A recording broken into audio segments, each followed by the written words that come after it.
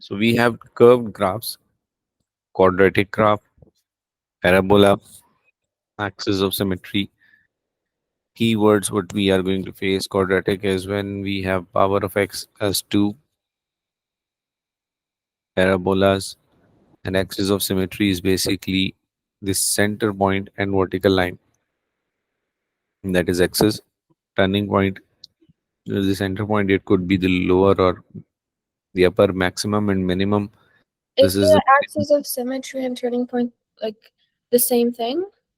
axis of symmetry is the straight line. Turning point is a coordinate. Oh, okay. But they both like go on the same place. Like they both go through the same place. Go through the same point, yes. Okay. For example, if I would write that this is 2 comma 3, so this is my turning point, but my axis would be x is equals to 2. That would be a complete line. So if you put a line through it, that makes it an axis of symmetry, and Yep. just like the coordinates is turning point. Yes, left hand side is a reflection of right hand side. Okay. Then reciprocal, for example, we are talking about graphs of 1 over x or graphs of 1 over x square. That's reciprocal. So Hyperbola, so it's the opposite, right? yeah. Reciprocal. Okay. Hyperbola is the other way of parabola. Asymptote is the point where the graph never touches it. Intersection is obviously where we find the common point. Exponentials, for example, we have 2 raised to power x. We are drawing graph of 2 raised to power x. And then gradient is from coordinate geometry. But in case of graphs, when we have a graph, for example, this curve, an examiner tells us to find the gradient when x is 3. So we put that point and we draw a tangent and then find the gradient. And tangent again, which touches at one point, derived function and differentiate. Okay. So when we reach that point, I'll show you how do we differentiate and find the exact gradient without drawing that tangent. And derived function, as the word explains, is a function which is made out of something. We'll be having an equation and we will derive the equation of gradient from that given main question. Okay. Quick recap, we went through the straight lines. Like the first one, 2x plus y is equals to 5.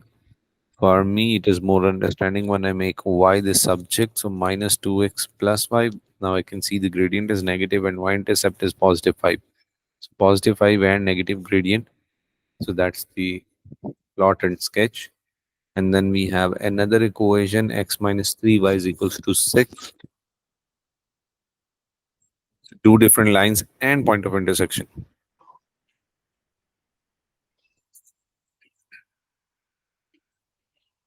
Drawing quadratic graphs. So we'll be given with the equation. Suppose this. This is what we'll be given.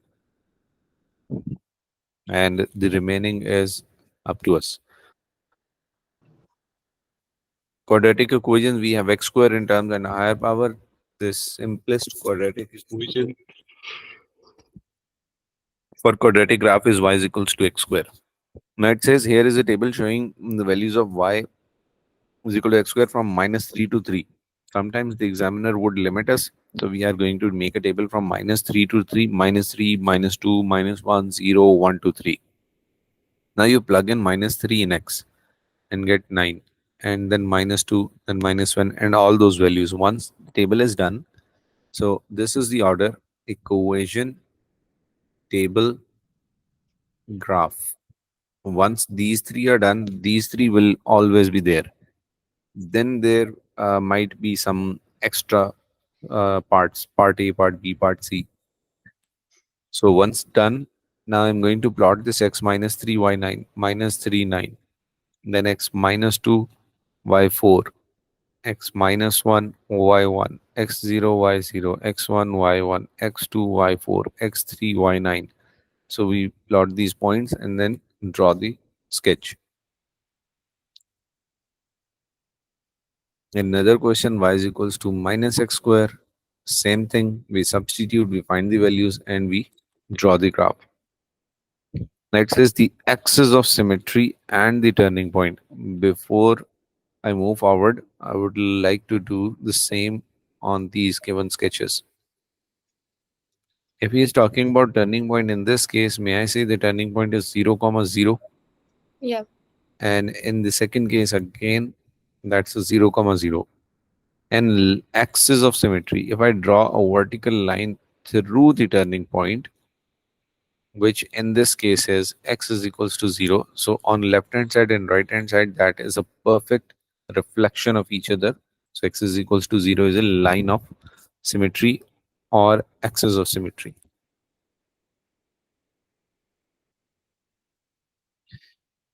And practice exercise. Complete the following tables of values and plot the graph on the same set of axes.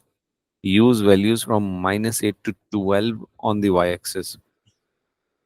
Now, like we would have to go through some practice on graph pages. I'm just going to complete the table first. Minus 3, when I substitute minus 3, that is giving me 9. 9 plus 1, 10. Minus 2 is 4 plus 1, 5. Minus 1 is 1 plus 1, 2. That's 1 and 2, 5, 10. I just used it because I knew that that was line of reflection at this point. And the minus 3 square is 9, 10, 11, 12. Minus 2, 4, 5, 6, 7. Minus 1 is 1, 2, 3, 4. And with 0 is this 4, 7, 12. Be careful with the intervals. Sometimes the examiner changes the intervals. So we will be completing these tables, and then on a sheet of graph paper, he says use the values from minus 8 to 12. So minus 3 to 3, minus 3, minus 2, minus 1, this is 0, 1, 2, 3. On the other side, on y-axis, we are plotting it from minus 8 to 12. Let's say minus 4, minus 8, or say 2, 4, 6, 8. And then on the other side, 2, 4, 6, 8, 10, 12. And definitely minus 3, 10. I'm just sketching it. Plot is the exact positioning. I'm doing the first one. X minus 3, y10, minus 2, y5, minus 1, y2, x0, y1, then 1, 2, 2, 5, 3, 10. And sketch. Any confusion in understanding till now? No.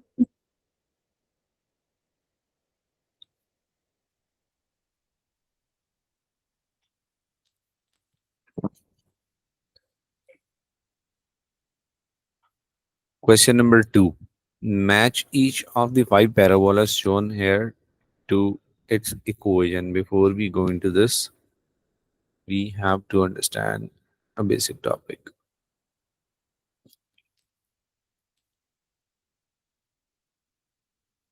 Do you remember completing square? Yeah, I do. Okay.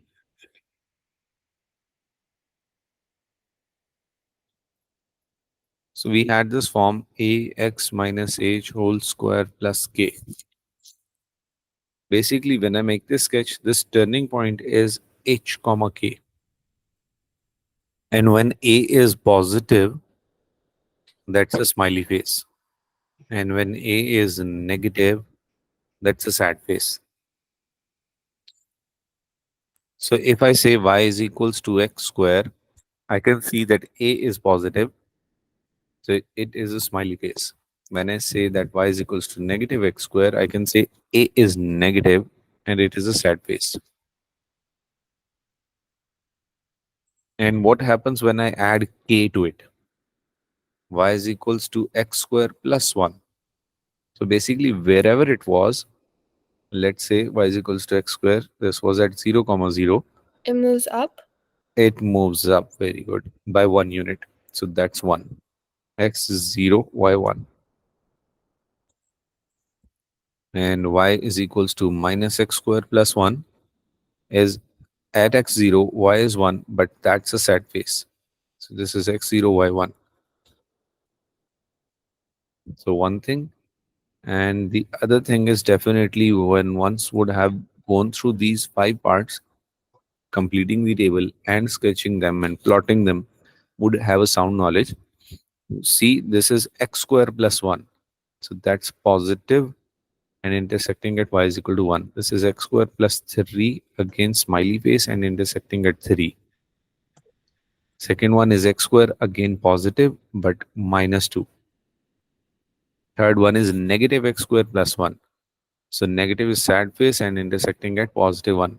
Last one is negative but plus 3. So sad face but intersecting at positive 3. Now using this concept, let me know, match each of the following parabolas here with the equations. Let's start with the very first one to avoid any confusion. Oh, they're labeled A. Which one is A? Capital A. And which equation would you relate with this?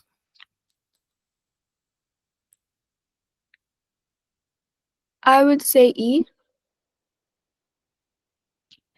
Oh no, I would say C. Sorry. C, correct.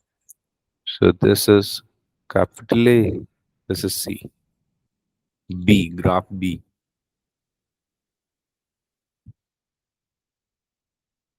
I would say B.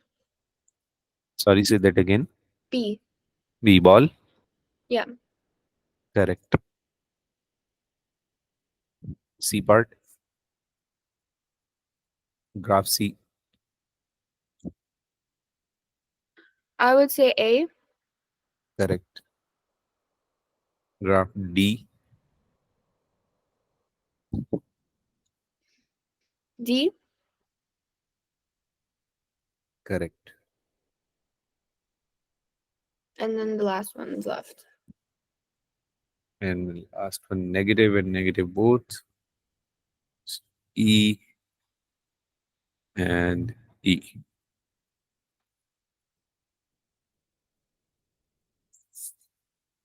Equations in the form y is equal to x square plus ax plus b. Now, what are they going to do? We just discussed these 4 cases: smiley face and then sad face. Then we added something, or we could have subtracted something. Y is equals to x square minus 3, or y is equals to negative x square minus 3. Now, what's going to happen when we introduce x? Like this was like a x square plus bx plus c. We were dealing with these two. Now we are going to add this. This is going to shift the graph in horizontal position, left, right. So it's gonna be, what was it called? Hyperbola? No, that is this one hyperbola, parabola. These are parabolas and these are hyperbolas. So is it gonna be a hyperbola? No, that would be like, you see this first Yes. graph, you see this second graph, and now the third one is going to be what we are looking forward to. Oh, I see. So it's Shifts like it shifting it. horizontally, either to right or left. Okay. This term. Okay. So there's a worked example. We have a question: y is equal to x square plus 2x minus 1 or minus 4 to 2. So we have all the values of x. Then we have all the values of x square. that was unnecessary. We could directly solve for y is equals to x square plus 2x minus 1. What do you say? Yeah. So we got these values, and just in case of comparison, you see this center 0, it is 1 1, it is 4 4, it is 9 9, it's going to be 16 16, the reflection. But when something gets added in between, that is going to create a shift. See for yourself, the graph has now moved. It is not on x is equals to 0, the center point.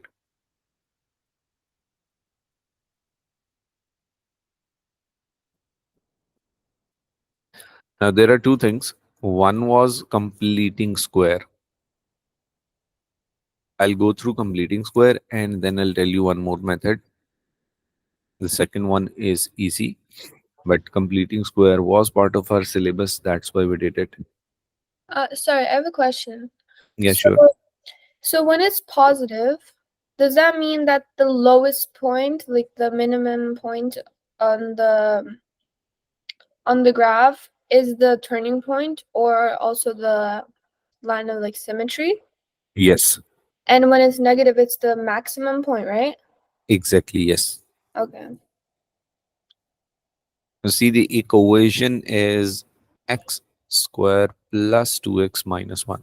So I'm going for completing square, x square plus 2x minus 1, and coefficient of x and half and squared, added and subtracted. So this is x plus 1 whole square minus 1 minus 1. So that is x plus 1 whole square minus 2. Now if I could just compare it with this ax minus h whole square plus k, I can see that the turning point is minus 1 comma minus 2 turning point from this given equation. One thing. And second thing, a is positive, so that's a smiley face. If I had to sketch this, this is x minus 1 y minus 2, and it is a smiley face, so I'm making this, which resembles this graph. Okay. Okay. Second method, y is equals to x square plus 2x minus 1. X coordinate, turning point x coordinate is minus b over 2a. You remember ax square plus bx plus c, how we choose a, b, c for quadratic equation, quadratic formula. So minus value of b is 2 over 2a. If I solve this, this is minus 2 by 2, that's minus 1. Turning point minus 1, see both are same. Wait, So sorry, I remember the quadratic equation, but how did it go minus to? plus minus square Yeah, root yeah. b square minus 4ac over 2a. I just meant to see that a, b, c are the same, Okay. same positioning. Okay. So when I got the x coordinate of turning point, if I just put that back, I would get the y coordinate of turning point. So that's 1 minus 2 minus 1. So 1 minus 3 minus 2. So I'm getting the turning point as x minus 1 and y minus 2. And see, both are same. So you may follow any method. Now I have turning point that is minus 1 comma minus 2, and the main equation is telling me that coefficient of x square is positive, so that's a smiley face. Okay. So one thing was we used all the values, filled up the table, plotted the points, made the sketch, and this. Yes, everything is in front of us. I can say this is a minimum graph. This graph would give a minimum point. Line of symmetry is x is equals to minus 1. Turning point is x minus 1, y minus 2. And the second is without drawing, we can also tell everything about this graph. So if we're not required to, we can still do it. We can still do yes. But in this case, examiner would ask you to draw the graph. Okay. There's one more thing actually, the gradient derivative, which I told you we'll be doing in detail when we reach at the endpoint. Just to show you, I'll solve a quick example. Y is equal to x square plus 2x minus 1. Same question. Y is equal to x square minus 2x plus 1 plus 2x minus 1.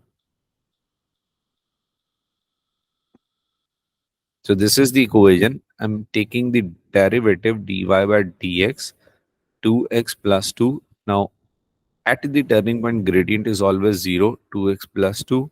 So minus 2 equals 2x, x is equals to minus 1. See, all the time we get x equal to minus 1. And then I can put that back and get y is equals to minus 2. So turning point is minus 1 comma minus 2 already. So we have different methods. Without drawing, we can tell the turning point. Without So, drawing, we can tell its max or min. so dy over dx is 0? Is the derivative. Yes. Derivative means the gradient, and gradient at the turning point is always 0. Mm-hmm. So that's why I substituted 0. We will do that topic in detail. Okay. So example 2. Question is y is equals to 6 plus x minus x square. One thing is for sure, I see x square negative, that's going to be a sad face. I cannot guess the turning point, but I can solve for it. How? Minus b over 2a.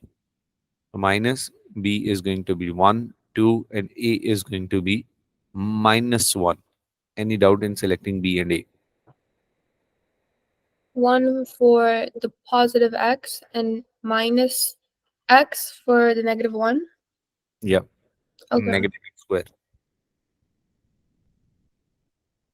Basically, 6 is c. This equation needs to be rearranged. Y is equals to negative x square plus x plus 6. So this is how I get ABC 1 over minus 2. That's 1 by 2. So I'm getting x, turning point x as 1 by 2c in the graph. That is 1 by 2. And when I get this, I can plug that back in the equation and get y as well. So for now, what are we doing? We are just using the values, whatever the examiner says, from minus 3 to 4. So no need of these 3 lines. We know we have to do from minus 3 to 4. Just plug it in and get these values. Use both of these and plot the graph. Once plotting is done, question complete.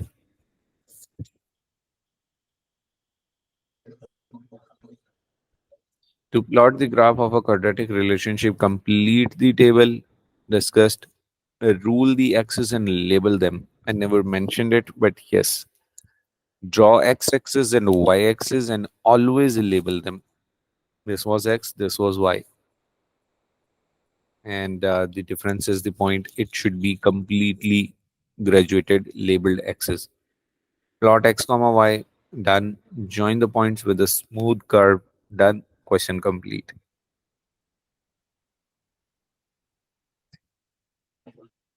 Exercise 18.2.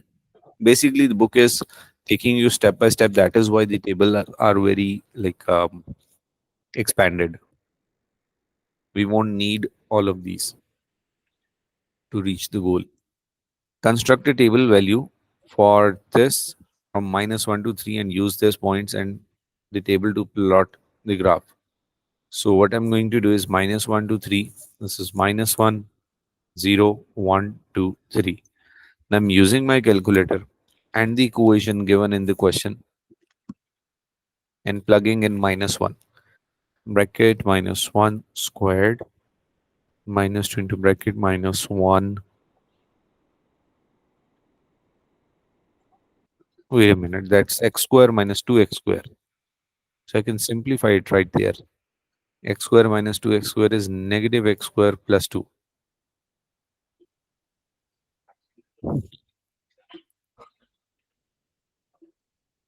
So negative So x 3. is, so for the first negative one, I'm getting 1. Then for 0, we get 2. Then for 1, again 1. With 2, I'm getting -2. With 3, I'm getting -7. So this is how it will look like: -1, 1, 2, 3. X minus 1, y1. X 0, y2. X1, y1. X2, y minus 2. X3, y minus 7.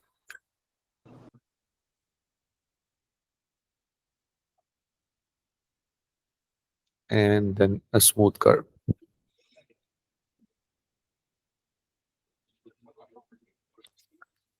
So you plugged -1 into the equation Yes. and you got 1? Yes. Okay. Because when I was doing it, can I quickly retry doing it?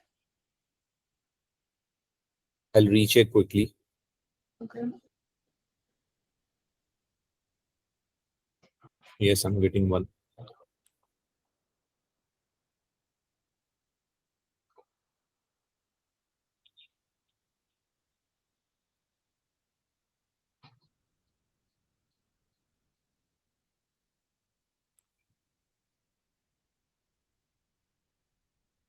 Are you getting +1? Yeah, you're getting +1. Yeah.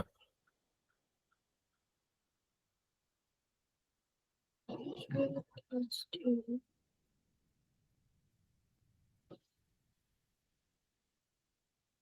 I'm getting -1 for some reason. I don't know why.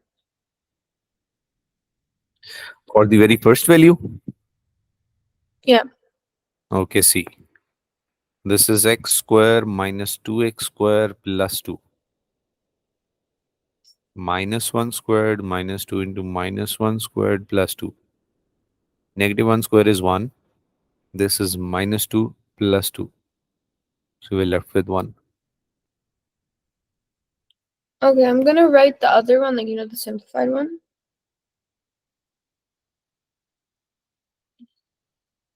Squared plus 2. Okay. Now I'm getting 1. Yeah.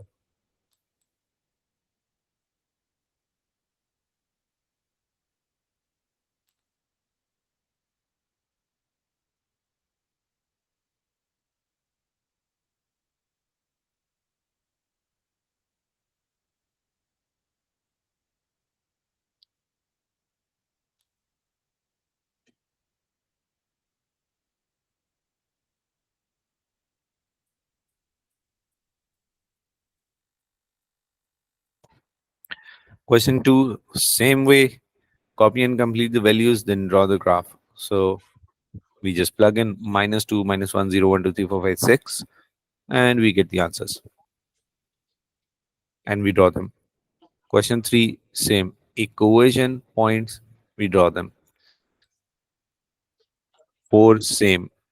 Equation points 0 to 4. Equation points -6 to 0.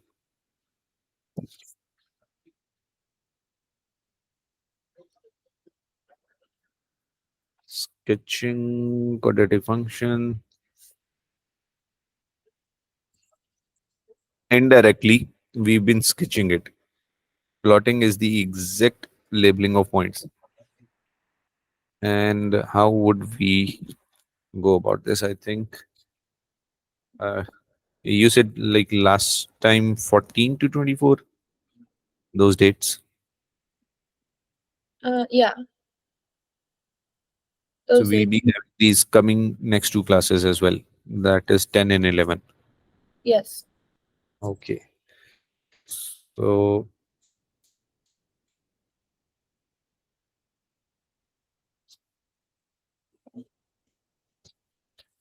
okay. So definitely the main thing which is it is the sketch, the freehand sketch. You should be able to draw a smooth curve. Yeah. Okay, now comes in the sketching. It says sketch the graph of this. We've been plotting it. Now I have to sketch it. For that, I need to know two things. One is it a smiley face? and what is the turning point? And second, definitely, where does it intersect? So if I can see the solution, this is smiley face, and the turning point, I need to know that, and I need to know the point of intersections 1, 2, 3. I'm going to copy it on the other. This is 1, 2, minus 3.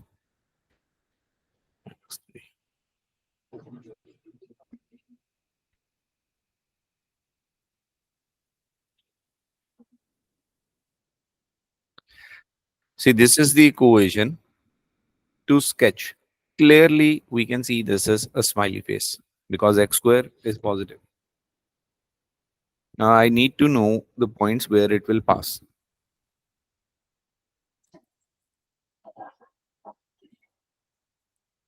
So if I use turning point x as minus b over 2a, this is going to be 2 over 2 into 1 minus 2 by 2 minus 1.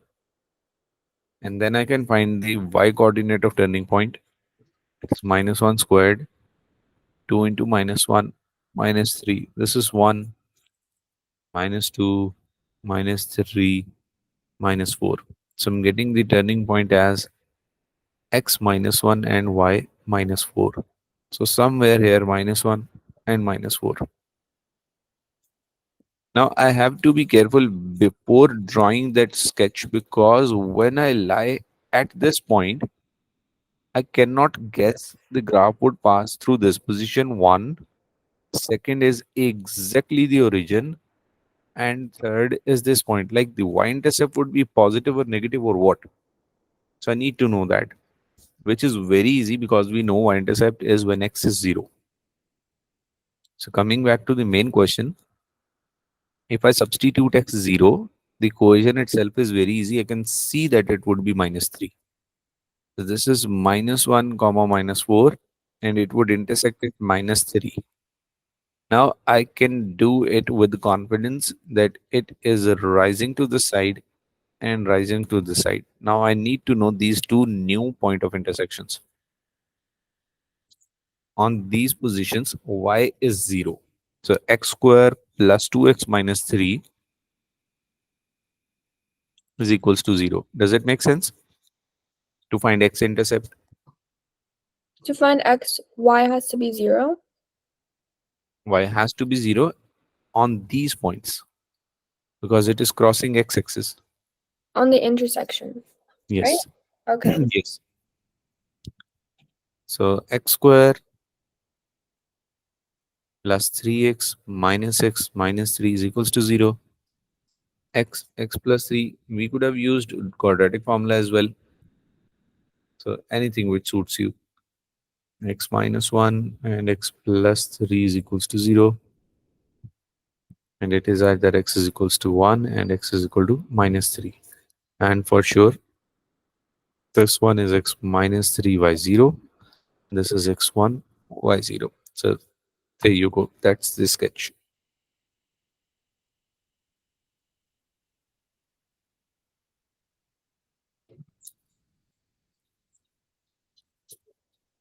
X square is positive, so it is a U shape or smiley face.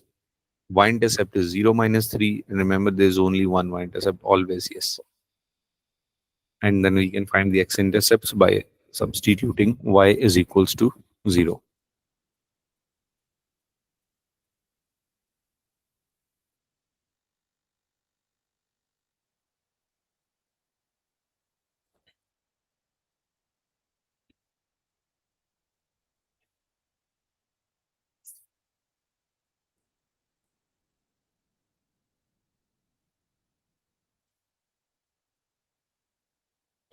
See, x-intercepts. We substitute y equal to 0 and we get the x-intercepts. Turning point, we've already covered it, minus b over 2a. Yeah. So quick revision, positive or negative makes it smiley face or sad face, first thing.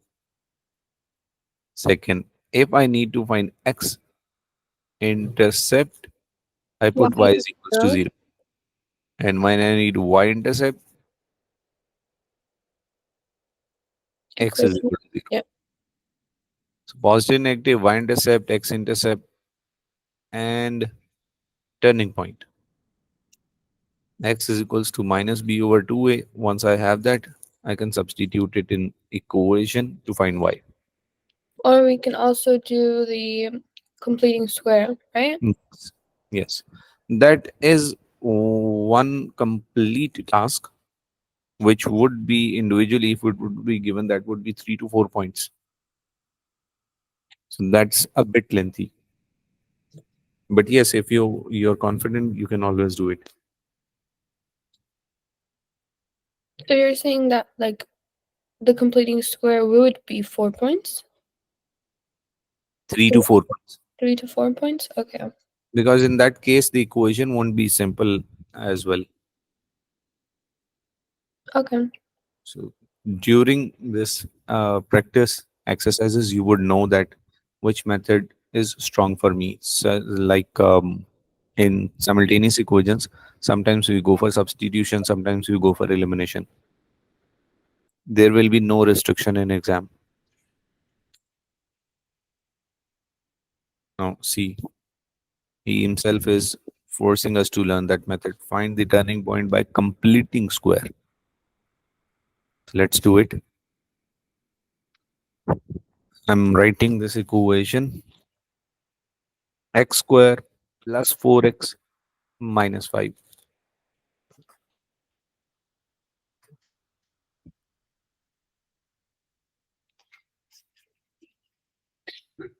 So by completing square, x square plus 4x minus 5 plus 2 square minus 2 square, x plus 2 whole square minus 4 minus 5, x plus 2 whole square minus 9. So the turning point is, can you tell me what the turning point is? The turning point would be mm,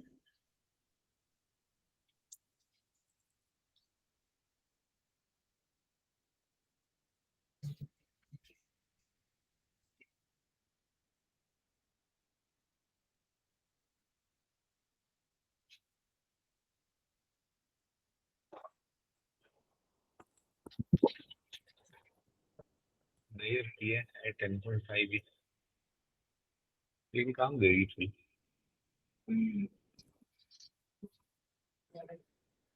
Still thinking? yes. See, this was the case: x minus h whole square plus k. K is always copied as it is, and h is always copied with sign change. So I can see 2. I'm changing that sign, minus 2, and copying k directly. Oh, so it just automatically.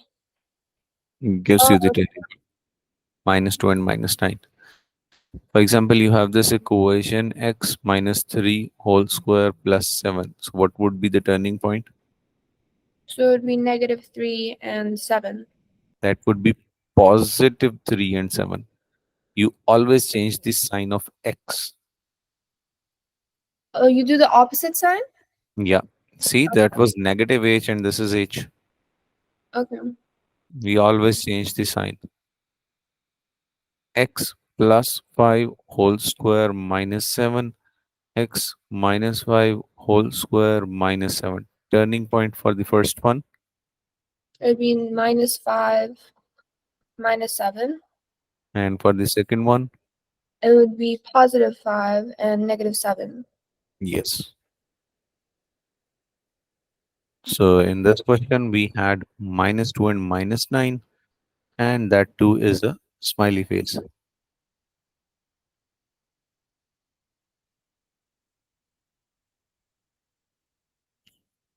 See, minus 2, minus 9.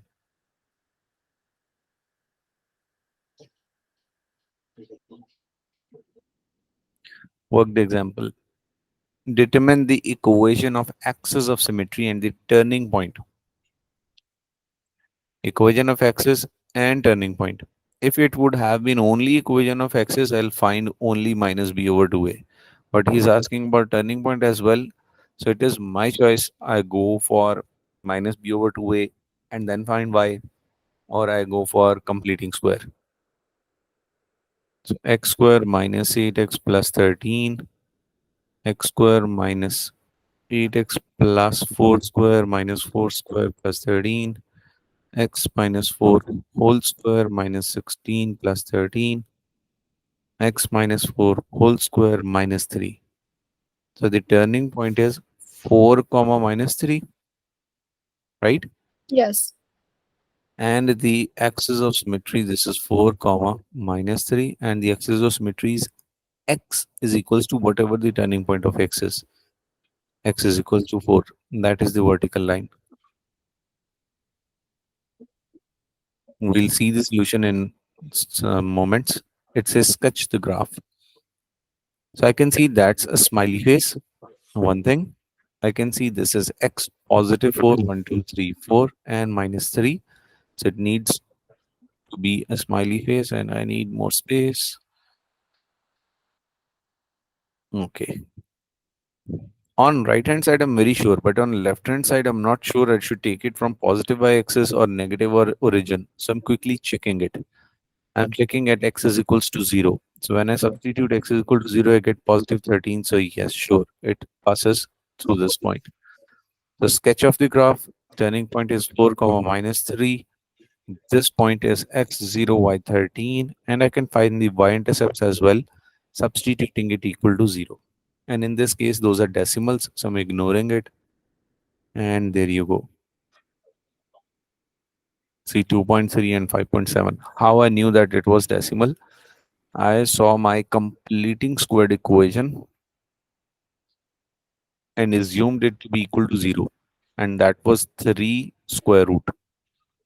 And that is giving me decimals, so I just ignored it for a moment. And So if I would have to solve it, this would be 3 square root both sides. So x minus 4 is equals to plus square root 3, and x minus 4 is equal to minus square root 3. So this is 4 plus square root 3, and x is equals to 4 minus square root 3. One of which is 5.7, the other is 2.3. And there is the sketch. See, the turning point is there, y-intercept is there, smiley face is there, x and y axes are there.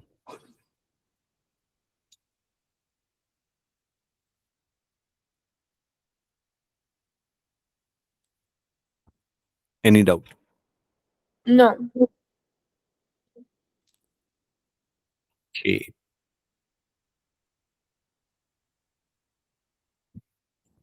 Hmm. Sketch following graphs. Let me just have a quick look.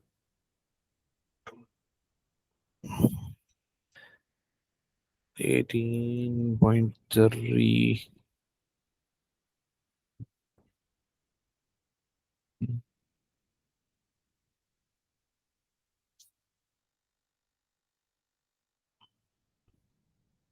Okay.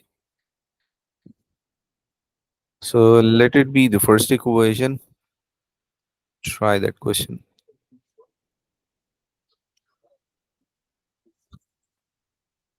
So I'll just give you the points, right?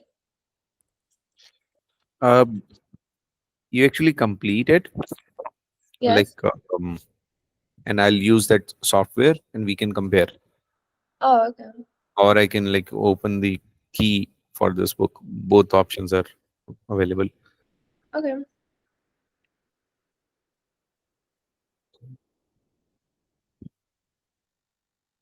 Because this is something which actually would need details.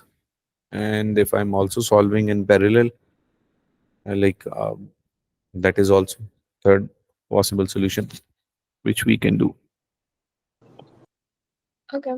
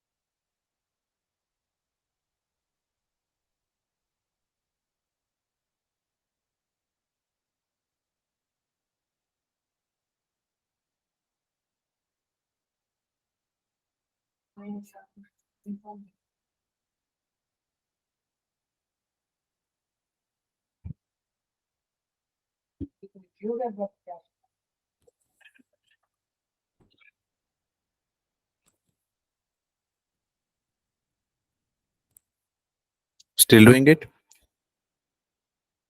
Yes.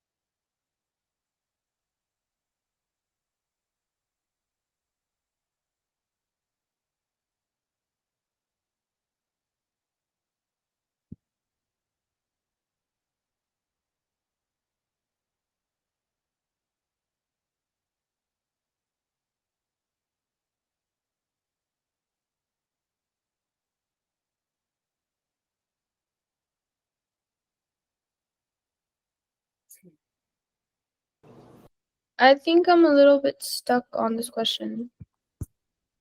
I'll do it step by step. Okay.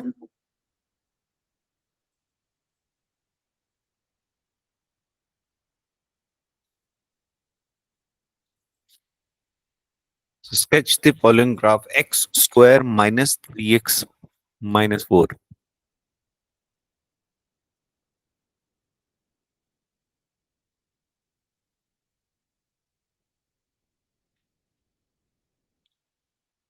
I'm using completing square that gives maximum details because we need all of those steps. If the requirement was only turning point, we could do minus b over 2a.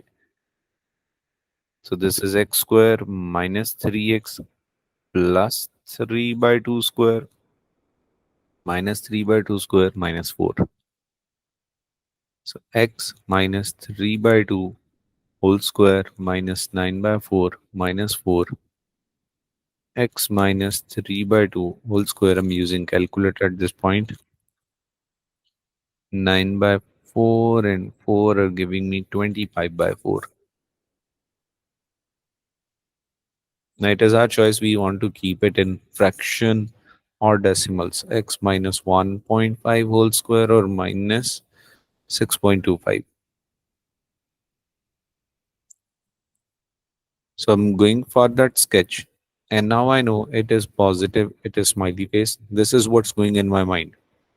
And then I know the turning point is 3 by 2 and negative 25 by 4. Or if I use those decimals, the turning point is, this is a rough sketch, minus 1.5 and minus 6.25. So x is negative, y is also negative. Negative, sorry, that is positive 1.5. We changed the sign. X is positive 1 by 5. Just a second.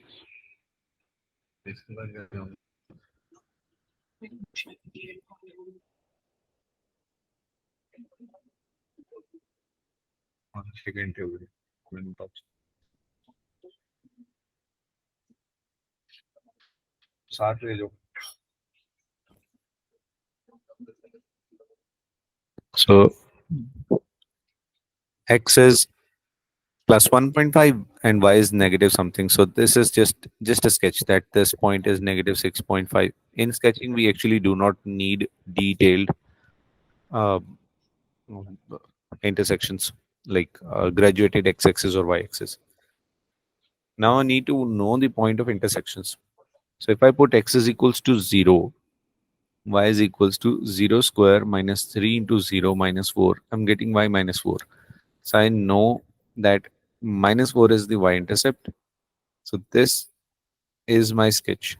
This point is 1.5 comma minus 6.25, and this point is x0 y minus 4, and I can tell these 2 points by substituting it equal to 0, which is x square minus 3x minus 4 equal to 0. So x square minus 4x plus x minus 4 is equals to 0. X minus 4 plus 1 x minus 4 x plus 1 and x minus 4, x is equals to minus 1 and x is equals to 4. So this is x 4y0 and this is x minus 1.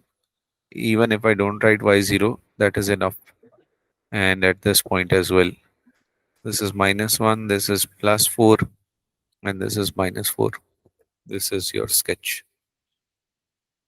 X axis, y axis.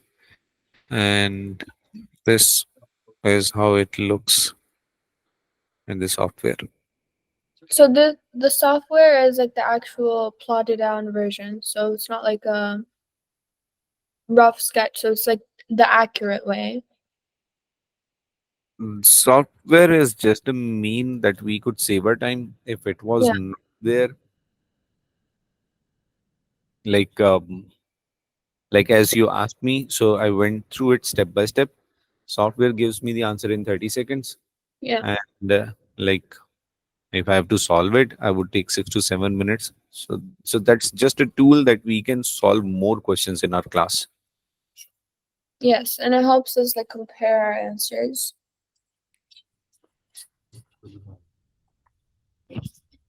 Yeah. And the other way is definitely we have solution to these questions.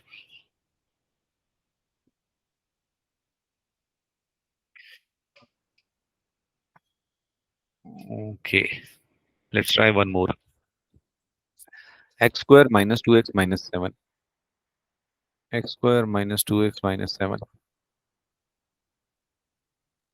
So this is x square minus 2x plus 1 square minus 1 square minus 7. X minus 1 whole square minus 1 minus 7. X minus 1 whole square minus 8.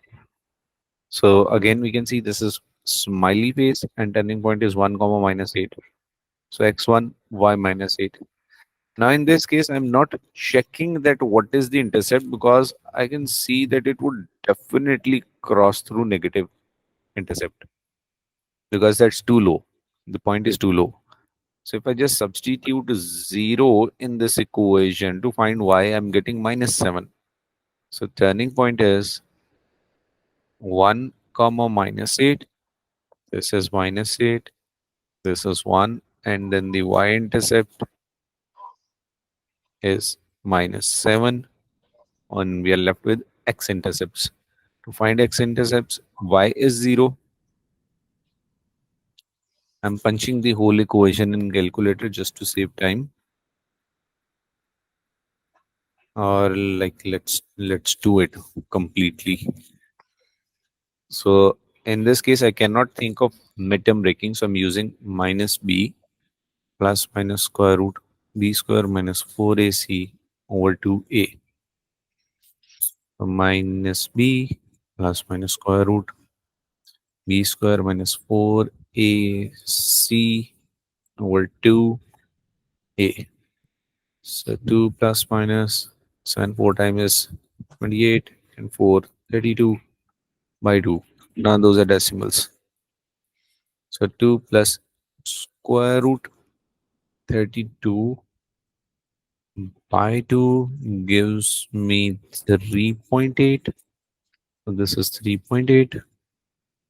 And 1 with the negative sign gives me negative 1.8. So this is negative 1.8. This is sketch for question 2.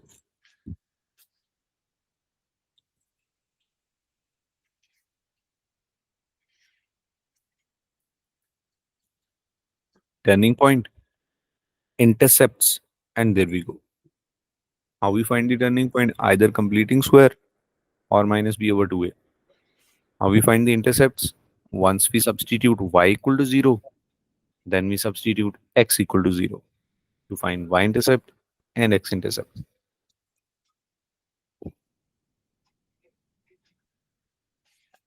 Any doubt? No, no doubt. Okay. Try this last one. Okay. Start.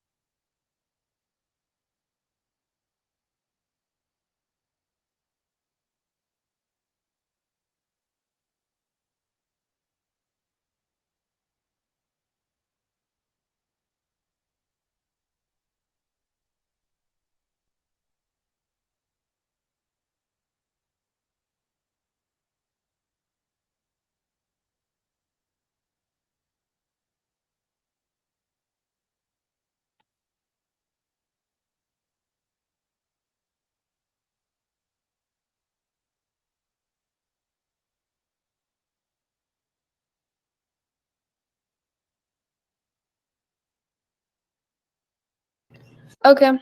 I got all my points. Okay, this is 144.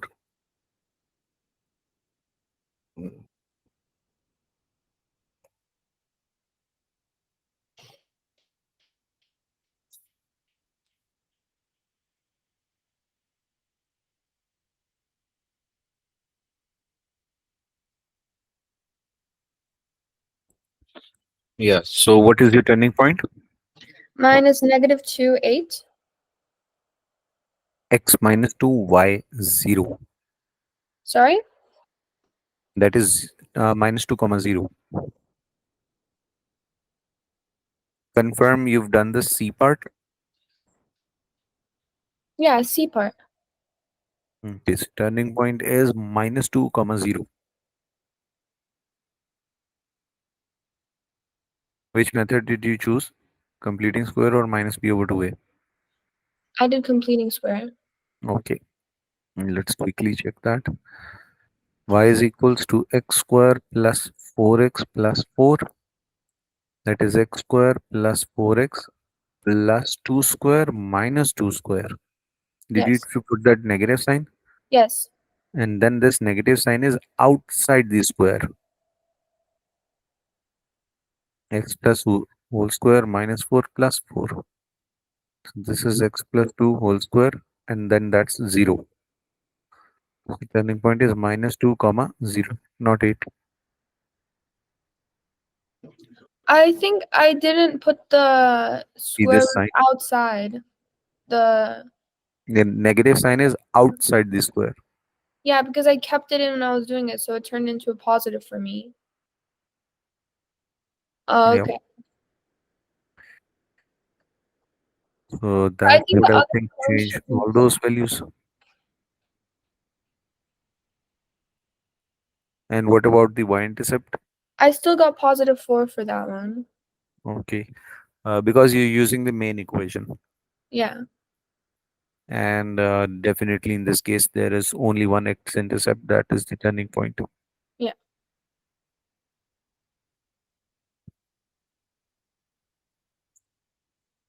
Okay. Okay, I'll share two things. One, this same file, which we've written this, and you already have access to this OneNote. And one, I'll share a file where there's nothing written over it. Okay. Okay. So these are roughly three exercises. We just jumped through exercise because we didn't have that graph paper. At least, at least two questions, okay, on graph paper. So Okay. you have a good idea how to draw a smooth sketch. Y is equals to x square plus 4x minus 5. Yes. 144.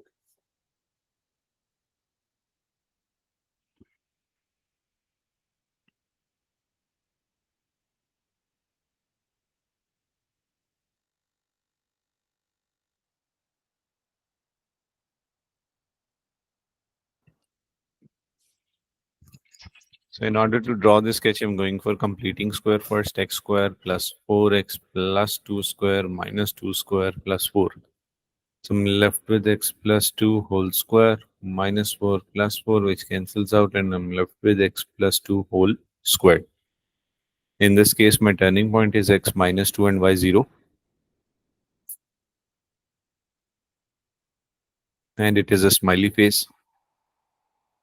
So x minus 2, y 0. And there I go. And at x 0, this is 4. Done. Complete. Okay. I think my problem was with the canceling the negative 4 and 4, but that was it. Okay.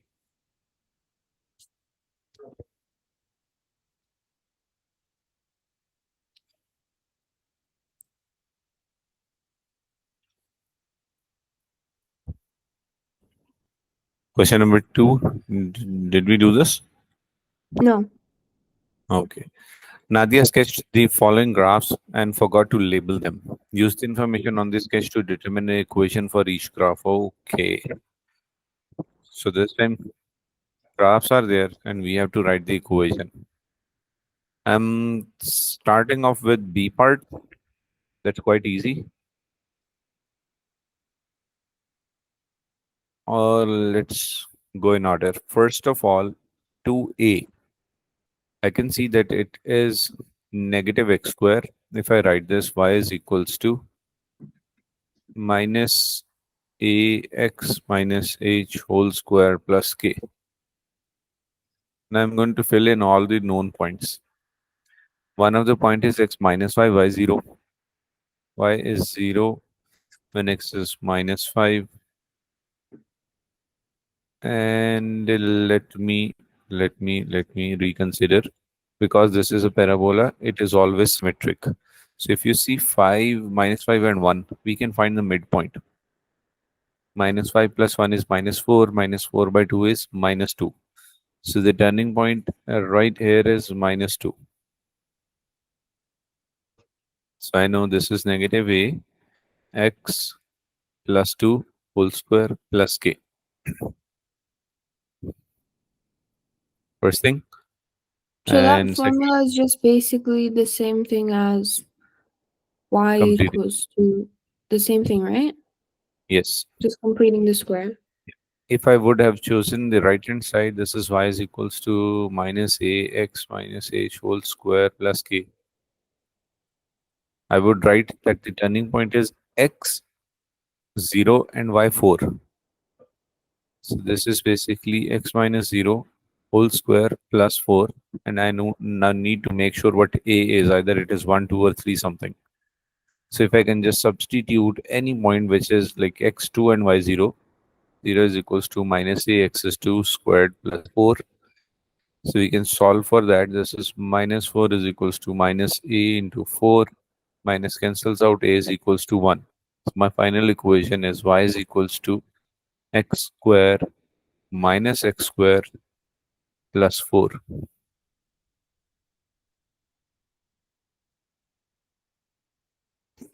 Can you redo B? Yes. First thing, general equation. Second thing was this turning point, x0, y4, which replaced the value of h and k. Now Okay. h and k is done. We need to know if a is 1, 2, 3, or anything else. So I chose one of the point which was x2, y0. Substituted them to find a.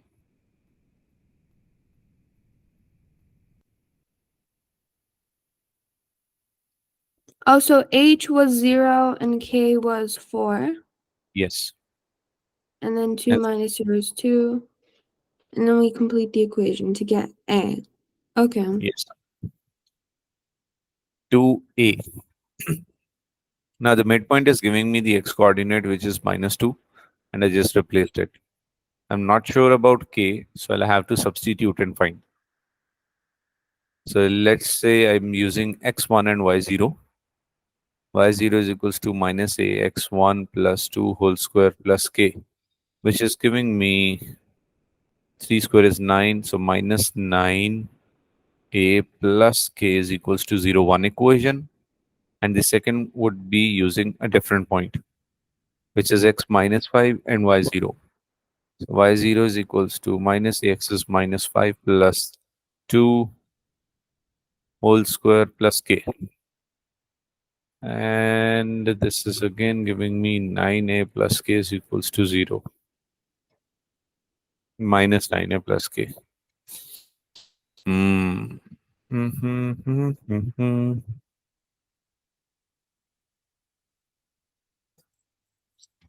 So I'll assume that it is minus 1 and check for values of k.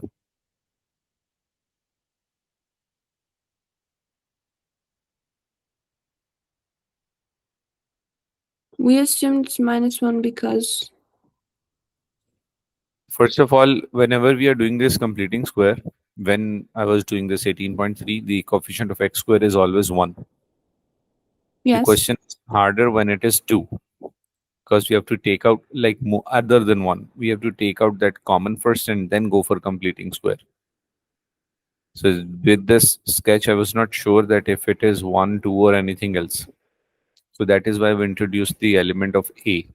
So I'm assuming it to be 1, and then we'll quickly recheck it. So if I write phi is equals to minus x plus 2 whole square plus k. And there's actually one more thing which I can do just while I'm doing this.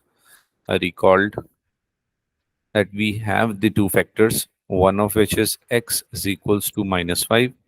The other is x is equals to 1. Would you agree to this? Yes. And if I make reverse of that, that is x plus 5 and x minus 1 Yes. Which with one equals addition that to Y. Sorry? this which one addition this is equal to y, but we know that this is a sad face, so I'm introducing this negative sign. Yes. Okay. So negative stays outside. This is x square, although this is the equation as well. If I put minus 2, this is giving me 3 and minus 3, 9 and minus 9. Okay, let me just simplify it first and then we'll decide with the negative sign. So x square minus x plus 5x minus 5 is equals to y. Y is equals to x square plus 4x minus 5. So when x is minus 2,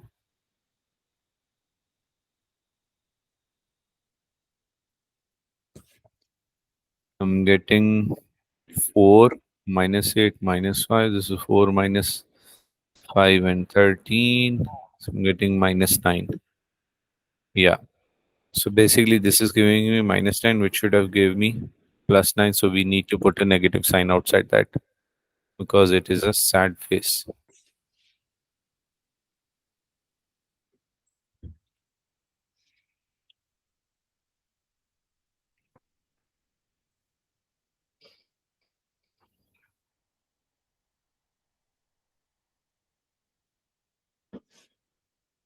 And when we introduce this negative sign,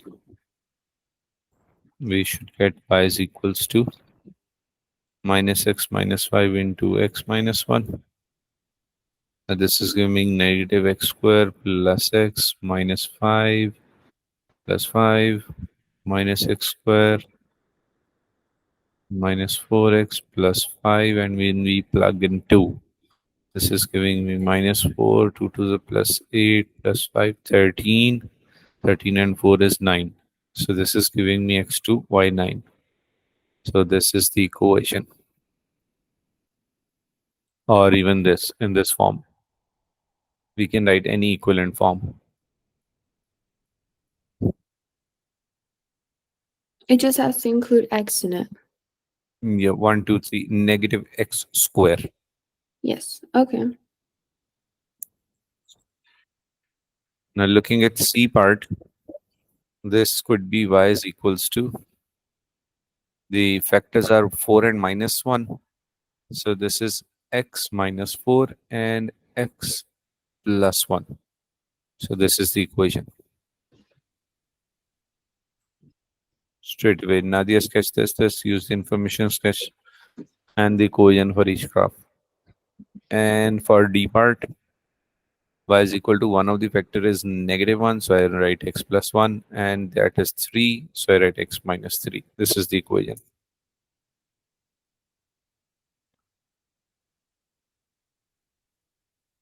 Clear?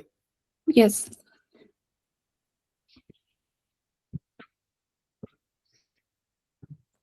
Question number 3.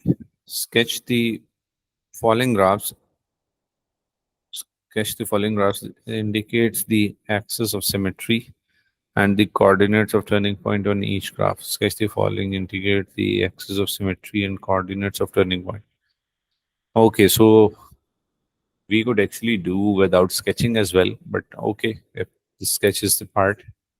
First question is y is equals to x square plus 6x minus 5.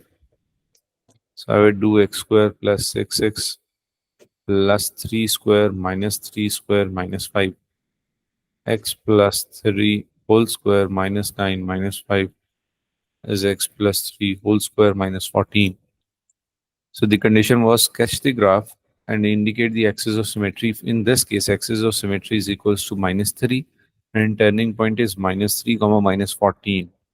So it is a smiley face at x minus 3 y minus 14. This is my turning point. And this is somehow it will turn out to be minus 3 comma minus 14, where there were only two conditions. Coordinates of turning point already mentioned and indicate the axis of symmetry already mentioned. And no other requirement. If there was, we could do it substituting x is equals to 0 is giving me 3 square, 9 minus 14 is minus 5. So this would give me minus 5 and other two positions as well when it is equal to 0. So that is square root 14 minus 3. Square root 14 minus 3 and minus square root 14 minus 3. He didn't ask for this, what I've written in red. Yeah. This adds for the axis of symmetry and the coordinates of turning points. Yes. try question number C part that is already simplified.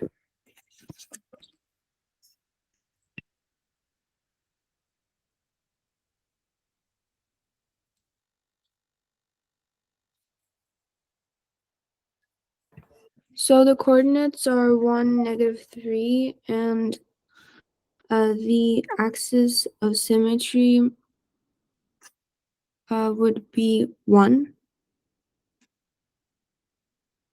-1. Oh, because it flips. So yeah, -1. So the coordinates are -1, and the one outside the brackets doesn't flip, right? No. Yeah, no. Only the x coordinate. So Y stays -1, -3. -1 and 3. So the 3 doesn't become a negative? So the negative sign is A, removed? A never changes. Y is equals to A x minus h whole square plus k. Whatever is k, we just copy that. And whatever is x, we change the sign. That Oh, was so the negative sign h. doesn't matter. The sign Yeah. doesn't matter for k. Okay. So So it's just k is, -1, 3. yeah, it was whatever it was. And if I had to draw this sketch, I would know that this is a sad face because of negative sign outside x. If open and simplified, that would give us a negative x square. So basically, it is giving me x minus 1 and y3. So x minus 1, y3 should be here. And a sad face is this -1, comma 3. And this is the line of symmetry as well, which is x is equals to -1. Okay.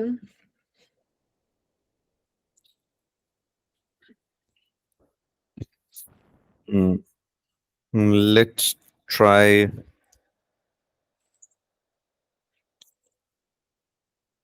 Let's try D part, and then later something which has coefficient of x square other than 1.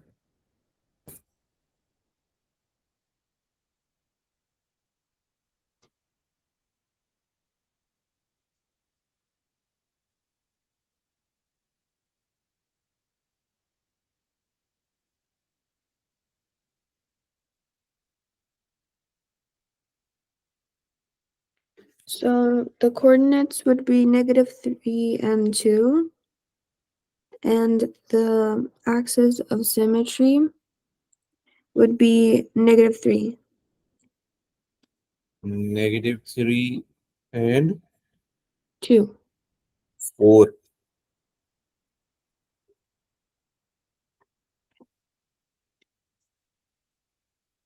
-3 and 4.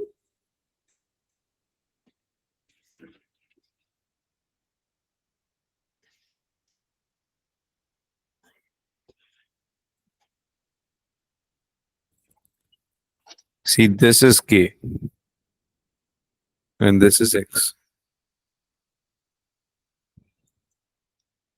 We don't solve it with the -2. So we don't solve That is for.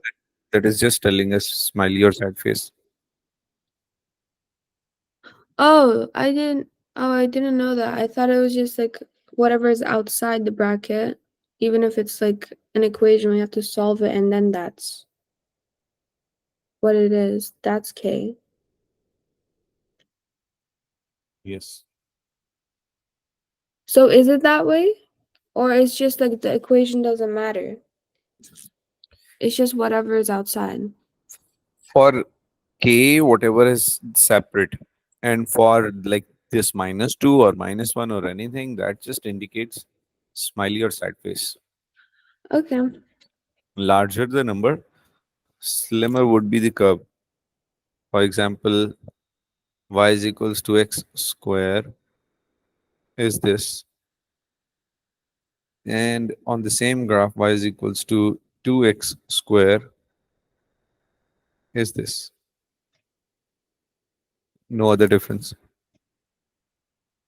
If I say y is equals to x plus 1 whole square plus 3, so this is giving me x minus 1, y3 minus 1 comma 3, and the sketch. And the same y is equals to 2x plus 1 whole square plus 3. See, I'm not changing the turning point, not changing y, not changing x, but from 1 to 2. This was 1 and that is 2. The same, but squeezes inwards. And if it would be y is equals to 1 over 3 x plus 1 whole square plus 3. See, no change in turning point again, but 1 by 3 now spreads that out. This is the role of small a. And the last one, if we make any one of them negative, let's say y is equals to negative x plus 1 whole square plus 3. Now this is replica of this equation with the negative sign. So it should look exactly like the one in red, but inverted, side face. Oh, so if it doesn't have like a sign separating itself from the brackets, then it's part of the x. But if it has a sign separating it, then it's what it's the k. Yes. Okay, Y is equals to minus 7x plus 3 whole square plus 9. so that would K, be k. and change the sign for it to be H, and that is A. So even if I rearrange it, 9 minus 7 x plus 3 whole square, this is my K. Got it? Okay. Yes. Let's try E part. Okay.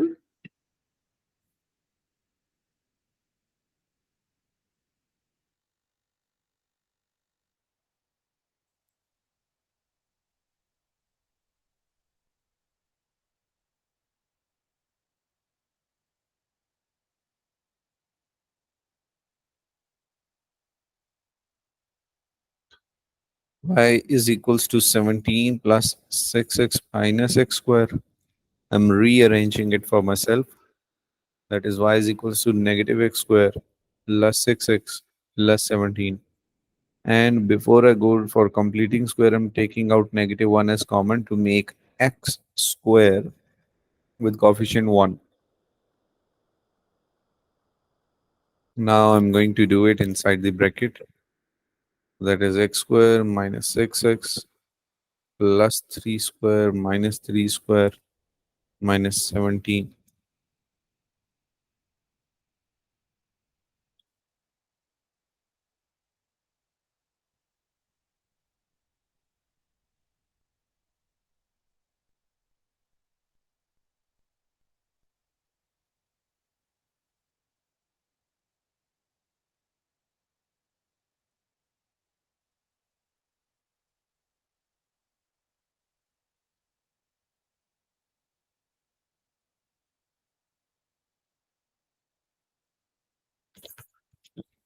I'm going to multiply that minus 1 in again. So this gives me negative x minus 3 whole square plus 26. My turning point is 3 comma 26. Line of reflection is 3. If we go for sketch, that is x3 y26, and it is a sad face 3 comma 26 and a sad face.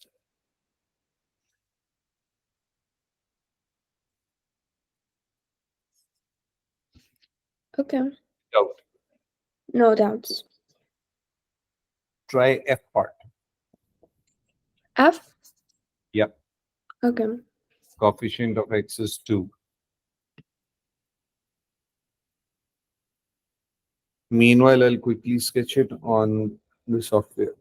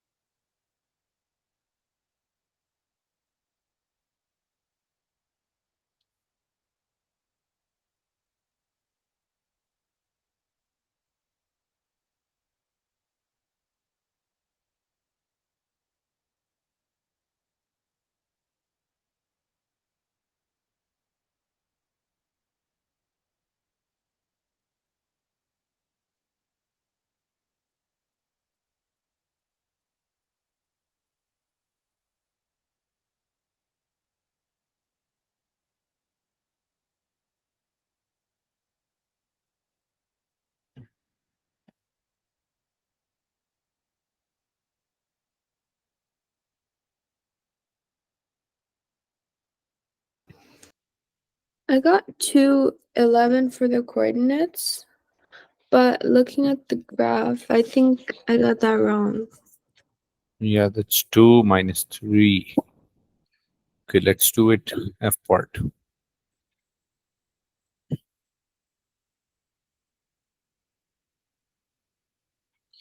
It says y is equals to 5 minus 8x plus 2x square, rearranging to x square minus 8x plus 5, making the coefficient of x square equal to 1.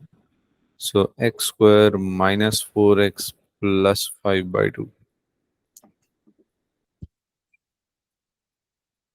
X square minus 4x plus 2 square minus 2 square plus 5 by 2. 2. This is x minus 2 whole square minus 4 plus 5 by 2. I'm bringing that 2 in. So this is x minus 2 whole square makes it minus 8 plus 5. So 2x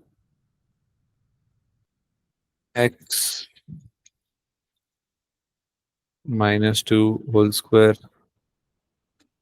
minus 3. Turning point is 2 comma minus 3. And x is equals to 2. Where did you get it wrong? I overcomplicated it. That's why I didn't separate the 2 from the x. But I have a question for the answer. Yeah. So how did we get -3? Negative Aren't 3 we minus supposed to ignore plus like the sign in front? No, no, no, no, no. K is whatever it is. We don't change it. Oh, I thought because I We remember. change the x. Yeah, yeah. I thought for a past question we had to ignore the k. I mean the sign in front of the k. Maybe that won't be required at that place. But value of k is always copy paste. Okay. Maybe we were not looking at the turning point or we needed some intercept or something. Okay. I one more with coefficient of x square as 2. This time it is minus 2. Take that out as common carefully.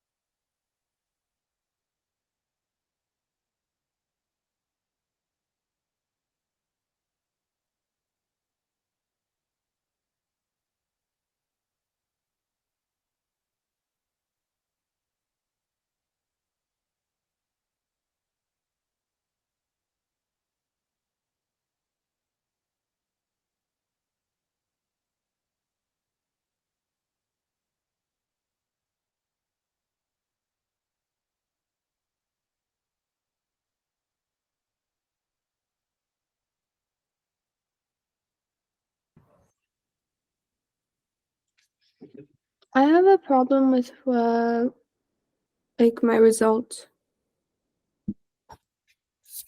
What is it?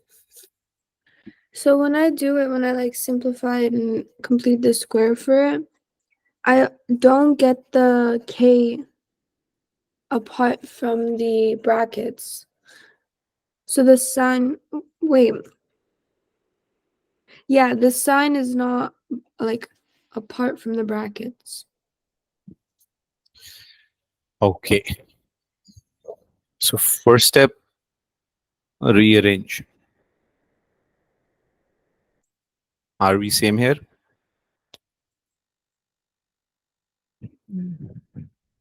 Second step, make the coefficient of x square 1. Yes.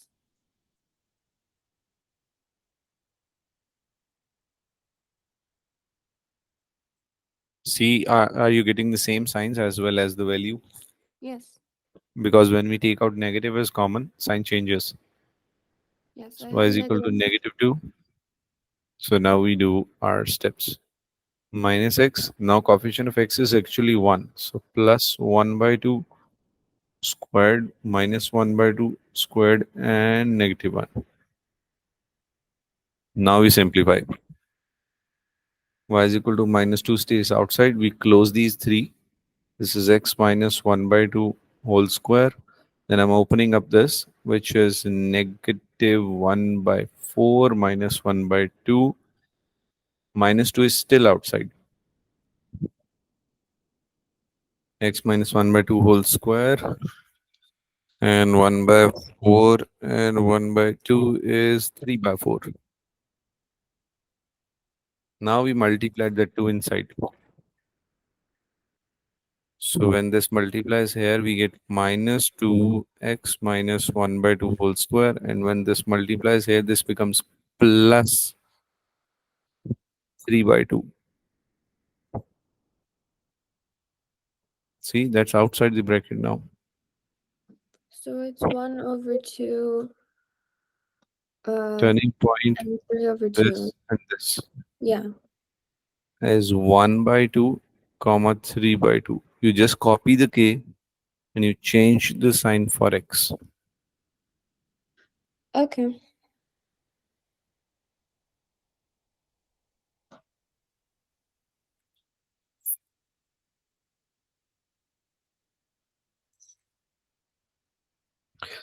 Applying your skills. The equation for curved supporting arc of bridge shown in red on the diagram is given by h is equals to -1 by 40x minus 20 squared, where h meters is the distance below the base of the bridge, that is y, and x meter is the distance from the left side. So what is he expecting? Determine the turning point of the graph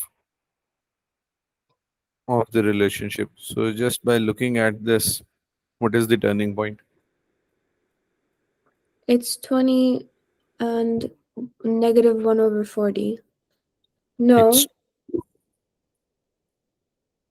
okay. What?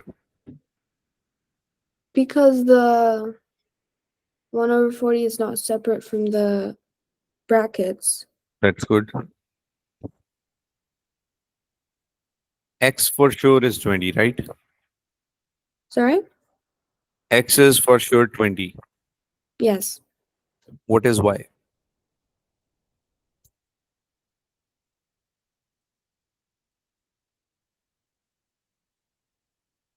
Y 0? Y is 0. No, that can't. Second, So if what is there's the nothing, it possible? just makes it 0, right? Right? If there's Yeah, there's nothing to nothing there. say, it's just 0. That's right. Okay. And it says, what are the possible values of x?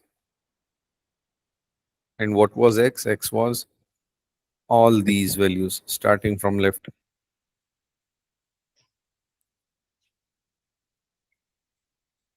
If you want to see the statement, B part, what are the possible values of for x?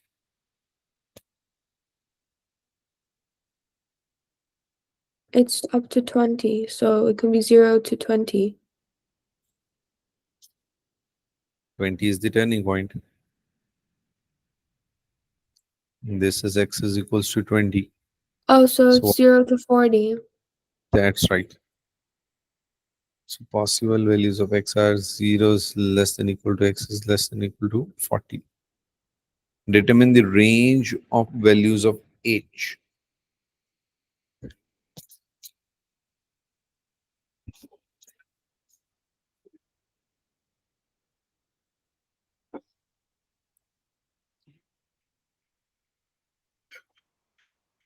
Well, it's 0, so it's just, you can't multiply 0 with 2. What would that mean? Range of values of h. H is basically on y. So this is the range. H is not going out of this range. So it's You 20, 0 to 20, can because 0 turning point is the highest.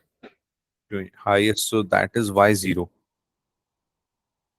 It starts from y0. And where does it go? To 20. If you would choose minus 20, No, not minus 20. why so? It is going below the origin. H is the value for y. This point is 0 and it goes below 0.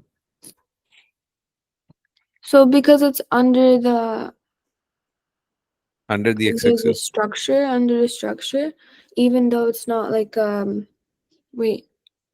So The yeah, red, the red line, the equation is for the red line. yes. So y, highest value for y is 0. This is a maximum point. This is a sad face. And what is the lowest value in this case? What will be the value of y at this point or It this would be point? 0. How can you see that? This coordinate is 0 comma 0. So Oh, when so I it'd go be negative 20. okay. So for now you agreed that it would be negative and it is not 20. You know this point is x0, right? Yes. And you know this point is x40. So it'd be So why negative don't you 40. just substitute it? Why don't you just substitute x to get h? Oh, okay.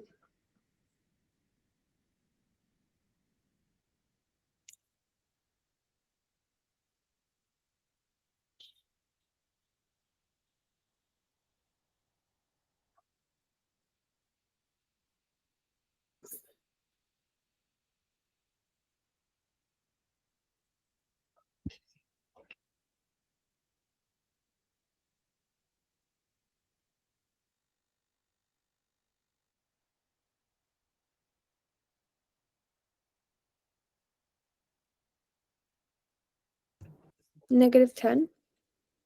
Negative 10. So determine the range of values of h. This is 0 is less than equal to h is less than equal to 10 and it should be other way around.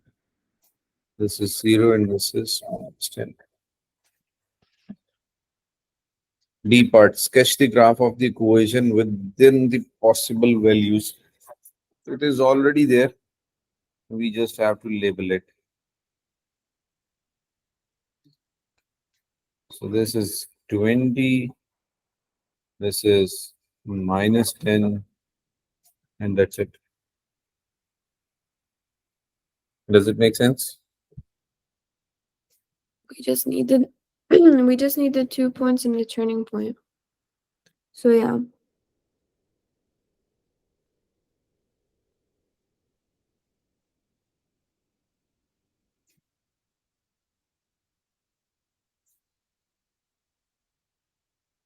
Okay. E part says, what is the width of the supporting arc?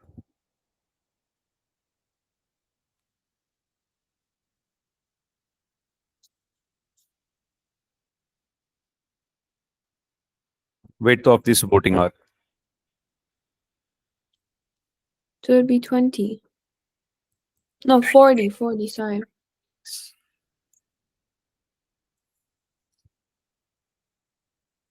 40 meters. What is the maximum height of the supporting arc?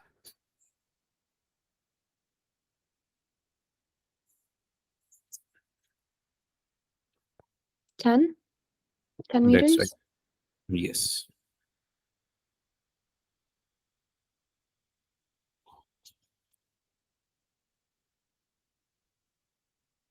Okay.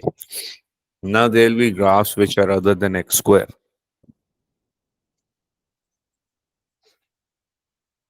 Reciprocal graph, the hyperbola.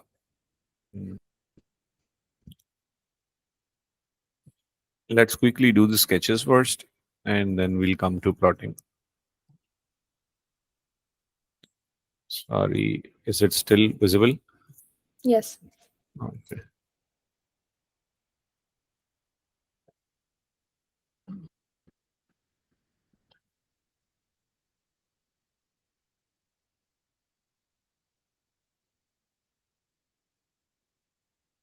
So we had a graph of y is equals to x, which looks like this. And if someone says draw the reciprocal, this is 1 over x.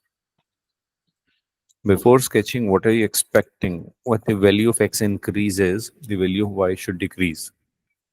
And when the value of x decreases, y increases. Is this what you should expect if you just relate these two, that I'm doing whatever is 1 over this graph? So when it comes to 0, closer to 0, it never touches it. And on the other side, this is negative. X is negative, so gives y negative value. This is 1 over x square. For further understanding, what we can say is x is equals to, let's say this was minus 3, minus 2, minus 1, and obviously not 0, because 1 over 0 is math error, and 1, 2, 3. So y would be 1 over 1 is 1, 1 by 2 is 0 0.5, 1 by 3 is 0 0.3. See, the value is decreasing. And on the other side, negative 0.3, negative 0.5, and negative 1. So see, on right hand side, when it is x1, x2, and x3, at x1 y is 1, at x2 y is decreasing, at x3 y is decreasing. So if I come between 0 and 1, that would be 1 over 0 0.5, that gives me 2.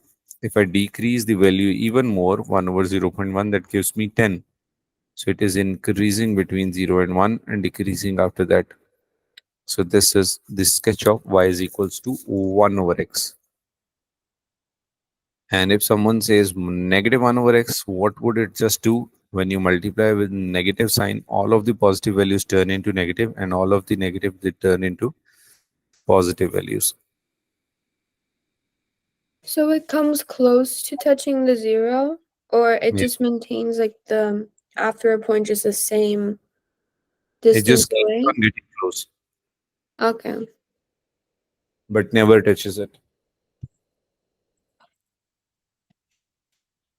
So drawing reciprocal graph, he just did it for 6 over x. I did it for 1 over x. So we just have the values minus x, minus y, 4, 3, 2, 1, and it's skipping the 0, 1, 2, 3, 4, 5, and 6. So 6 over x, Simply 6 over minus 6, 6 over minus 5, 6 over minus 4. We have all the values. We put down the points and we draw the smooth curve. Notice the following about the graph. It has two parts because it is not touching zero, which are the same shape, size, but in opposite quadrants. The curve is symmetrical, as you can see it. The curve approaches the axis but never touches them. There is no value of y for x is equal to 0 and no value of x for y is equals to 0. Why does And it only happen in those quadrants? Why doesn't it happen like in the second quadrant or the fourth? it will go there when we have a graph for negative. This is quadrant 1 and quadrant 3. This is for y is equals to 1 over x. And when we'll do it for y is equal to minus 1 over x, we'll be having in 2 and 4. See, just suppose any value when it is 1 over x. So 1 divided by positive values of x, you'll always get positive value of y. That is why it is in the first quadrant. Oh, so and then if it's negative, then it has to be on the second and fourth. Yes. Okay. And there comes a practice question. Worked example, construct a table of values. Then so, it is on the same theme. It is just going to give you a different shape. It is the same theme. Equation is there, table is there, craft paper is there, and then we may have 1 to 2 parts to solve about it. Construct a table of values for the graph xy is equals to minus 12. So it's written xy is equals to minus 12, which I could interpret that y is equals to minus 12 by x. From minus 12 to 12, it's already given. In this case, you will work out every second value as you will not need all 24 points to draw the sketch.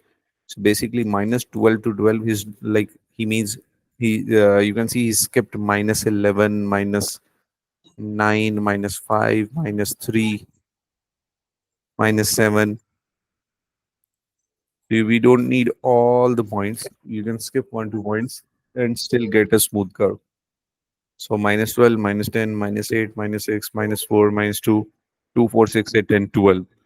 Now we have the values of y, 1 over minus 12, 1 over minus 10, 1 over minus 8, and so on.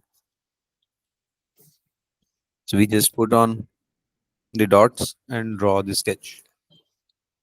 So we can make the points like x, whatever points we want to make it easiest for us. Yes, but there is one limitation. One is minus 12 to 12, so we will include that. The other is we should not create a large gap like minus 12, minus 8, minus 4. That would be a large gap. Minus 12, minus 8, minus 4. See if I just put a dot at minus 12, this is it. And that minus 12, this is it. Minus 8, minus 6. If I would have drawn all the values, this is for 11, this is for 9, this is for 7. So see in green and blue dots, there's not much difference. But what if I skip few points? If I skip 2 to 4 points, then I might not get a very accurate sketch. Yeah, the curve might not be correct. Yeah, we might be like Okay. drawing some sections which would just look straight.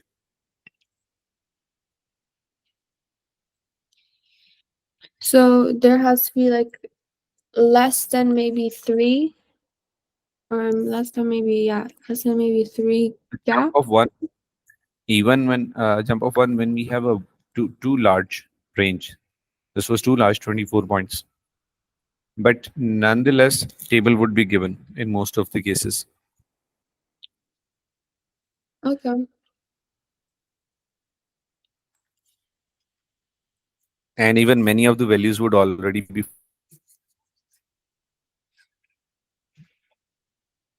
filled. Sorry, could you repeat that? You were glitching. Yeah, many of the values would already be filled. Only 1 to 2 values would be missing, which we will fill in the table. Okay. Let me show you. I have a sample of different paper code.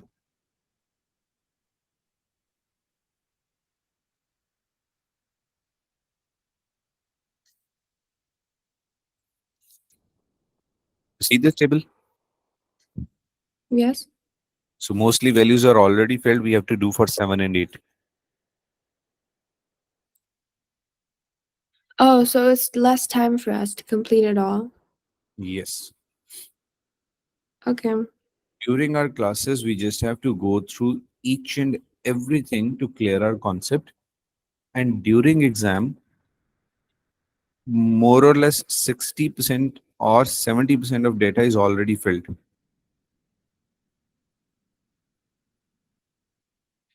Okay.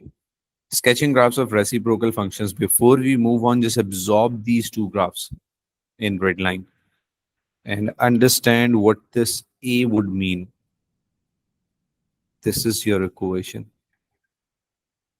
Y is equals to A over X. Just relate this, stay in the screen box, then we will discuss what Q is.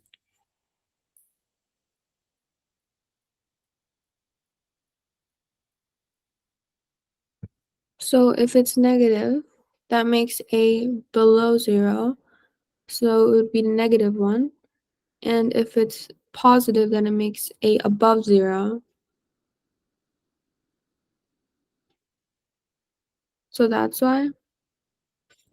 Yeah, that is basically the shape of the graph. Like if I take y is equal to 1 over x, this is my sketch. Y is equal to 7 over x, this is my sketch. And if I do y is equal to minus 11 over x, this is my sketch. Even if I do minus 117 over x, the sketch stays the same because there's nothing mentioned on x and y axis, no labeling.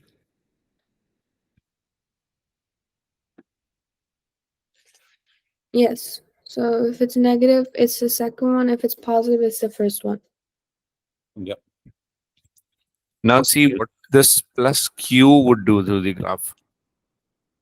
Whatever it is, if I just add plus 3, if I just add plus 3, it It is going shifts it, to, right? very good. It lifts the graph by 3 units. So it would now look like this. Now you're having an x-intercept. But where would it raise? That was 0 actually. That was 0. Now you'll have it at y is equals to 3 if I wrote that as plus 3. So what will we do? If I just write, let's say this original equation was for y is equals to minus 1 over x. And now I'm going to do it for y is equals to minus 1 over x plus 3. So I will first suppose a line at 3 and then make that sketch. It never touches the line y is equals to 3. So we just have to make sure it doesn't touch the line. Yes. Okay. Now we can find the x-intercept. But what is like this things like the equation inside the brackets? Where did you see that? In the sentence when the equation is standard form. That one, yeah. Like after A over X plus Q, there's like a Okay, this bracket. thing. Yeah. It says x or y could never be 0, which we've actually Oh, so already it's discussed. just okay. So it's just guaranteeing it. Okay. It is not touching the x-axis, not touching the y-axis. So Okay. x and y are never 0. Okay.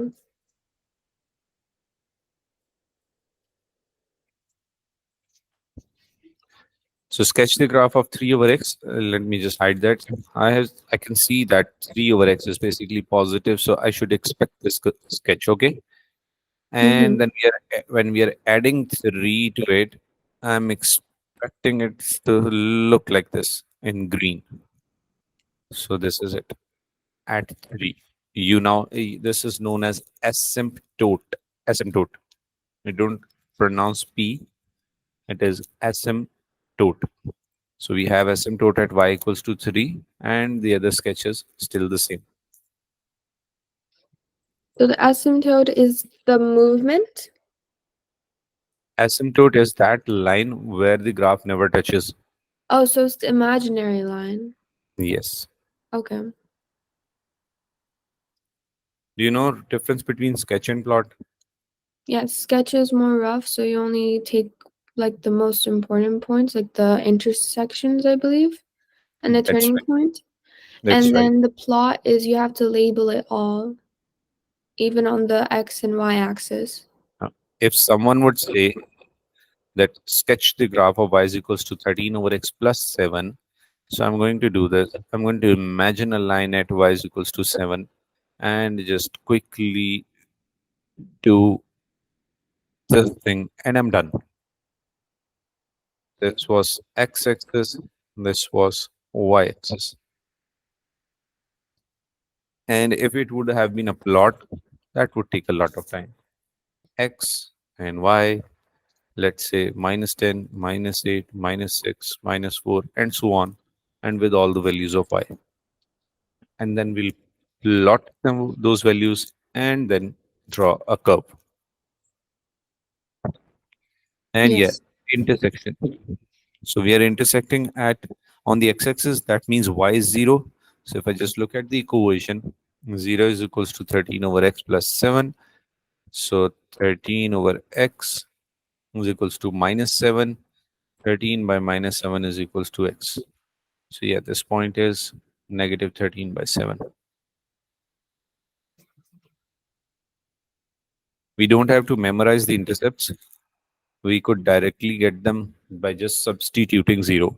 Like this one, he is telling you that it is always going to be this case. We don't have to memorize that. On spot, you could substitute y is equals to 0.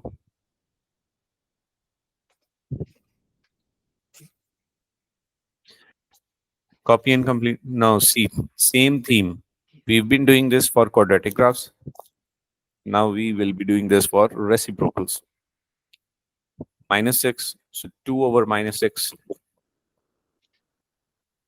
is -1 by 3, -1 by 2, -2 by 3, -1, -2, 2, 1, 2 by 3, 1 by 2, and 1 by 3.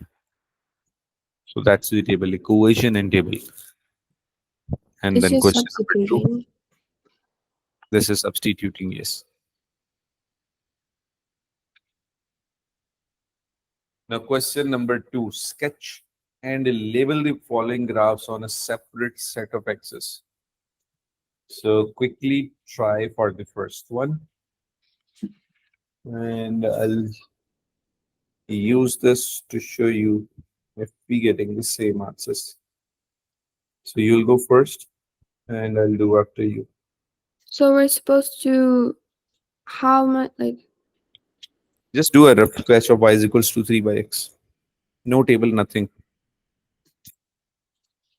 oh okay.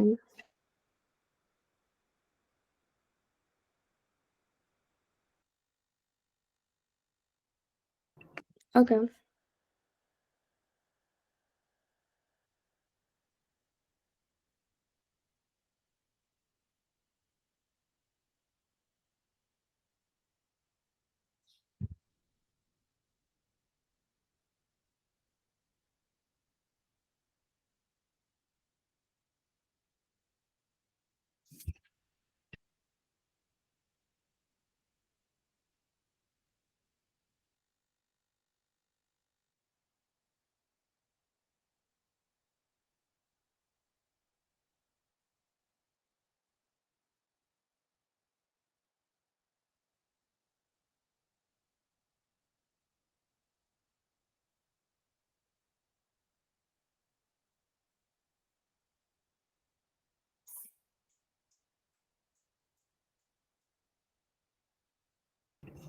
Okay, I got the sketch.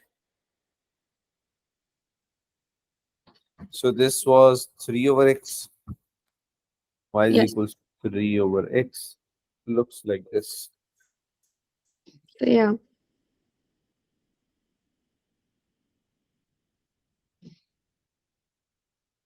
Okay. Next one. Xy is equals to -4.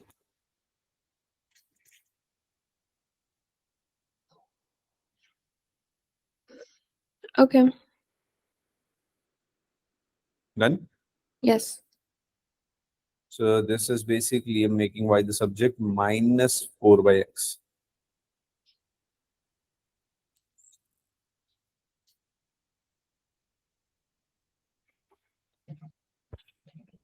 Got the shape?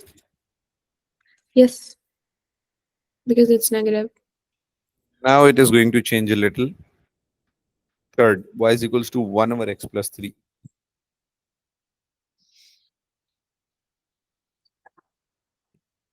You remember what you have to do with plus 3? Yeah. We have to just shift it. That's right. Okay. So in sketching, we would just mention that we are like the horizontal line y is equals to 3. So do we write it or do we just I'll show like you. draw the imaginary line? We can do both. Okay.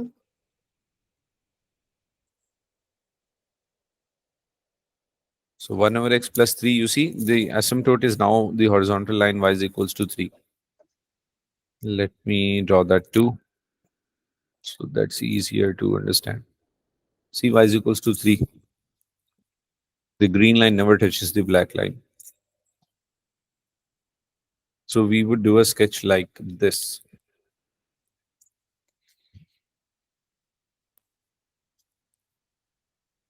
Y is equals to 1 over x plus 3. So when I'm making a sketch, I'll draw a line at y is equals to 3, or I'll just mention this intersection part that this is 3. And there you go.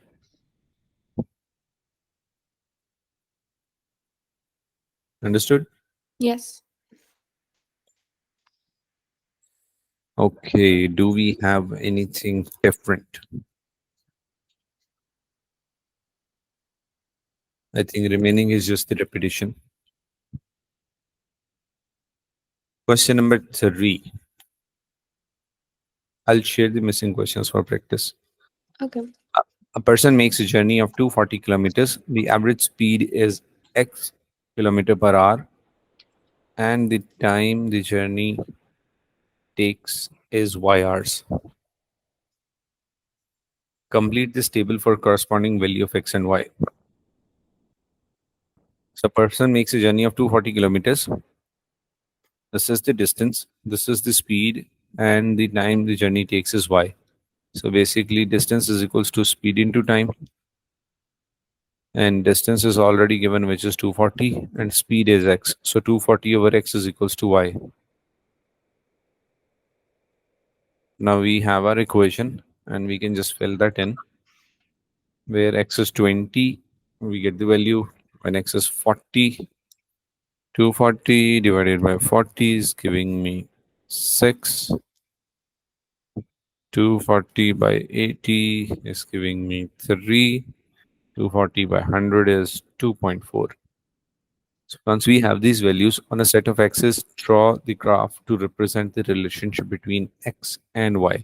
So this was 240 over x. So we would just draw it.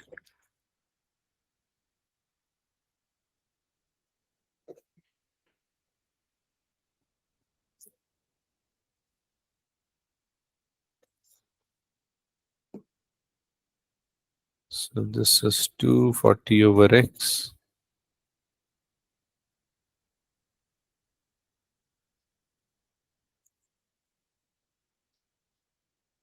And this is our sketch, exact graph. And it says on the set of x's, draw the graph to be represented relationship between x and y. Done. C part says write down the relation between x and y in its algebraic form. So indirectly, I've already done it, which is y is equals to 240 over x. But how would we be able to solve B without C anyways? We have all these values. We're going to plot x20. See this, if you're confused with this is giving me positive and negative both, but the table asks me for the positive values only. No, no, no. I'm saying Yeah, for that B like part. because for B, don't we already need the equation? No, So no, no, no, no. We have that data. We are using distance is equal to speed into time. oh, so that's like even though it makes the same equation, it's a different Yes. equation. Yes. And then we have x20, y12, x40, y6, x60, y4. So we have that right hand side only, and we're not talking about the left hand side. Oh, okay. Basically, y was ours, and time could not be negative, so we ignore all those values. So only the positive. Okay. Yes.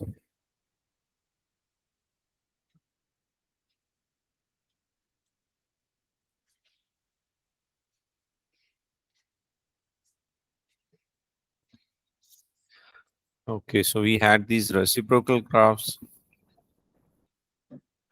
and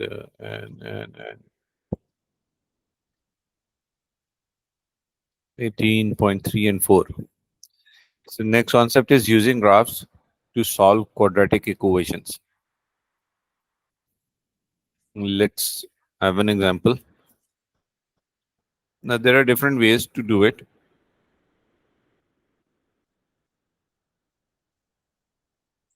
For example, we have a question y is equals to x square plus 5x plus 6. So x square plus 2x plus 3x plus 6 when it is equals to 0. So x plus 2, 3 common, x plus 2 again. And I'm left with x plus 3 and x plus 2 equals to 0. So this will be x plus 3 equals to 0, making it x equals minus 3. On the other hand, x plus 2 is equals to 0 and x is equals to minus 2. So I solved this graph using midterm breaking factorization. So if I have to draw this graph and solve it graphically, I would see where it intersects the x-axis because I'm substituting 0 in place of y.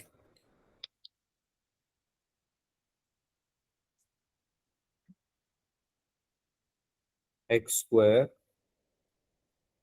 plus 5x plus 6. So this is how it looks like. Can you see the intersection at minus 3 and minus 2? Yes. So either we do it by algebraic methods or we do it graphically, we get the same answer. So it would just depend if there is any restriction in exam, how we have to do it. And obviously, there aren't going to be the exact answers all the time. As we can see in this example that it is 0.3 and 3.3. So using graphs to solve quadratic equations, we just plot the graph and see where it intersects the x-axis. So the first one says the graph of y is equals to x square minus 2x minus 7. Use the graph to solve. Now this graph is already drawn, x square minus 2x minus 7 in red. And when it says equal to 3, so when it is equal to 3, may I just say that this complete graph was equal to y. So if I just replace this equation with y, he's now telling me y is equals to 3. So that y is equals to 3 is this new line. So we substitute y is equals to 3, it intersects at 2 points P and Q. So whatever is at the bottom is the solution. So we'll have this like negative 2.4 and on the other side 4.4 something. So So if the first one, solution, so but if solution. Uh, Solution means where it intersects, oh, okay. value of x. So the first one, for the first one is this point A and this point B. Second one is when this is equal to 3. So we put a horizontal line at 3.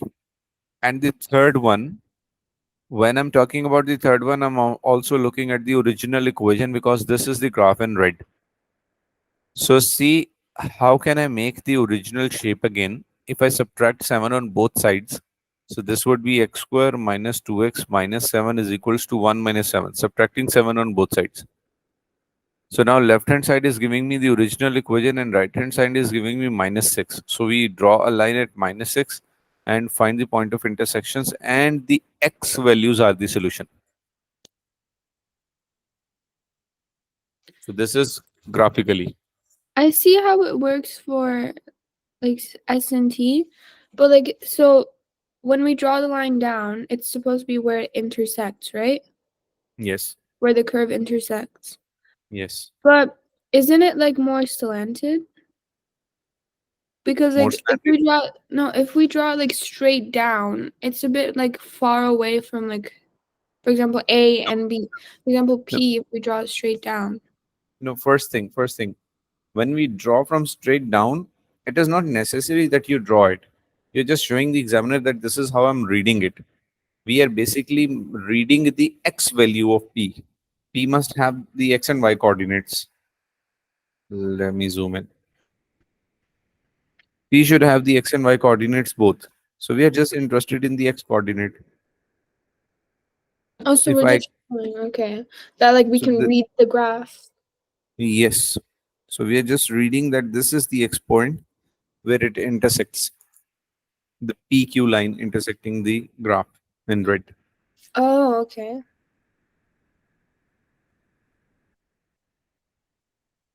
Yep.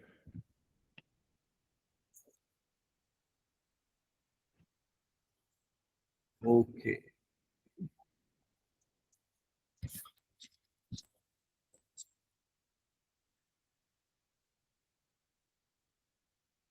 18.5, question 1. Use the graph of the relationship y is equals to x square minus x minus 2. So x square minus x minus 2 is already drawn. And first of all, it says when it is equal to 0. So I can clearly see that it intersects at minus 1 and 2. So I would say x is equals to minus 1 and x is equals to 2 are the solutions. Second part, see, it says when it is equal to 6. So I'm drawing an horizontal line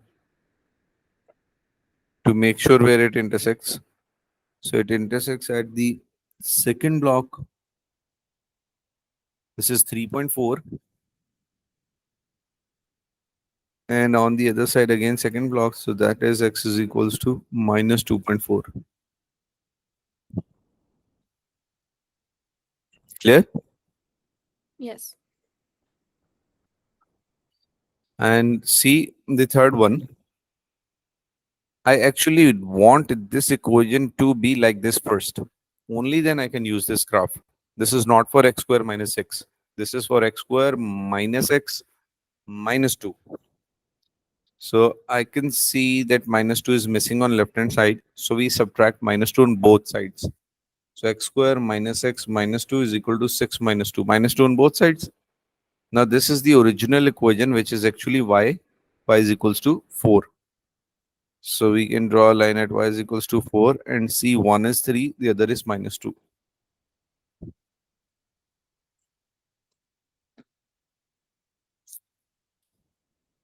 Any confusion? No.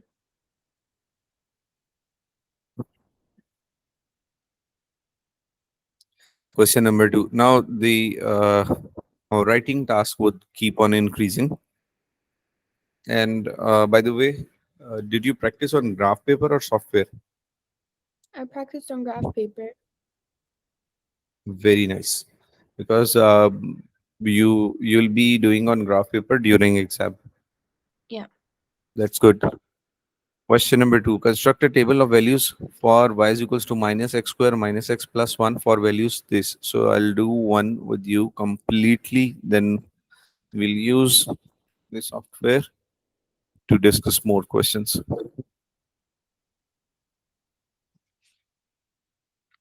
So first of all, it says table from minus 3 to 2. So x is minus 3, minus 2, minus 1, 0, 1, 2. and y is equal to negative x square negative x plus 1. I'm using calculator and substituting these values in x to get y.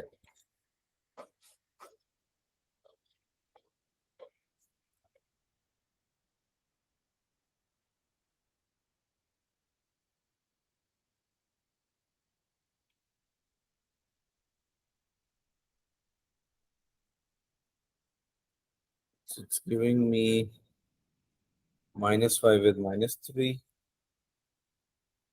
then minus 2 gives me minus 1, and then minus 1 gives 1, 0 gives 1,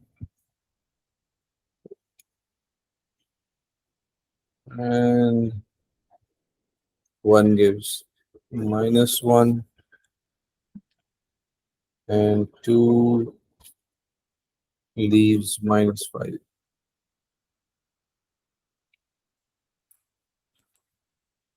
So when we are having these values,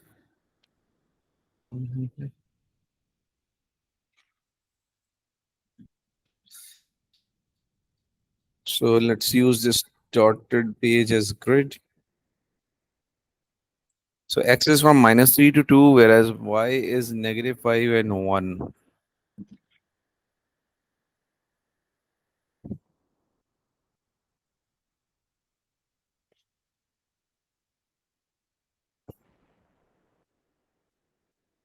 This is x-axis, this is y-axis, 0. Let's say this is 1, 2, 3 on the other side. Minus 1, minus 2, minus 3, and 1, 2, 3, 4, 5. Minus 5, minus 1. Let this be 1. So x minus 3, y minus 5. Minus 2, minus 1. Minus 1 and 1. 0 and 1. 1 and minus 1. 2 and minus 5. Sorry, you're drawing So it, see, right? yeah, Oh, then for me it's frozen. I'm just. Why is that happening whenever I go full screen? Can you see it now? Yeah, I can.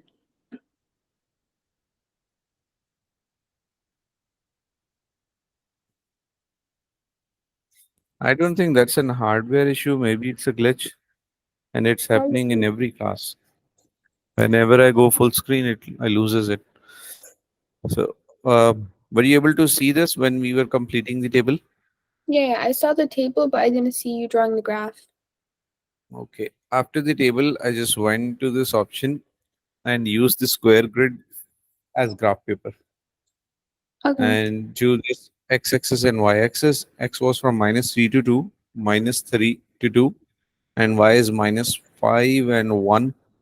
And now see, both these are 1 1, and I will not be drawing a straight line but a smooth curve.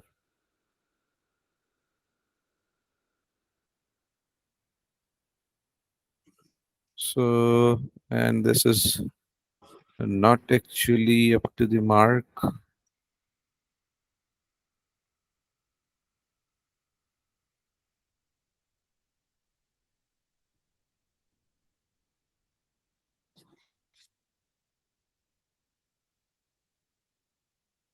Okay,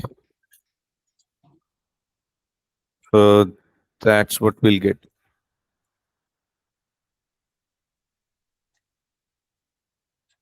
So first section says construct the table, done. Second says plot the points, done. Third says use your graph to solve the equation, this equals 0. Now, before I go for any solution, I'm just looking if there is any possible change than in original equation in this, and there's not any. It is exact same. So give your answer. So I'm reading it from my graph. Let me say that this is actually 0 0.8.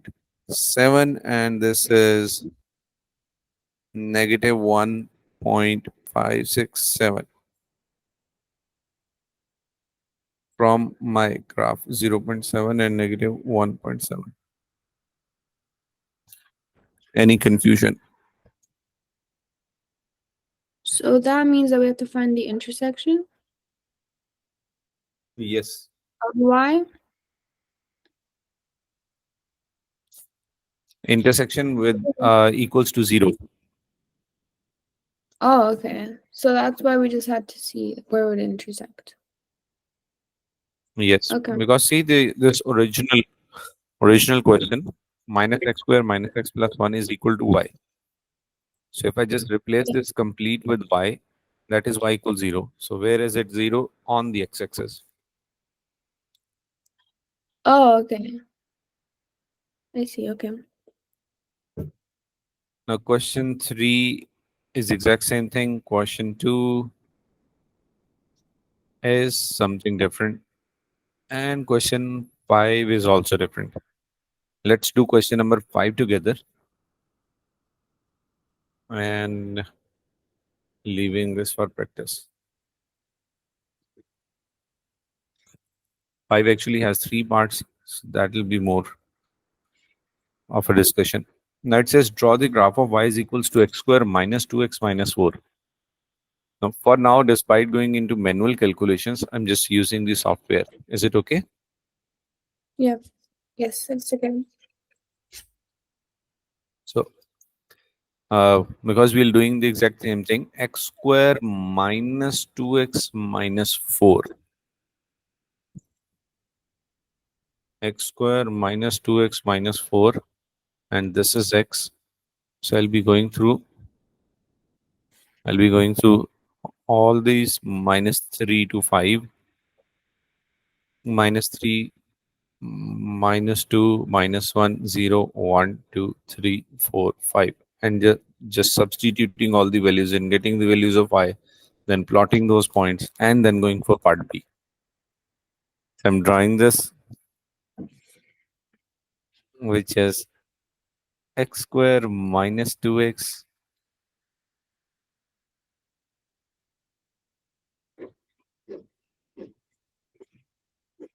x square minus 2x minus 4.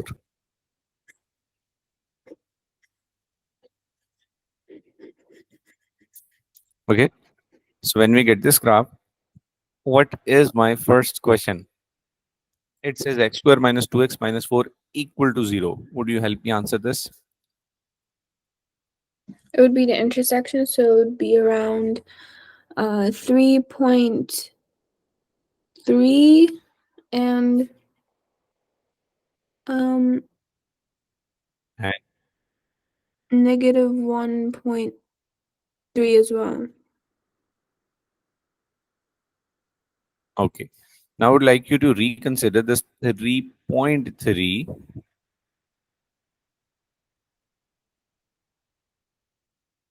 Oh my God. This can zoom in so much. Okay. Okay. So Just coming back. 3.2? No, yeah, that's 3.2. I'll show you why.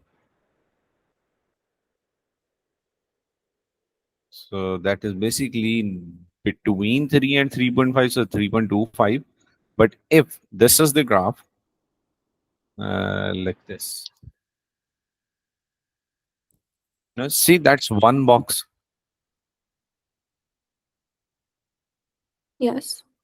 If I So it's on see the these second 5 boxes from 0 to 1, yes. So every small box would represent 0.2. So this is telling me 3.2 and negative 1.2. And don't forget that this would be a handmade sketch.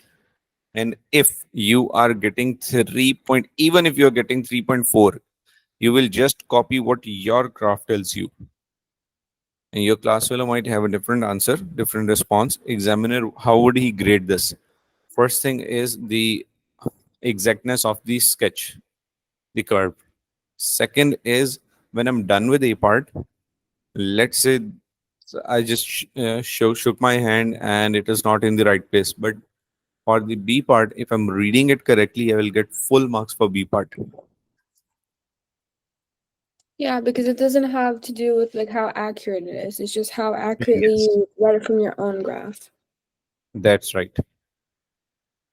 Now tell me, how would you handle this B second part? We have to draw the asymptote of it as well on the 3, and then we have to look down to see where it intersects. Yes. So the original equation is still there, x square minus 2x minus 4, and it is equal to 3. So equal to 3 from my graph, what do I read?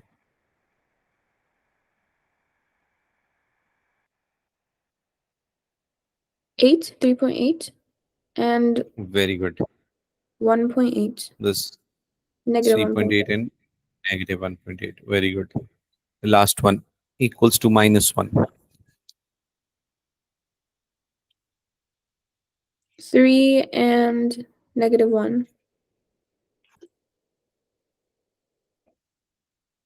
That's correct.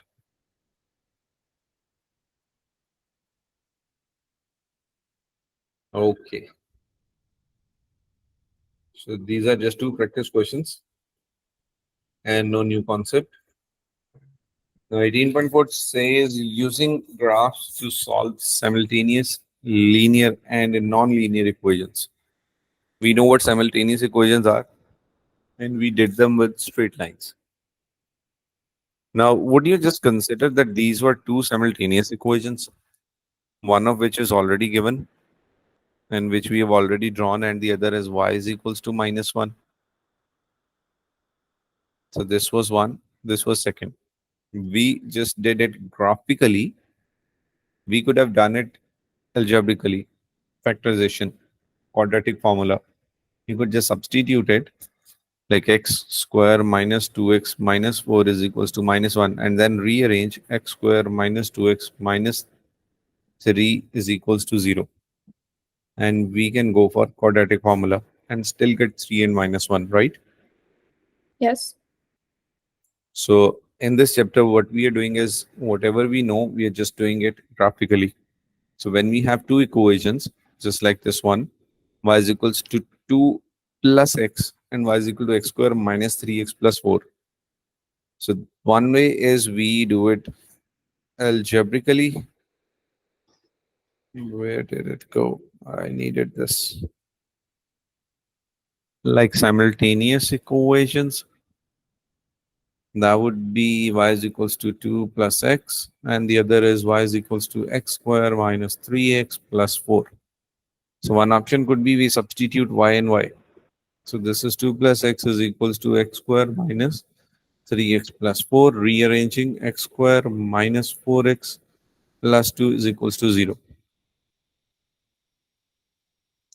So minus b plus minus square root b square minus 4ac over to a. 4 plus minus 16 minus 8 by 2. So 4 plus minus square root 8 by 2. This is 4 plus minus 2 square root 2 by 2, which makes it 2 plus minus square root 2. So one is 2 plus square root 2. The other is 2 minus square root 2. I am converting it into decimals. 2 plus square root 2 gives me 3.41. And the other one, 2 minus square root 2 gives me 0.586, or let it be 59. So see, when we zoom in, 3.41. So this is almost 3.4. Definitely on graph, we won't be able to read to two decimal places. So if I'm looking at it and I feel like it is at the second box, so that would be 3.4. And this is the third box. This is 0.6. See, close enough. If we were to So this round is the it, yeah. only difference. Yes. So when the examiner restricts us to stay with graphical method, that's what we do. We draw the true graphs. Wherever they intersect is the solution. We've been doing this, but those were horizontal lines. It was y is equals to 4, y is equals to 6, y is equals to minus 1. But this time it is y is equals to 2 plus x. This is no more horizontal. See this white comment box. The coordinates of 2 points of intersection are approximately 0.6 and 2.6, x 0.6, y 2.6, and the other is 3.4 and 5.4. So the x values of the point of intersection are zero point 0.6 and 3.4. The solution, whenever they will talk about solution, it is always the x coordinate. And when he will ask you about the point of intersection, we have to answer both x and y. Now, when we were doing this algebraically, I can just put these values in any of these equations to get y.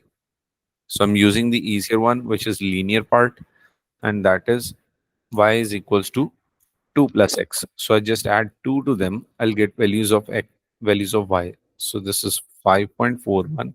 This is 2.59. See, close enough. He was having 2.6. I'm having 2.59. I'll just round off to make a good comparison. And 5.41 rounded to 5.4. We So could always this check our set. answers using the algebraic method to see if our graph is correct as well, right? If we have time. Yeah, we could. Oh, yes, that's the thing. I was about to say that. So Oh, one thing is never ever plan for rechecking. You would have heard throughout your life, recheck your paper at different levels. Maybe in exam as well, some teacher is telling you to recheck your paper. Obviously, we'll do it if we are done.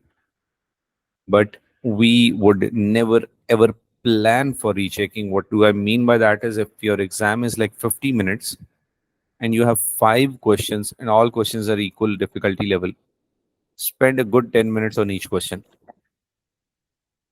not like completing every question in 7 minutes and then saving those three for rechecking. We can do it in the first place. Read the question carefully, take our complete time, and do it correctly in our first attempt. Are you having chemistry? no.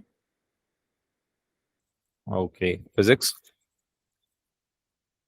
I mean, it's more so combined science, so I have all of Combined them. science. Okay. So combined science, suppose HCl plus NaOH. Ever been through this? Yeah, I have. So this is acid base. We know this would be salt and water. That would be NaCl and H2O, right? Yes. So I'll do it carefully in the first attempt, check for balancing, check for acid base, check for all the rules, rather completing it in a rush and then coming back for rechecking. Because it's So still we fresh won't in save the time. our mind, so it's good to know. Sorry? Yes. We won't save any time for second method to check. We'll do it with what the question says and we'll take our complete time and do it in one go.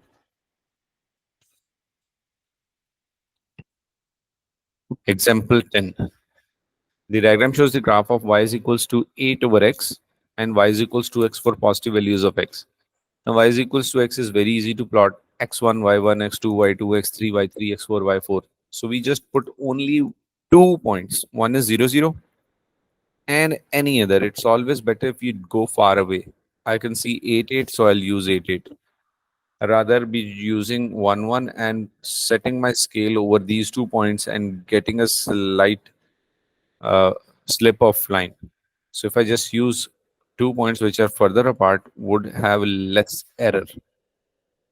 So y is equals to x and the other is 8 over x. We've already done what reciprocal graphs looks like. So 8 by 1, 8 by 2, 8 by 3, 8 by 4, 8 by 8 and so on. You do draw that graph. So once done, what was the requirement? The diagram shows this. Use the graph of this to solve the equation 8 over x is equal to 5.7. Now, what was 8 over x? 8 over x was actually y. So if I just write y is equals to 5.7, for me, it is more understandable when I replace it with y. This gives me a sense that I have to draw a horizontal line at y is equals to 5.7. So when I do, now do not get confused that which answer we need, this or this, because it says y is equals to 8 over x. This, he wants you on the graph 8 over x. So this is our answer. And we can tell that this is x is actually, this is so like moving in front of my eyes. So second box 1.4, that is x is equals to 1.4. Now other thing what we can always do is, that's a quick touch. The question is 8 over x is equals to 5.7. May I just write 8 by 5.7 is equals to x for myself? Yep. 8 divided by 5.7 is giving me exactly 1.40350. 1.40350. Definitely, I cannot read this much accurate from the graph, but I do know that it should be 1.4. And if my graph was not passing through this point, I would quickly correct it because I'm doing it with lead pencil. Getting the point? Yes. So this is also, these are also things you would know during practice. When he's asking about the point of intersection, let's say he says that it is equal to 2. So I'll just substitute 2 and I should get exact 4. The graph should pass through 4. And if my hand was not smooth enough, I would quickly readjust it. But make sure do not readjust only one single point. You're adjusting the complete graph. It should not look like this adjustment. It should be a smooth curve. Okay, find a value such that x by 8 is equals to x. Now we know these are the two different graphs and they intersect at this point. So we just read them. That is the second last point. 1 point before 3.2, so 2.8.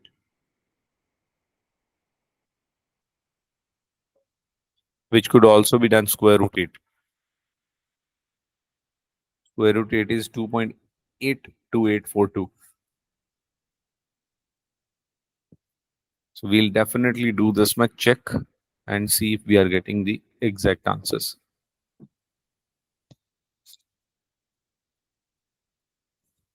Okay. 18.6 exercise, practice questions. Find the points of intersection of the graph and thus give the solution of the simultaneous equations.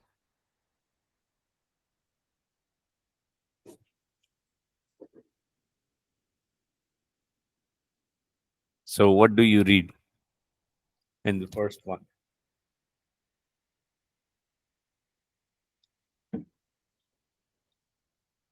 Negative.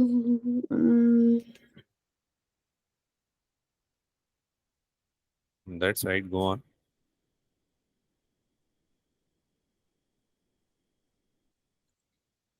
-1 and yeah, it's 2, right? Yeah. -1 and 2. -1, 2, correct. This one? Could you zoom in just once more? Sorry? Could you just zoom in once more? Yeah. No, zoom in. Okay, okay.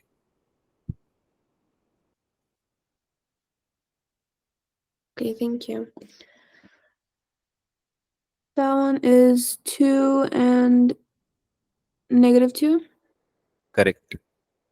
-2 and 2.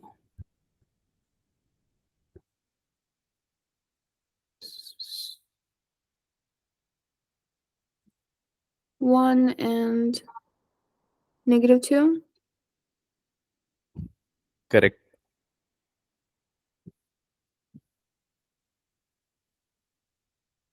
1.2 and 0.2. No, 0.4. 0.4. There, those are two boxes. Okay. Find the point of intersection of the following graphs by drawing the graph. So as it continues, he just keeps on increasing your work task. We'll first draw these two graphs on graph paper with hands and then find the solution. So y is equals to x square and y is equals to 3x.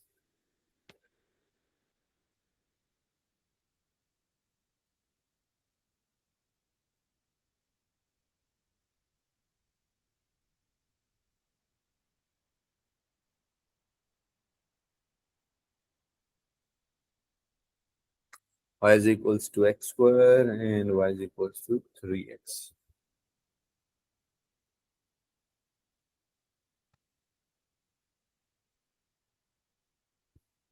Find the point of intersection of the graph by drawing. Okay.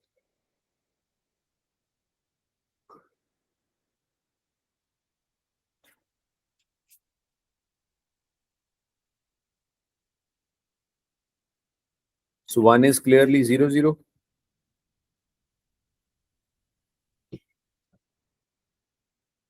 The other is 3. Can you see that?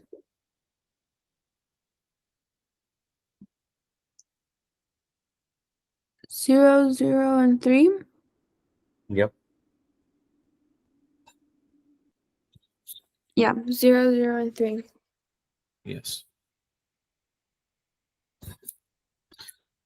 In the same way, B part, same way, C part. Question number 3. Use a graphical method to solve each pair of simultaneous equations. Same way, A, B, C parts. Number 4. Show graphically that there is no value of x which satisfies the pair of equation this and this. Let's do this one. This has a little different nature. Now, what do you expect? What there will be? Show graphically that there's no value of x. What do you expect? What would be the case that there will be no value of x? That would be 0. 0 is a value. There will be no intersection. Oh, so it won't be. Okay. So one is x square plus 2x minus 3.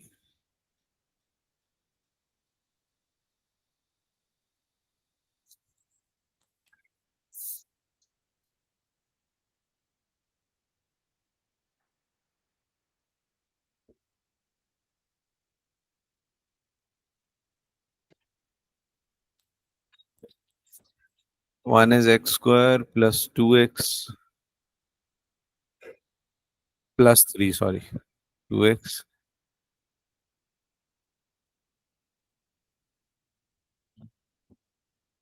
plus 3. Only intersects y. So we just have to draw it and then we can. Yeah, because he says show graphically. So that's why we have to draw it. So we draw x square plus 2x minus plus 3 and y is equal to minus 4 as well. So y is equals to minus 4 and there's no intersection. They're not touching, so no solution. And how could we do this algebraically is 1, 2, and 3.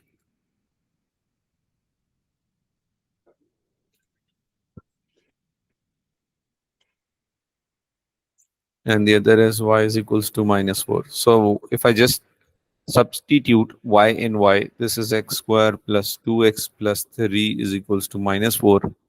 That would be x square plus 2x plus 3 plus 4 is equals to 0. X square plus 2x plus 7 is equals to 0. Now see what happens.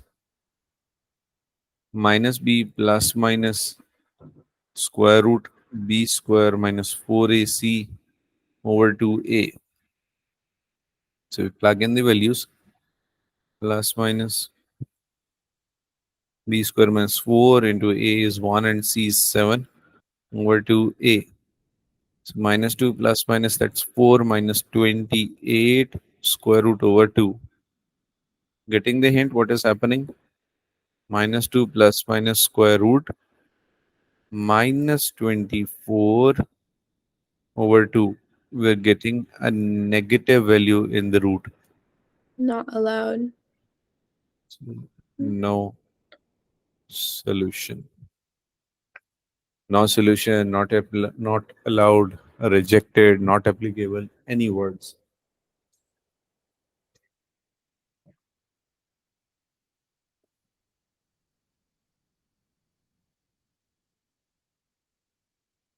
Other non-linear graphs. So far, you have learned how to construct a table of values and draw three different kind of graphs. One is linear straight line, y equals mx plus c. Second is quadratic graph, parabola x square plus ax plus b. Reciprocal graphs, a over x. Any confusion in these three? No. Now, what could there be? Suppose it just says cubic graphs. Yes, we'll do them. Suppose there is any equation we didn't do during practice and it appears in exams. So you just follow the exact same process. We write the equation, we draw the table, we plot the points, and then we sketch the graph. And there's a B part and C part to the question. So in this section, you are going to apply what you already know to plot the draw graphs formed by higher order equations, that is cubic equations. Higher order means power of x. And those formed by equations that have combinations of linear, quadratic, reciprocal, and cubic graphs. We've already done that too, combination of quadratic and linear. And we have also done combination of reciprocal and linear. Can you remember them while we speak? This was a reciprocal and linear. This was quadratic and linear. So combination of two graphs. We are just doing two graphs on one same page.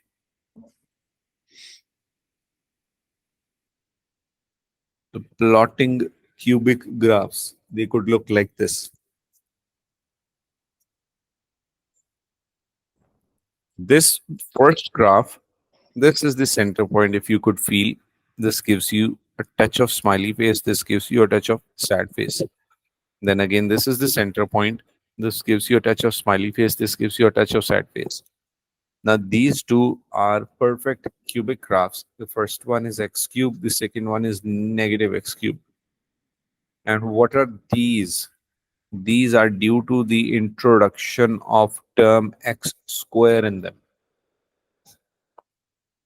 These two bends are due to x square. It doesn't have a midpoint, or does it?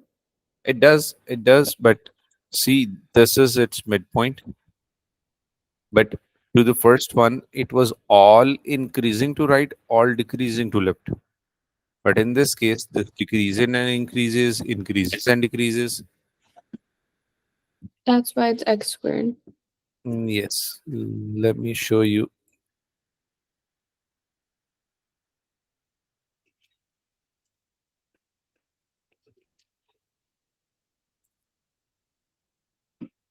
So if we just draw x cube, this is how it looks. Now changing it slowly, y is equals to x cube. Now I'm going to add 1 to it. What would you expect? Plus 1. It's yeah. So the graph raises by 1 unit. If I would have added 10, it raises by 10 units. If I would have just subtracted 5, this is how it looks like. It moves down 5 units. Now what I'm going to do is I'm adding x square or x to it. First of all, I'm adding x. See, the graph becomes more linear because I've added something linear. And what if I just increase the coefficient? See, it becomes more linear. Completely straight. Sort of, not completely, because there's a touch of x cube as well. If I would just zoom out a lot, then you'll see the curve. So that was touch of x square. So now see what happens when we add something x square to it. See the bend in red? It becomes, yeah, more defined. So if I just increase the coefficient, see, even more, because I'm increasing the effect of x square in the graph. And see, in this same, if we just add x again, it tries to become more linear. I'm increasing the coefficient of x, tries to become even more linear.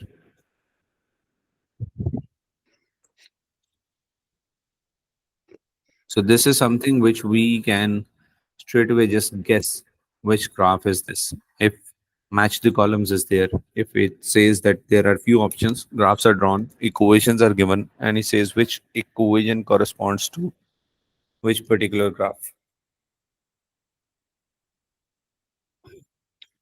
Everything else stays the same. See, equation, table, graph. Worked example. This is -2 cube, -8, -1, 0, 1, 8.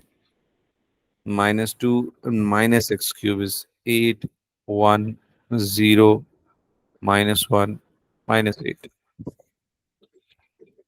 So first done a part. Let's say we had these values and that is in blue. So x -2, y -8. See, -2, -8. This is -2, -8. Then -1, -1. Then 0, 0. Then 1, 1. And then 2, 8. And the other one is negative x cube. Exactly same thing, just two curves. We'll have to lift our hand or twist our copy to make the other one smooth. Depends on individual's practice. Now see, the question is y is equals to x cube minus xs. Again, you would agree that this is something extra. We don't need it. So we just choose x, -3, -2, -1, 0, 1, 2, 3. And we can just substitute it in our calculator and solve for x cube minus 6x. X cube minus 6x. So I'm trying the first one, although it's done. Bracket -3 cube x cube minus 6 bracket -3. So yeah, -9. And so on. When we fill these,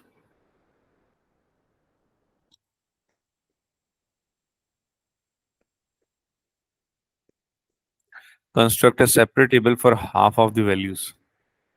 So we're using decimals and getting decimal values in y, and then we just draw the graph. When it says half values, it just means divide it all, right? Yeah, it is actually not necessary. Half the values is the half the interval, like -3, -2. So it was the midpoint, -2.5, -1.5, -0.5. Oh, See I these see. values: -2.5, -1.5, -0.5. This is 0.5. This is 1.5. This is 2.5. If I would go beyond it, that would be 3.5. So these are just some extra values. More values we have, more smooth the curve would be. Okay, I see. Integers are enough. Integers are enough, you will be able to draw it. Worked example 13. Draw the graph of the equation this. Use the graph to solve the equation. Okay. So first of all, it is x cube minus 2x square minus 1. I would say that this is the original standard equation. Equals to 0 wherever this would intersect the x-axis. So we look at the graph and it intersects the x-axis at only one place, that is A. So whatever this is, we'll read that. This is 2.2 in this case, right? Yes. And now look at the second equation. This says x cube minus 2x square is equals to minus 1. You first have to make it what the original equation is. So if I just subtract minus 1 on both sides, so this would be x cube minus 2x square is already there. I'm subtracting minus 1, and minus 1 is already there. I'm subtracting minus 1. I'm subtracting 1. So this is x cube minus 2x square minus 1. This becomes the original equation, which is y is equals to minus 2. So first one was equal to 0. We solved that. Now this actually means that this is equal to minus 2. Any confusion with this negative 2? Because that's y, so it has to equal to -2. Yes. Where did we get this minus 2? In the process of making the equation look like the original one, because we are not going to draw a new curve for x cube minus 2x square. And we are Yeah. not going to draw a new curve for x cube minus 2x square minus 5. We are With the going to adjust the same equation. Yep. That was minus 2. Just creating space for the third one. So see how, what could I do to this to make it look like this? You could subtract it by -4. What do I do if I just add 4 to both sides? Oh yeah. So adding 4 to both sides would make it -1. So So yeah. this would be y is equal to 4. That is y is equals to minus 2. So B part is just y is equals to minus 2, which is already done. So re-solutions, we have to copy all three. And the other one was plus 4. That is only one solution at C.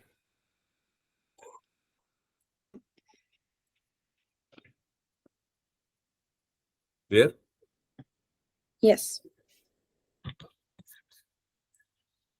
Converting this given question in the original form sometimes increases the difficulty level. This is a bit easier.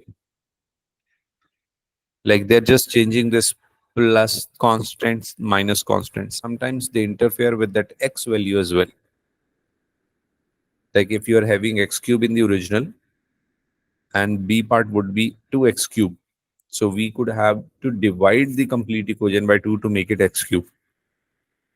We may have to do multiple changes to make it look like the original equation.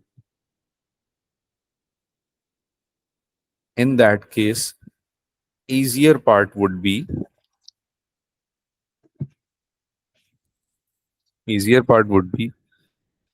original minus asked is equals to answer. Now let me show you what do I mean by this. I'm erasing this. Just remember this was minus 2 and that was 4. Let me write it here, minus 2 and 4. Okay, I'm erasing it for writing space.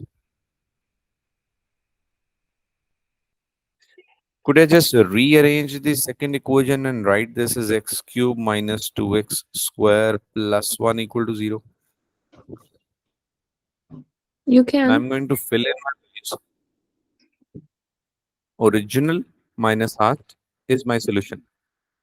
So when I copy the original equation, which is x cube minus 2x square minus 1, may I subtract this, which is actually asked by the examiner? Minus asked. So I'm writing it here, x cube minus 2x square plus 1. So what happens when I just subtract them? The sign would change. So x cube cancels out. Negative 2 and positive 2 cancels out. Negative 1, negative 1, negative 2. What do you get? -2. So it's the same answer. So it is the same answer. Now this is the process that you'll have to do less thinking. How to handle those x cube and 2x, 7x squares and all that. So rather multiplying and dividing, we can use this process. Obviously, if it was 2x cube, I would be left with x cube.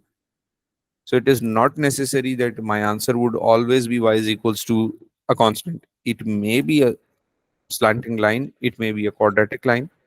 So I'll have to draw that. Let's check the last one. Original is still there, and I'm subtracting what is that is already rearranged. So x cube minus 2x square minus 5. So when we subtract them, the signs changes. Plus 2 minus, minus 2 plus, and minus 2 plus.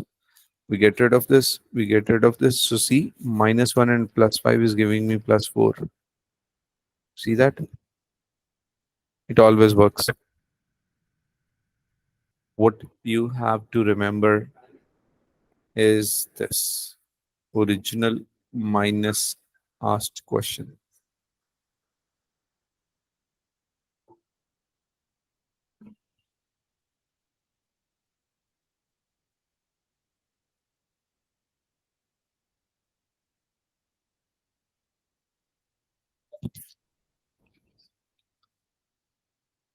I think if we have to practice, we can just skip 18.4 and 5 and jump to 18.7, because it is including everything, using the values of x, making the table, bringing out the values of y, plotting the points, sketching the curve, solving for y equals something.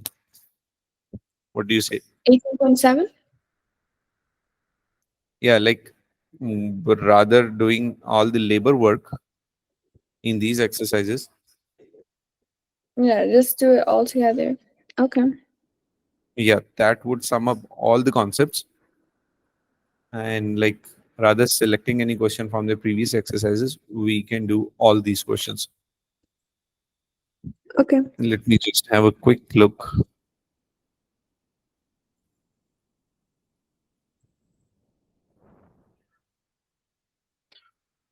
Okay, exponential graphs, and these graphs are interesting. That's a summary. Finding the gradient of the curve. Hmm. Mm-mm. Okay, derivatives.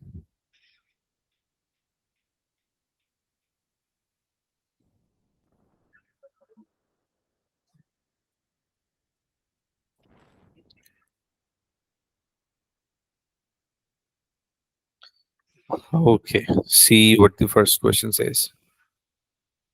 Construct a table for the values of minus 3 to 3 and plot the points to draw the graph of the following equations. Now, there are 8 practice questions in question 1 only. Let's do it for which one? Choose one. A to H. Question 1. Any question. E? Okay, let's do E. So this is x cube minus 2x square.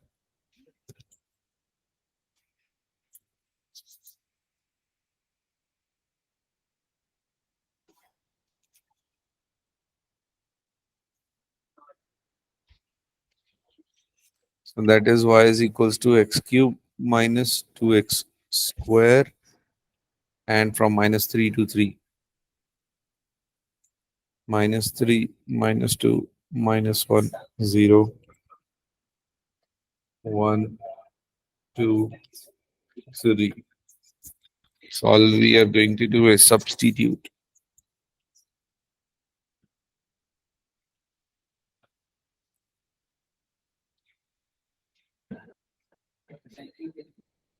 So it's giving me minus 45 with minus 2. It's giving me negative 16.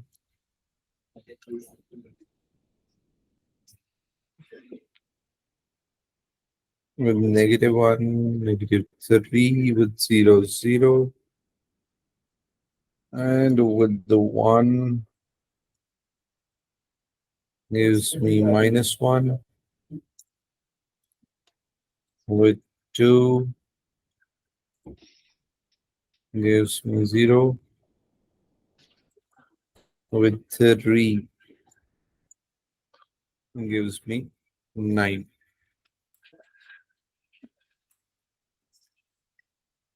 So we wrote the question, made the table. Now we are going to make this sketch.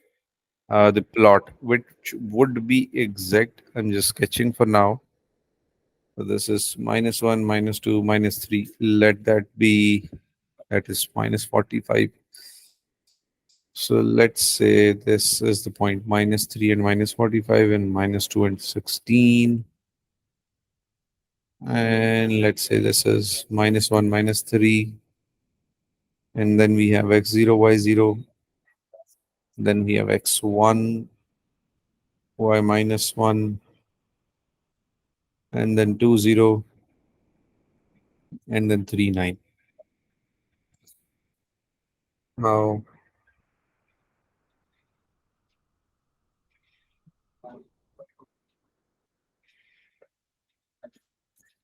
this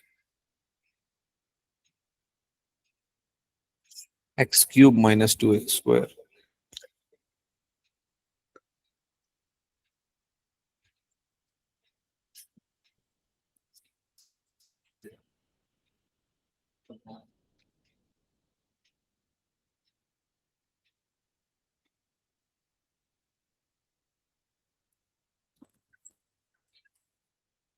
So it turns at 0, passes at, touches at 0 and 2, 0 and 2, and so on. Any confusion? No.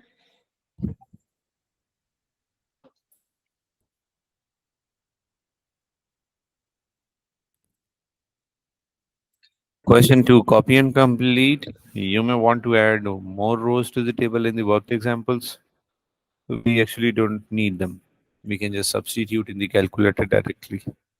On the set of x's, draw the graph of this from -1 to 5, including those values which are shown in the table. Use the graph to solve the equation. So first one is x cube minus 6x squared plus 8x. Second is 3. So in this case, actually editing is not required. First one Sorry. is just simply, sorry, Sorry, what is not required? editing or changing the equation Okay. or rearranging.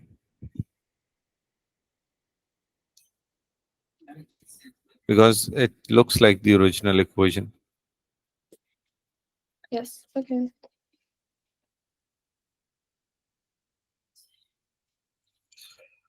See question number 3. It gives you two equations. We do draw two separate graphs. And then it says use the graphs to solve this given equation. This is basically the intersection. If you can foresee it, you equate them. And now when I bring them to the left hand side, that is plus x minus xx. So basically it is the intersection of two different graphs.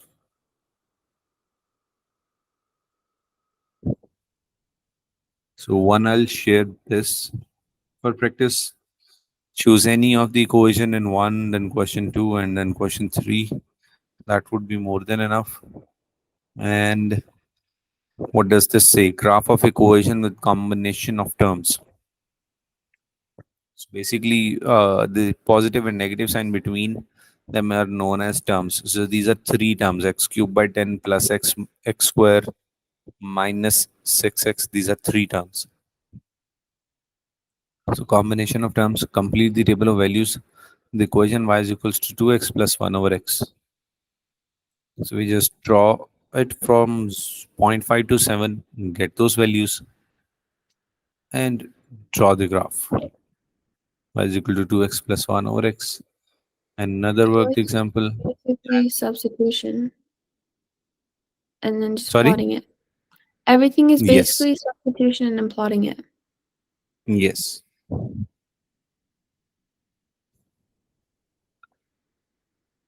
Construct the table of values for -3 to 3, including negative and positive values for 0 0.5 and 0 0.2 for each cohesion, and draw the graph.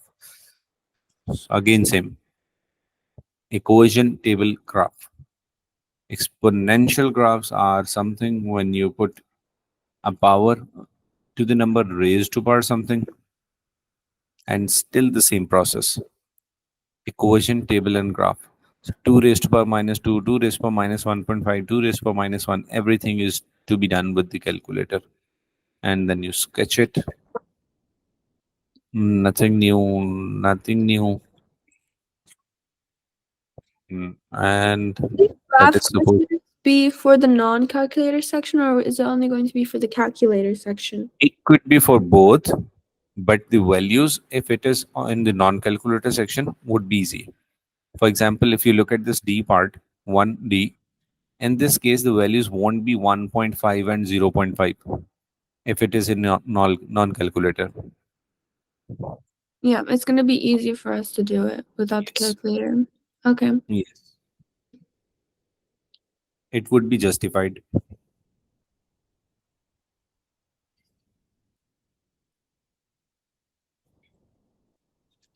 Okay, yes. And this is something new. We'll inshallah do this in the next class. And for now, I think I'll share all of these pages, or rather sharing screenshots. Yeah. And I'll So just you, do the ones that we didn't.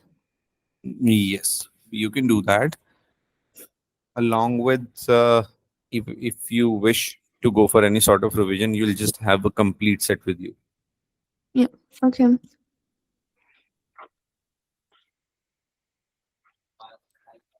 Anything you would like to ask? Any confusion, any clarity? And yes, there's one thing.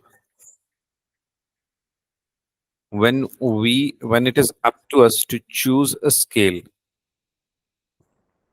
let me show you this.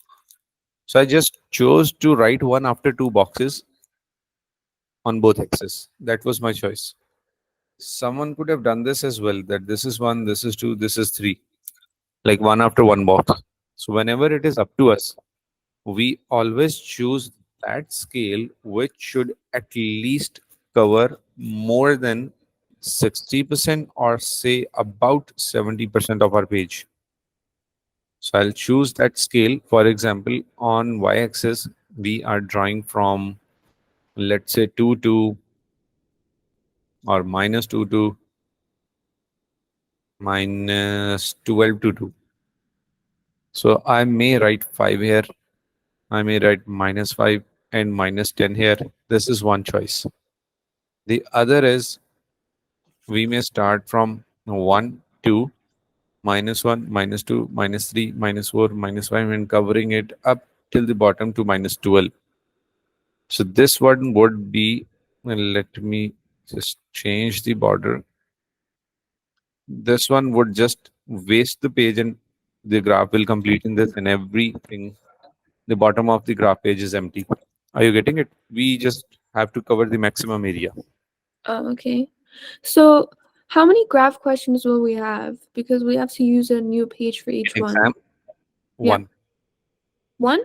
Just drawing One. one graph? Okay. Yeah. Like suppose you're appearing in paper 2 and paper 4. So in the complete paper, basically during exam, they won't be giving you separate graph papers. It would be a printed one in the booklet.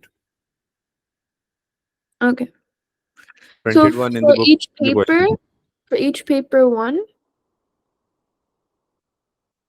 You will be appearing for paper 4 and paper 2.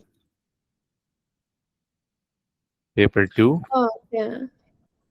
paper 4. Or This one. is extended. And the other one is core, which is paper 1 and paper 3. So these are small. This is full.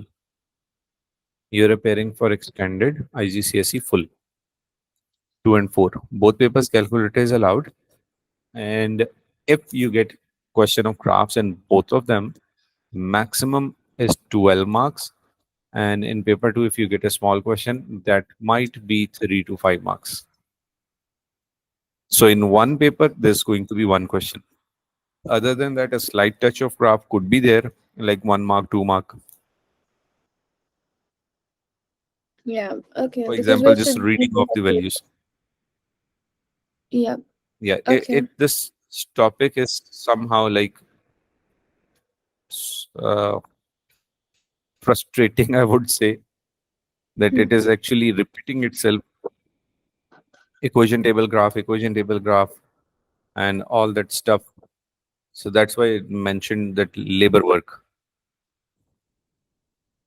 So less labor work, do more of thinking. You should be mentally confident. You should be able to, like, for the practice, read more questions and be confident and relaxed that yes, you do understand what the question is telling you, how the graph would look like.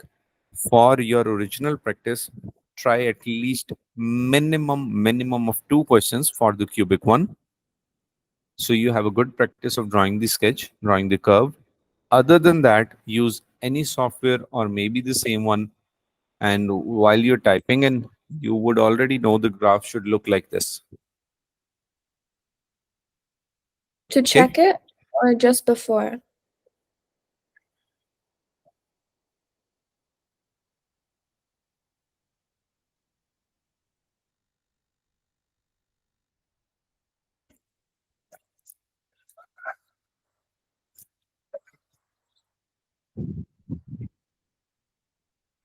Sorry, please repeat. I missed it. To check it or to do before the program? Before what? Before, like the program, do we like make it do it before or after? So like check it for Anytime, anytime, anytime. oh, You can do it anytime. That is like, do 2 to 3 questions exactly the way you would do an exam. One thing. And the second thing is that you can just speed up by using the software to increase your knowledge and confidence that yes, this graph should look like this. okay. Okay. So I'll share it soon. See you next class. Okay. Yep. Okay. So the theme is same, working is same. Only the pattern, definitely by changing the equation, the shape of the graph changes. Complete the table using the values for the equation y is equals to 2x plus 1 over x for 0.5 to 7 and draw the graph. Values of x are given, so we can just plug in directly in the main equation. We can directly plug in this main equation and get the values of y. Once done, we now have the values of x, we have values of y, and we can just plot these and draw the sketch. Same way, this is x cube minus 1 over x. So we'll just plug in the values of x and get the values of y and plot x and y and get that sketch. 18.8 says construct the table of values for -3 to 3, including negative and positive values of 0.5 and 0.2. So what are we going to do is -3, -2, -1, and this is -0.5 and -0.2. Then I have 0, then it is 1, 2, and positives also 0.2, 0.5, and then 1, 2, 3. So these are values of x, and we are going to record values of y against this and then draw the graph.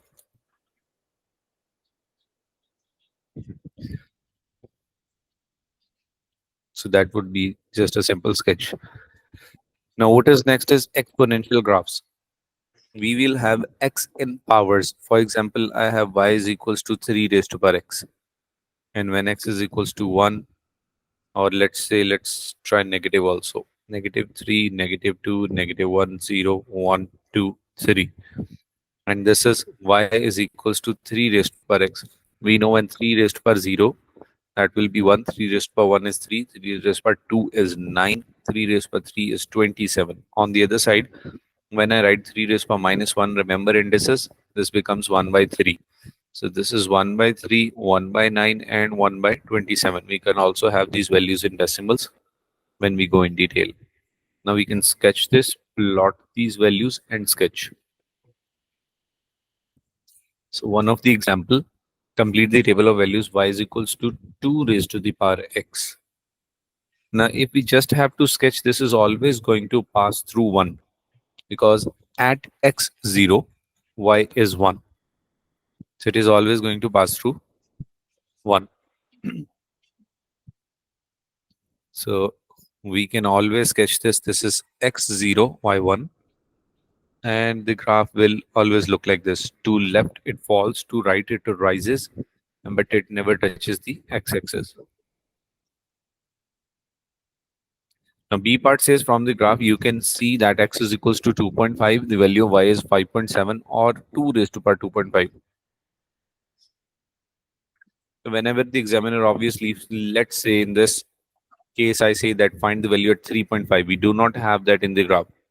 So if I read it from the graph, 3.5 gives me this value. So this is 11.5. On the other side, I can also try this. Y is equal to 2 raised by 3.5. So that will depend on what the question says. Like in this, it says from the graph. So we'll read whatever the value is from our own graph. That would be a slight difference from the actual value. 18.9, again, exact same theme. Draw the graph of, this is just these are just the practice questions. Draw the graph of y is equals to 3 raised per x for values of x between -2 and 3. Give the value of values to two decimal places where necessary. On the same set, draw this. So we are drawing y is equals to 3 raised per x. Let me use the software. In exam, there'll be one question and we have to do it by hand. Y is equals to 3 raised to the power x. 1, and then the other was y is equal to 3 raised per minus x.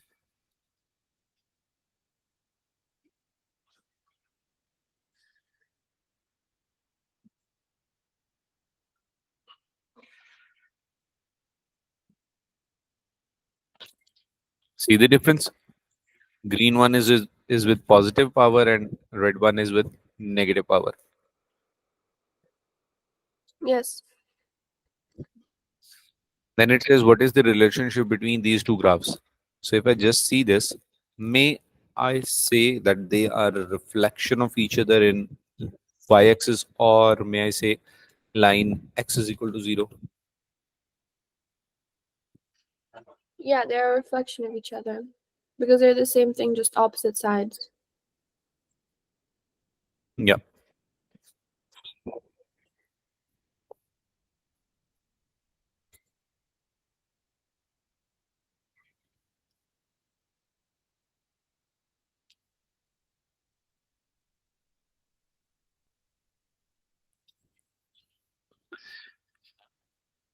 So the theme is same. Equation, values of x, values of y, plot the points, sketch the curve, and then we may have some extra parts. For example, this C part, what is the relationship? Is it increasing or decreasing? Is the gradient increasing? What would be the value of y when x is 7, and etc. Question number 2, the graph of y is equals to 10 raised per x for -2 to 1 is shown here. It says use the graph to find the value of 10 raised to the power 0.3. If I look at the equation closely, 10 raised per 0.3 tells me that x is 0.3. So that 0.3 is right between 0.2 and 0.4. I'm getting 2. So for the first one, and it is, this is 2. And when 10 raised to power minus 0.1, and at minus 0.1, I'm getting a value of, this is 2 by 5.4, 0.4 is 0.8.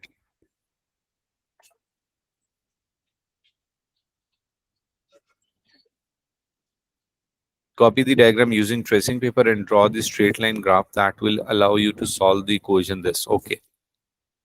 Now look closely. I'm just copying this. 10 raised per x equals 8 minus 5x. 10 raised per x is equals 8 minus 5x. Now this graph is already there. And if we look at the question, this is y is equals to 10 raised per x. So basically we are now drawing y is equal to 8 minus 5x. We have to sketch the linear graph on the same graph. So what I'm doing is taking x 0.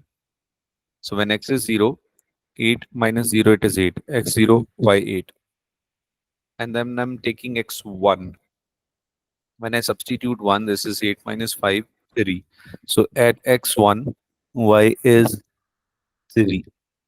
Because it is a straight line, 2 points are more than enough to draw.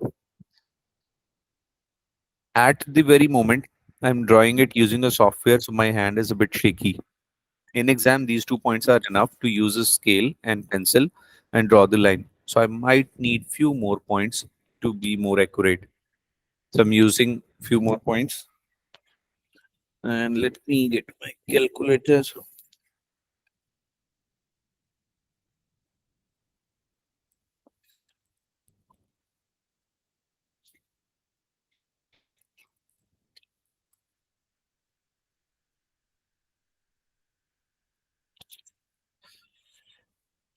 Okay, this is 8 minus 5.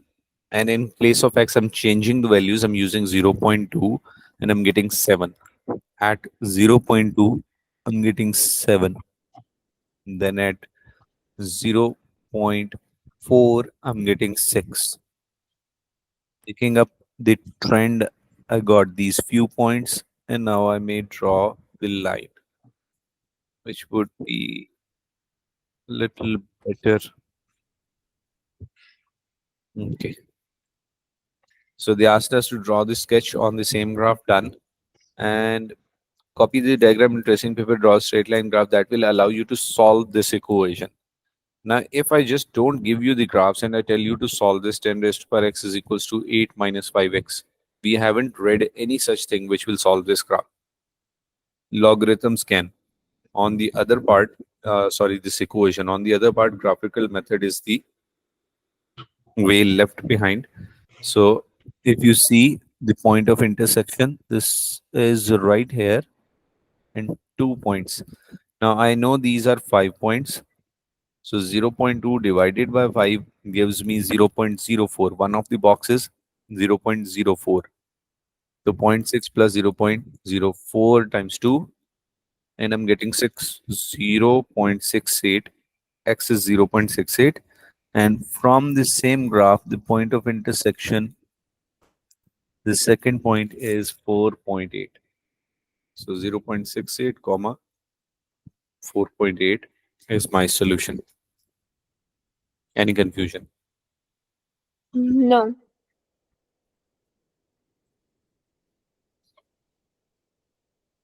Okay. Question number 3. May finds the following explanation on the internet. Understand the exponential graphs. Standard equation is y equals ab raised to power x.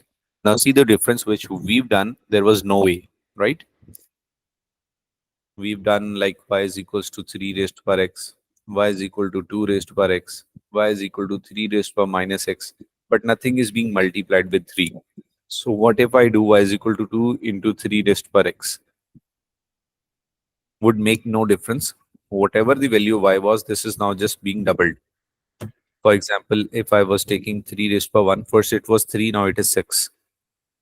And when I take 3 raised to power 2, first it was 9, now it is 18. Basically, it rises a bit more, but still passes through 0 because at x is equals to, it passes through 2 now, because when x is 0, that becomes 1, 1 into 2, 2. So this rises by that coefficient. This was the old graph. The new graph will be it rises and more steeper. Let me use this. So if I just edit it to 2 into, see the difference? The green one is passing through 1, the second is passing through 2 and is more steeper, Yeah. because for every value of x, the value of y is higher than it was before. Okay, so the internet is telling us when a is positive, that means greater than 0 positive, it would stay in this way. Otherwise, it would get a reflection in y-axis. And then we have y is equals to 2x plus 1. Obviously, let's discuss here. Look at this green one. This is y is equal to 3x. If I just solve y is equals to 3 raised to power x plus 3, everything is going to rise upwards by 3 units. If I just write plus 3 with this, plus 3, see the graph shifts upwards by 3 units. But the steepness is still the same. See? Multiplication makes it steeper and moves it upwards, Yeah, right? Okay. yes. And just adding anything simply moves the complete graph upwards, subtracting moves the complete graph downwards.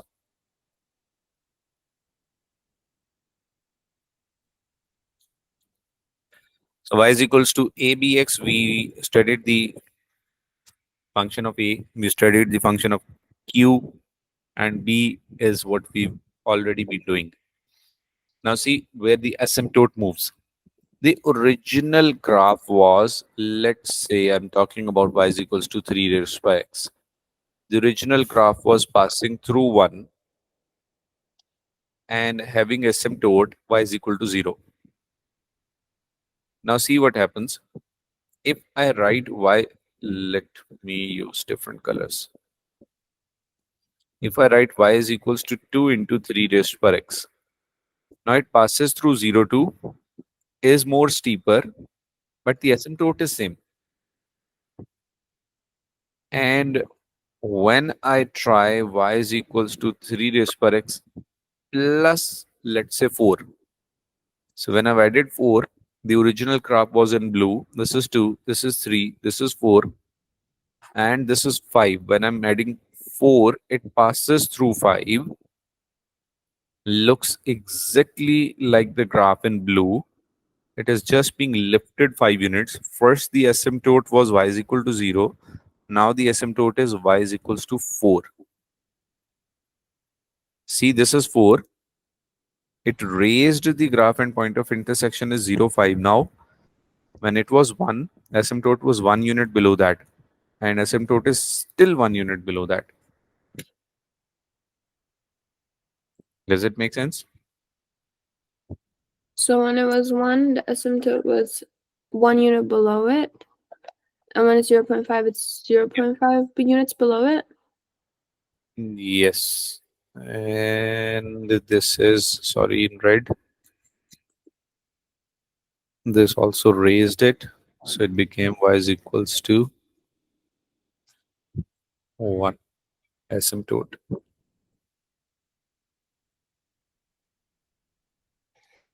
Okay. So basically, whatever we add, that becomes the asymptote.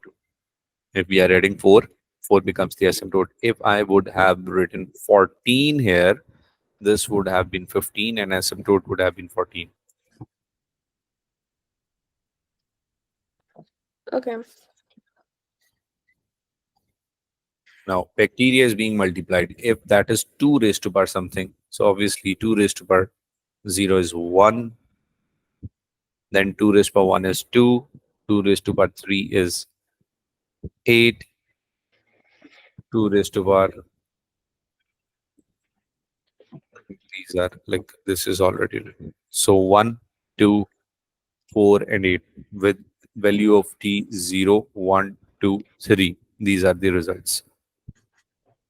If it would have been 3, obviously this would be 1, 9, 27, 81, and so on. So whatever the science is behind the question, it says that the multiplication of the bacteria depends on this equation.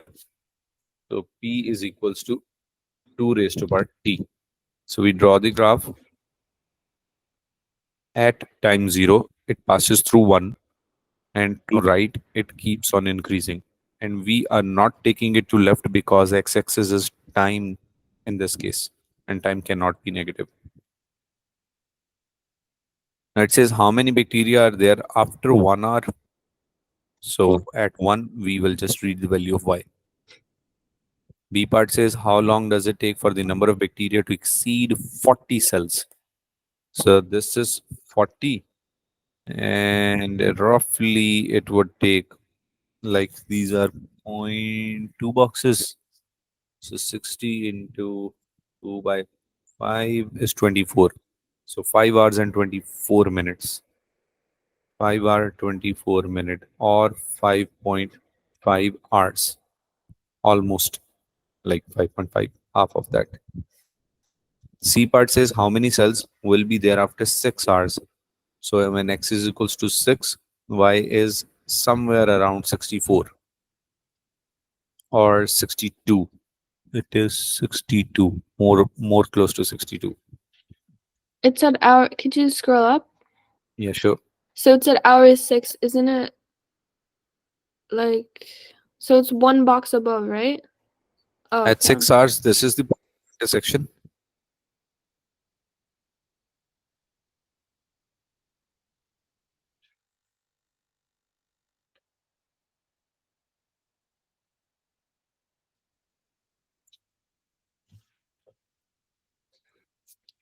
Yeah.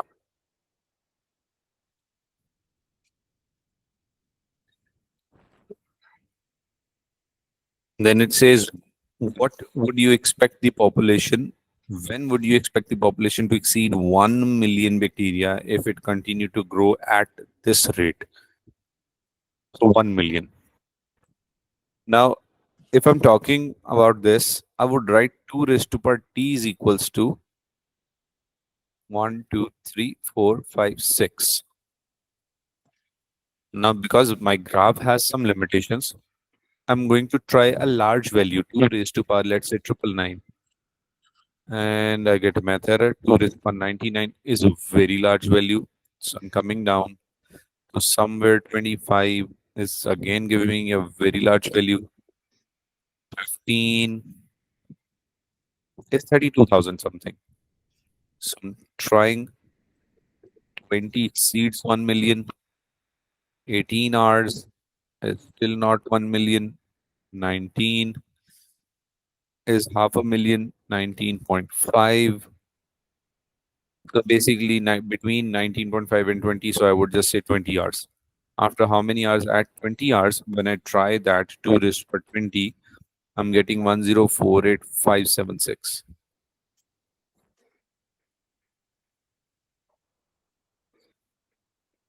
So when would you expect to exceed?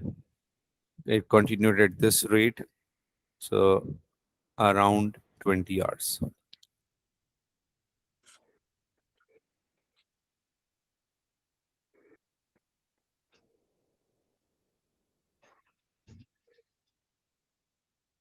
We don't have to get the exact, right? So we can just say around like approximately. Yes. Okay. We don't need that exact value. And in this case, we cannot get the exact value.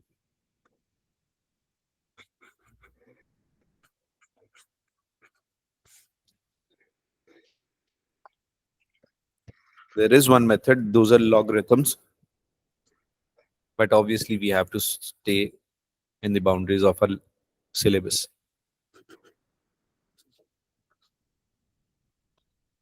Question number 5. The temperature of a metal in a smelting furnace increases exponentially as indicated in the table. Draw the graph to show this data. So we just have to draw it. Number 6. The population of bedbugs in New York City is found to be increasing exponentially. The changes in population are given below. 0, 1, 2, 3, 4. Plot a graph. Show the population increase over time. Okay. I think let's do this. And I'm afraid I don't know how to draw the sketch. Mhm. Let me just quickly try that.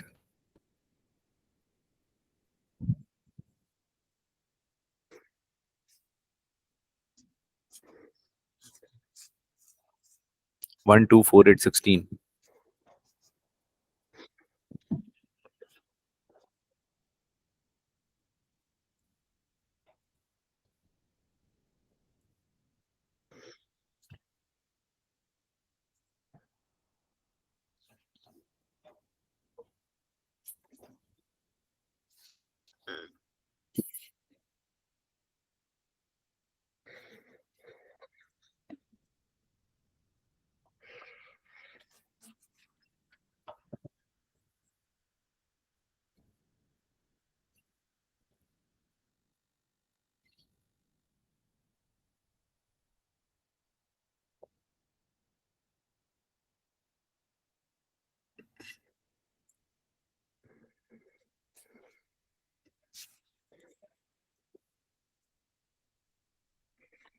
Hmm.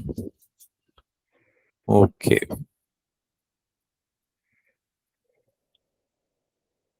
With this scale, actually, x-axis and y-axis is giving us the same scale. Scale 1:1. Yes.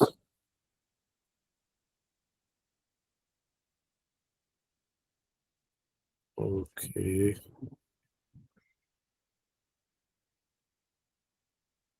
Yeah, this might give us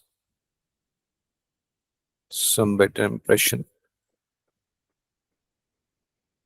So the graph looks like this. And let's see what the next question says. When did the bed begging population reach 10,000? So we will just use our graph and on y-axis read 10, draw the horizontal line and see where it intersects. And coming down, we can tell that this is the time when it reaches this much population. C part says what will be the bedbugging population after 6 months. So from x-axis, we read at 6, go in the y-axis, and we will have to extend our graph because we've drawn it to 4 only. A quick summary, straight graphs. And do you realize that this would look like which graph when the equation is given? For example, y is equals to 2x plus 3, y is equal to minus 2x plus 3. Would you be able to differentiate? Well, one is positive and one is negative. So it's going to be two different Yes. ways. Yes. So the positive 2x is the one which is drawn first, positive gradient and positive y-intercept. And the second one is negative gradient and positive y-intercept.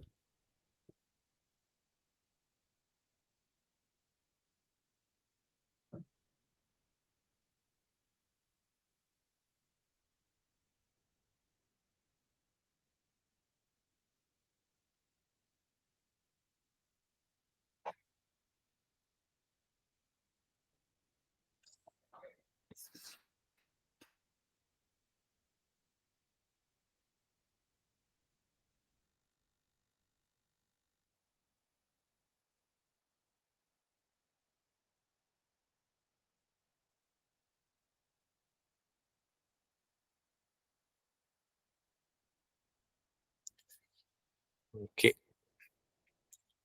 And when we have x is equals to a, that is a vertical line. When we have y is equals to b, that's a horizontal line.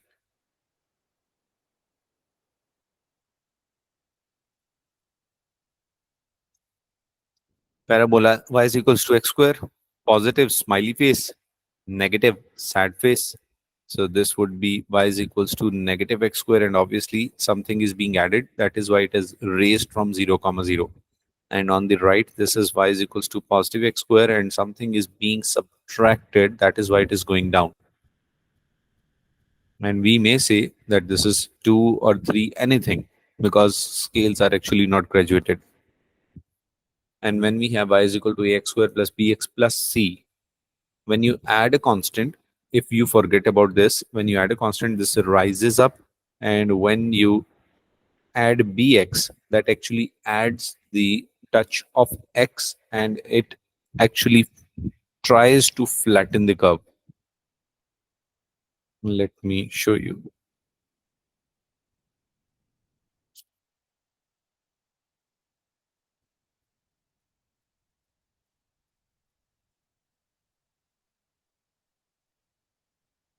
Suppose we had y is equals to x square. I'm going to add something to it, like 2x or anything else.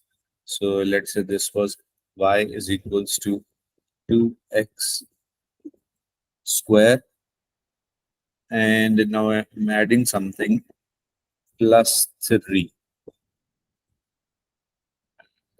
Doing that. See, the one at 0 comma 0 is only x square. The one at a higher point is plus 3. I had to add x as well. 3. It widens the graph as well. Can you notice the change?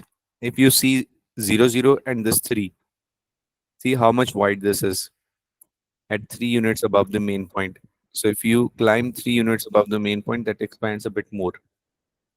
Isn't G the one that we just wrote? And 1 over x reciprocal graphs, when a is positive, you get this. When a is negative, you get this. And 1 over x squared. One, sorry? Isn't G the one that we just drew on GeoGebra? G, the one, which one? On the program. On GeoGebra, I did this one. Yeah. And you were saying that it got First, wider. I only wrote ax square. Yeah. Yeah. But it also moved down when we were adding the 3x. Yeah, that would be it, because uh, 2x is positive with values of x. Like at the same value, when we had 0 in x square, y was 0. When we had 0 in x square plus 2 plus 2x or 3x, it is again 0. But what happens with negative values, the part which is 2x, this 3x part, that will become negative, but x square always stays positive. So when we are using negative values, it actually moves it to left. Obviously, it moves because of negative value effects, and it moves down. For example, try -1. So when we put -1 in x square, that is positive 1. But due to 3x, that is -3. So positive 1 minus 3 brings it down to -2. Also, it like cancels out each other, kind of. Yes. Okay. Because the first graph is x square, that always stays positive. But x square plus 3x also brings it down because of the dominancy of 3x. At x -1, this would be -3, and x square part is still +1. But when we try 2, -2, x square is 4, and that is -6, still dominant. When we try 3, 3 square is 9, and 3 into 3 is -9. So see, at 3 we are getting 0. Now the dominancy of x square will increase when we increase the values of x. Let's say we try 4. 4 square is 16, and 3 into -4 is -12. So 16 minus 12, we get an overall value of +4. Okay. So see the graph at y -4, we're getting x Oh, -4, we're getting y +4. it froze again. Let me know when it is visible.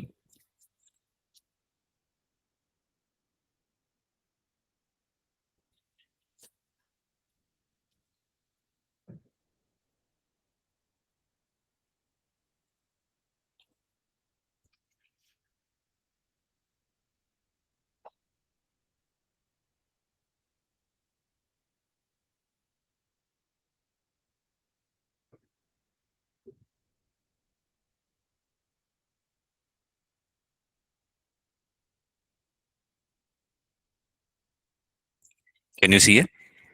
I can see your screen. Okay. Now see if I just add a constant. So constant will show its presence, show its dominancy. Let's say this is y is equals to x square plus 3x. I'm going to add something to the exact same equation. Let's say plus 1.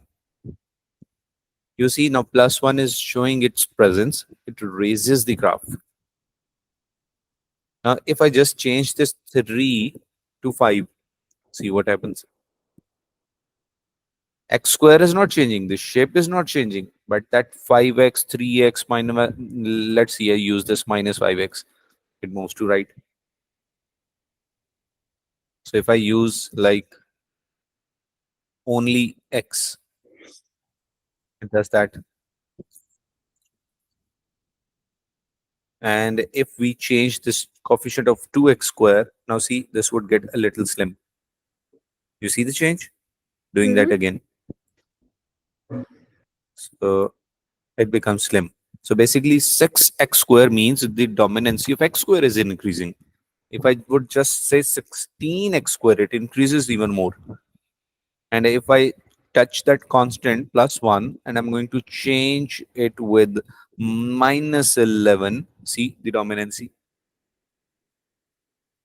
So we're playing with it.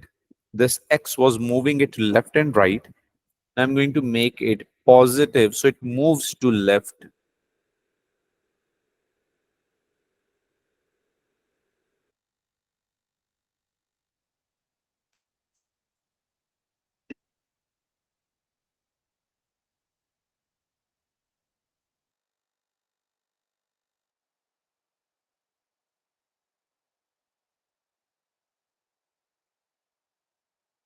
So I'm increasing the coefficient of x. So x shows its effect more and more. So the overall shape is always a quadratic shape, but it is not passing through 0, comma 0 because of the other things being added.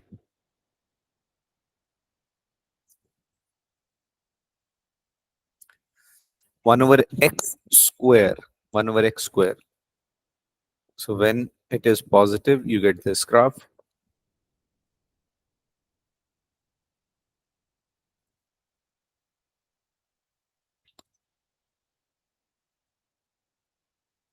And when it's negative,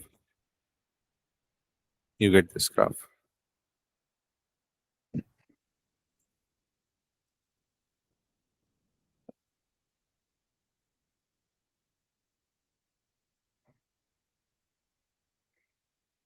Sorry, you're showing the hyperbola, right? Yes. Is it 1 over x square. This one. they're both on the Like same we've side of discussed the 1 over x. equation. No. I'm asking. So they're both on the same side when we're adding something to it, or when the x is squared. No, no, only the square part. Because when we are dealing with 1 over x square, think about this. Will you ever get a negative value for y? Mm, Use any value of x, you always get a positive value for y.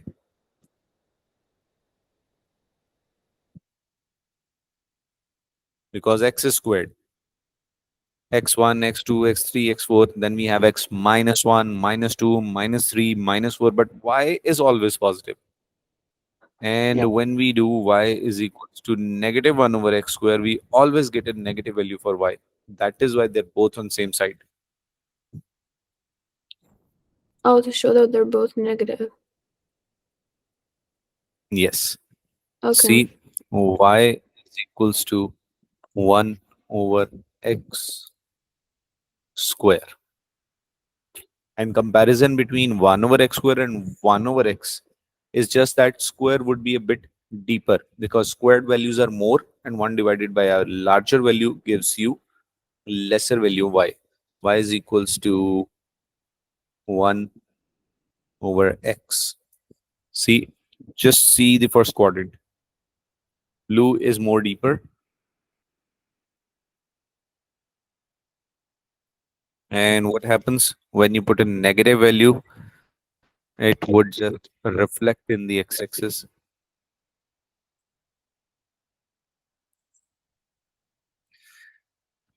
And then we have cubic graphs.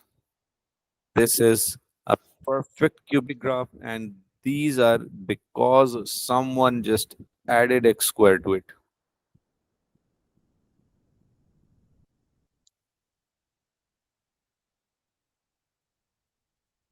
See this. Y is equals to x cubed. So when we just add x square, it will show its presence.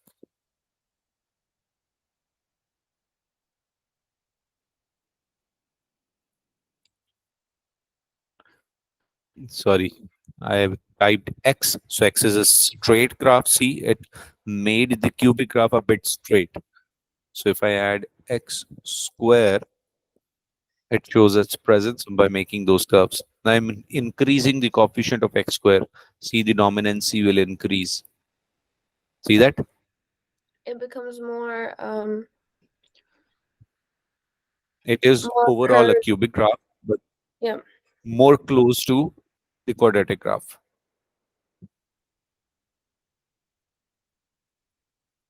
And removing this. Now see, this is x cube. Now I'm going to add x. X is straight line. So see, it becomes a bit more straight. Its effect is increasing. If I increase this value, see, it becomes more straight. Because these are actually two graphs added together. One is cubic, the other is linear.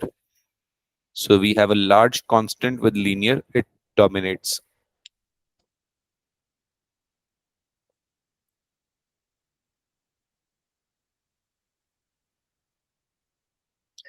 And then these are the graphs which we just did. A raised to power x and a raised to power minus x. And the last one, combined curve, linear, quadratic, cubic, or reciprocal.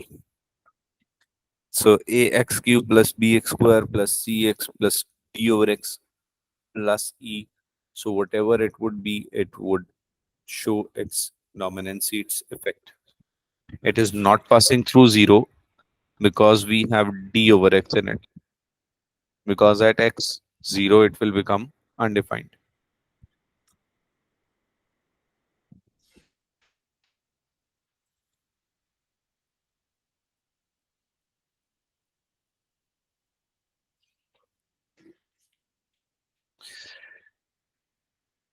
Finding the gradient. Now there are two ways. One is the traditional one, or the one which those students who are taking general mathematics will be doing.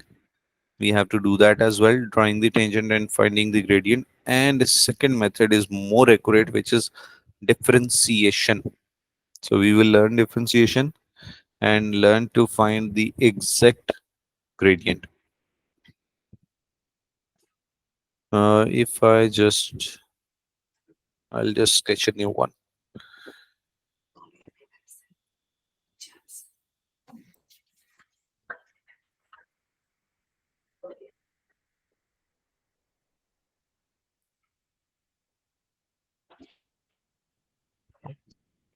Okay, for sake of discussion, I'm labeling it A, B, C, D, E, F.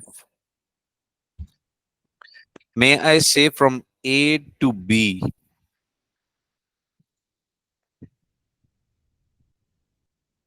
gradient is increasing. Yes. From B to C, it is decreasing. Decreasing? Yeah, decreasing gradient, not the value. Not the value on y-axis, gradient. Gradient is basically the slope. So if I draw this slope, see the slope is increasing. If I draw these tangents with the graph, the slope is increasing. But from Oh, B to C, yeah. see the slope is decreasing. Yep. And from C to D, it is horizontal, so that's 0. So there's no slope? There's no slope. That is constant horizontal. Now what happens from D to E? If I draw these tangents, what do you see? Are they becoming more steeper? Yes. So they're increasing? So I would say it increases,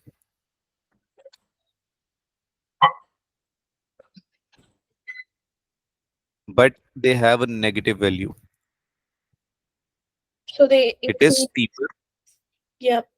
Yeah, the gradient is increasing, but in negative direction. I see. And for EF again, it is decreasing, but with negative values. Okay. Now see this.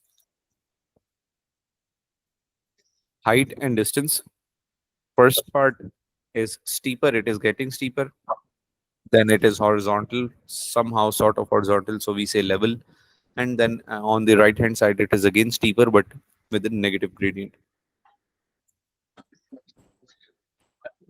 So at any point, we can draw the tangent to find the gradient. Now, how do we draw the tangent? These are the steps. For example, the examiner told you to find the gradient when x is 2. So this is the point on the graph when x is 2. Then you place your scale next to it in such a way that you should feel that the scale is touching my graph at only one point. Touches at only one point. And you may be able to place your scale like this as well. It still touches at one point, but do notice that on the right side of the point it is more space and on the left side it is less space, so it should be more or less same as shown in the diagram 2, more or less same space. And at that point we just draw this tangent. Once the tangent is drawn in the third diagram, what we do is we use this straight line on the graph and use the formula gradient is equals to y2 minus y1 over x2 minus x1. Do you remember this formula? Coordinate geometry. I remember it.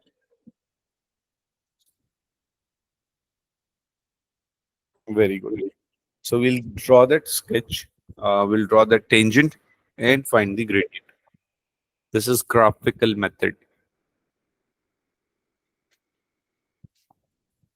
Worked example, the graph of y is equals to 5x minus x square is shown in the diagram. Find the gradient of the graph at x1, y4. So see the first point A, x1, y4. So we just mark that point. Then we draw the tangent, this one,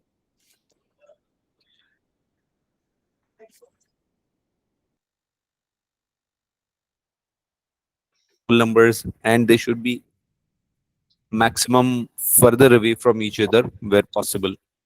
So if I see this point, this is x2, y7, and the lowest point, this is x0, y1.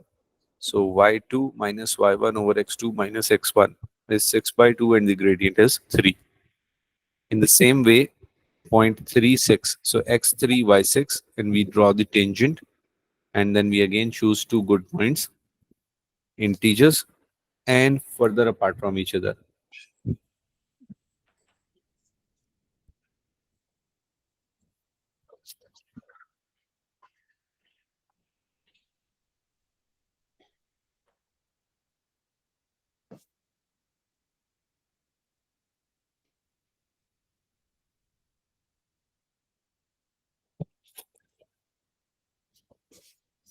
Okay.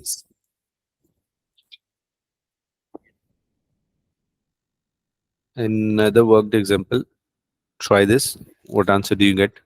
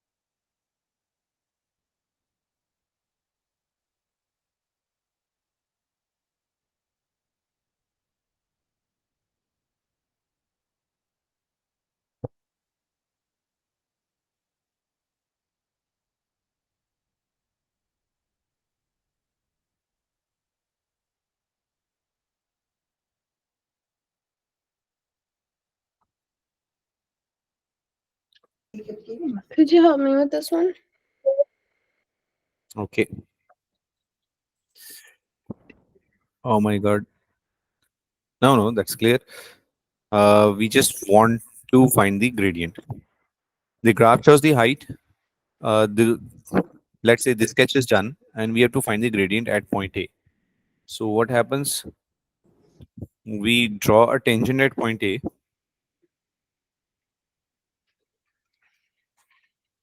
and then we find two good points.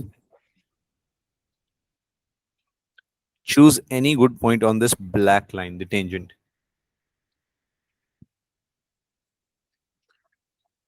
It could be 30 and 10. Or So x 30 and 10 could not be actually. This is 30, 10. This is not on the black line. Any other? Let's say we choose this x8 and y is exactly the second point. So this would make 8 comma 32. Choose another point. Make sure it should be further away from the selected one. 10 comma 0. I mean 0 comma 10.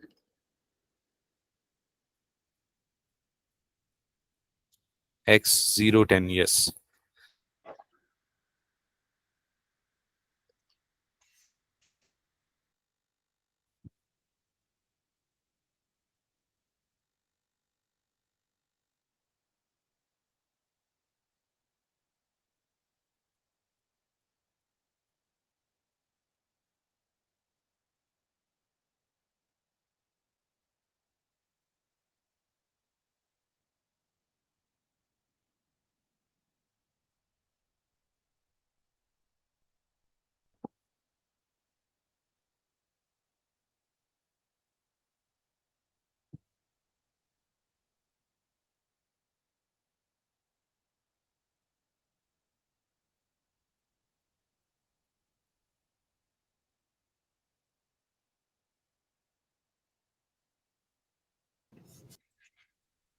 Hello?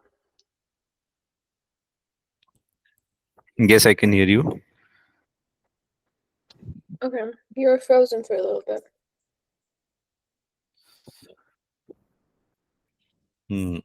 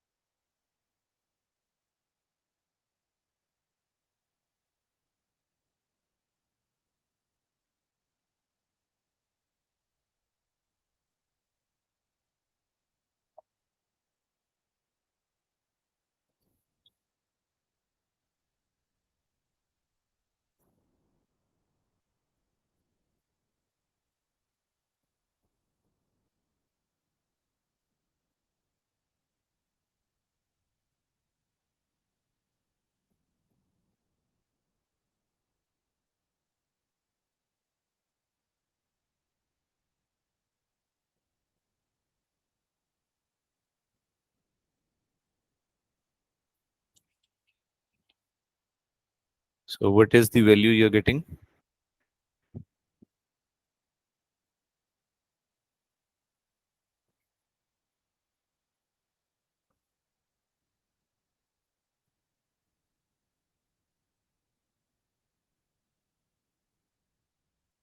Hello. Well, the value, I'm getting 2.4. Gradient is y2 minus y1 or x2 minus x1. Yes. 32 minus 10 over 8 minus 0 is 22 by 8, and 22 by 8 is 2.5. Sorry, 2 point what? 2.4? 2.75. Oh. Can I quickly redo? Yeah, sure. So if you are plugging in x in place of x and y in place of y, if you ever get confused, don't feel shy to write this x1 y1 x2 y2. Okay. And then 22 by 8. Yeah, 2.75, which then would round to 2.8.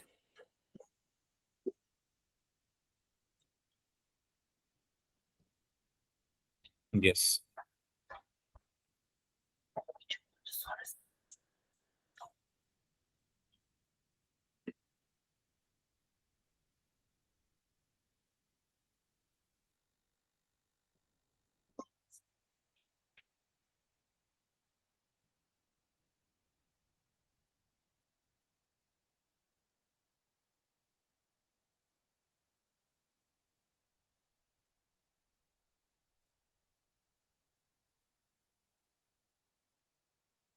So this is graphical method by drawing tangent, and then we will go for differentiation.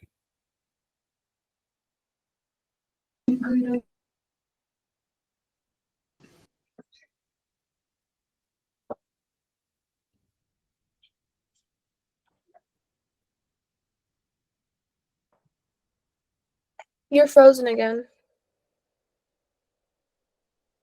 Okay. Okay. Actually, there's scattered thunderstorm here. Maybe Oh, that's losing some signals. yeah. Okay.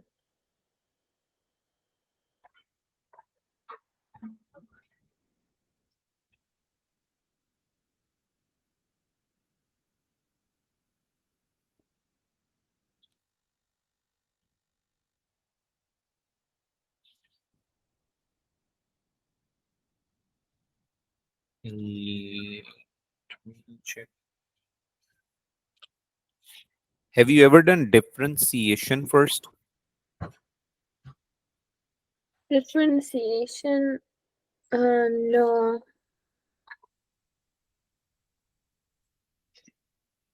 Okay, in that case, we'll just touch it in the next class and let's complete this. The graph of y is equals to x square is shown in the diagram. Copy the graph using tracing paper and find the gradient of the graph at the point. Obviously, during exam, this option won't be present. Either it is already given printed form or we'll have a table to draw. And let's fulfill the requirement, and it says find the gradient of the graph at the point 2 comma 4. Now that's going to be a challenge. 2 comma 4.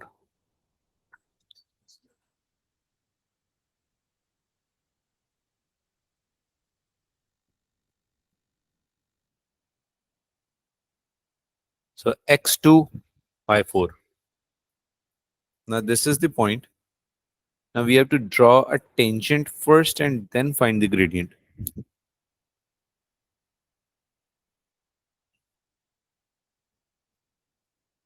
So if I just try freehand, it should look like this.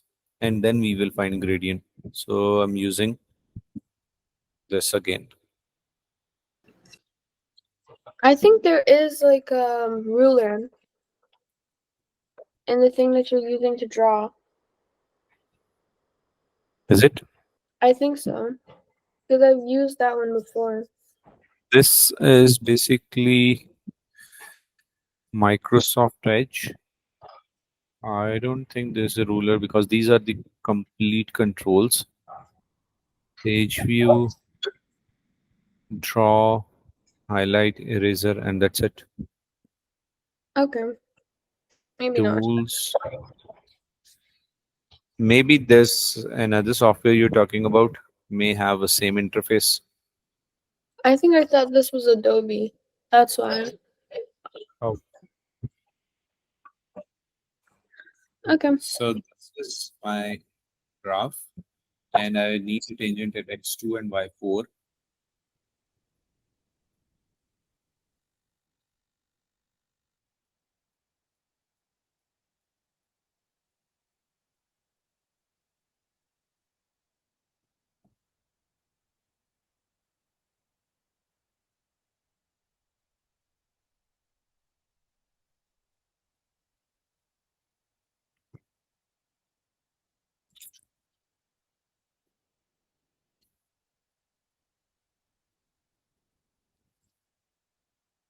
Okay. So this is my tangent. Now I will use some good points and then find the gradient.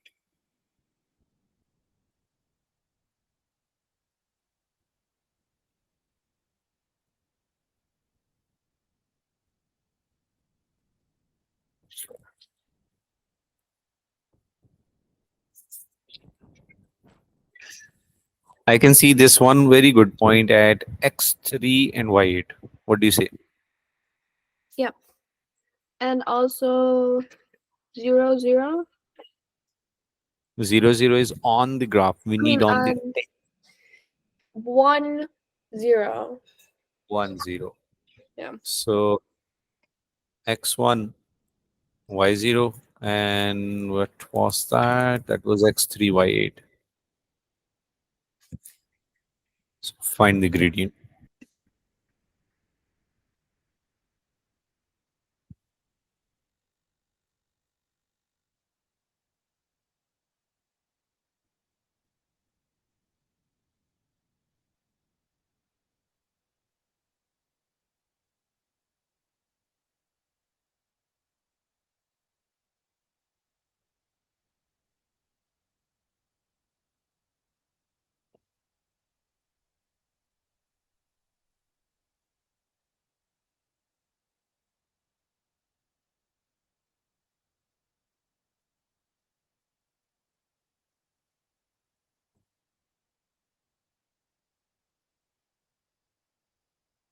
Four. That's correct. y2 minus y1, x2 minus x1 is 8 by 2. That is 4. Same graph, x minus 1, y1.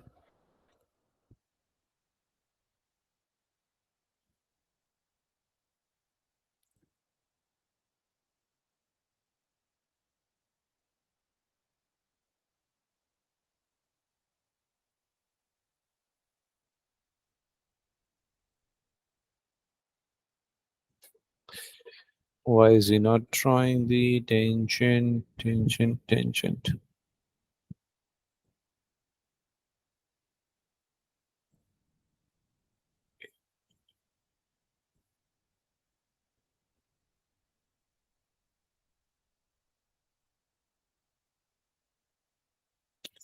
Gee, what good points do you see? There's -3, 5. Negative 3 and 5. So negative 3 and 5, yes. And the other one? And the other one, there's also -1, 1. Negative 1, 1, yes. We can also use the same exact point where we are drawing the tangent. Negative 1, 1. Just for the discussion. See x0, y minus 1. Yep. See x minus 4, y7. So we have many Mhm. options. Yep. And now the gradient.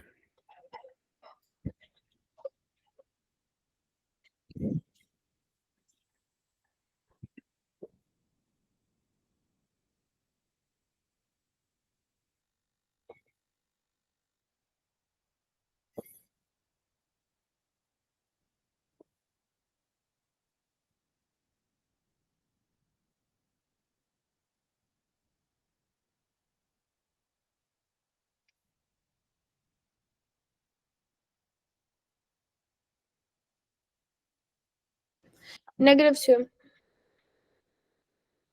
That's right. Look at the statement in B part. The gradient of graph at point x1, y 2.25 is 3. So I'm going to highlight that point, 1.5 and 2.25.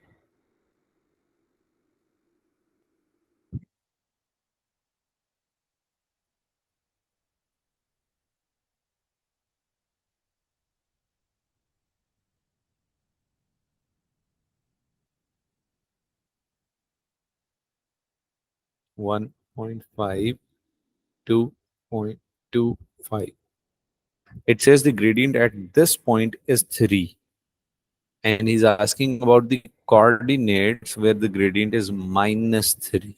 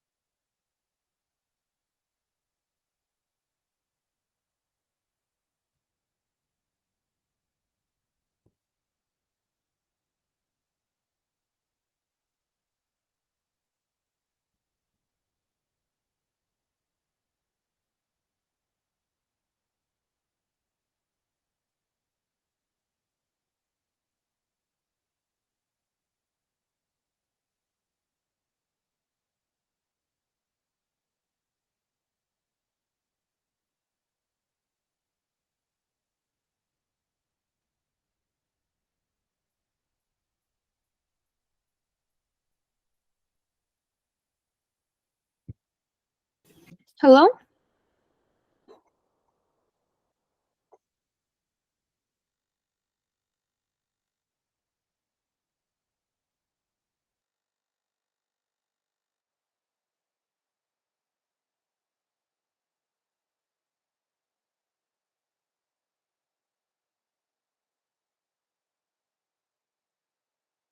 Hello?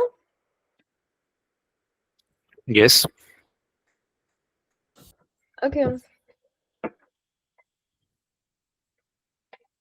I thought you couldn't hear me. Okay. Okay. So we're supposed to find the coordinates for -3 and 1.5 and 2.25 is +3. Yes. The given point has a gradient. When we draw the tangent, it has a gradient of 3. So we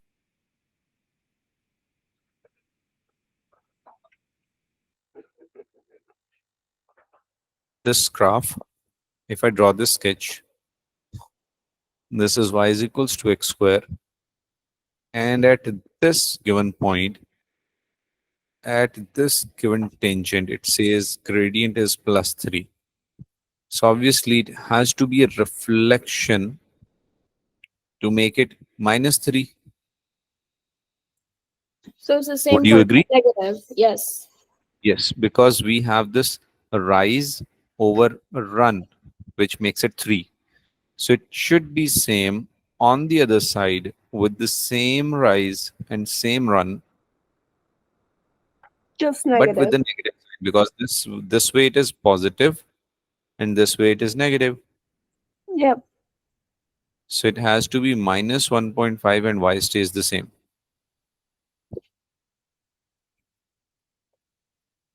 Getting it? Yes.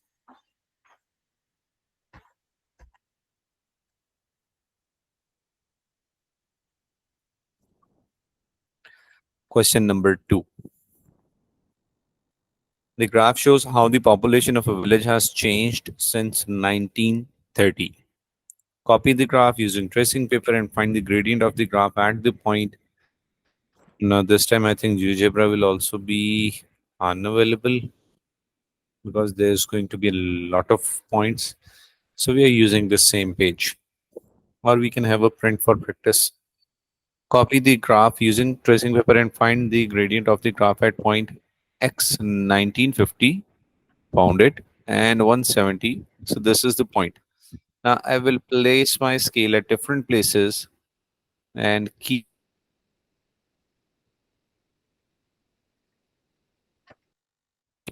and then I'll draw a straight line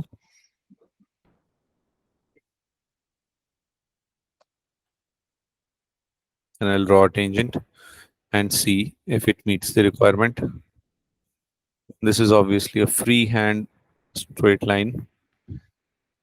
So at this very point, we draw the straight tangent and go through the same process to find the gradient. Gradient was change in y over change in x.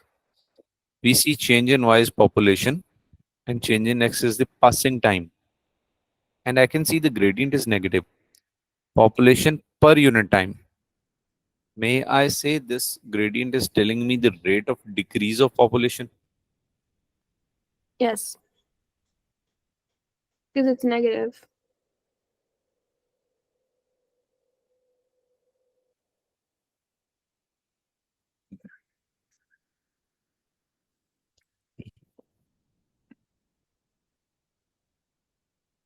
You just note down this one last question and practice this in your free time. Okay, I'll take a screenshot of it. Yeah.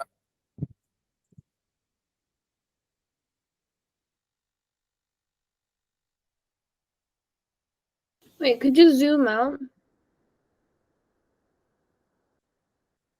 Because I also need to take in the graph. Yep. Sure. Let me then erase it so you can have the fresh values.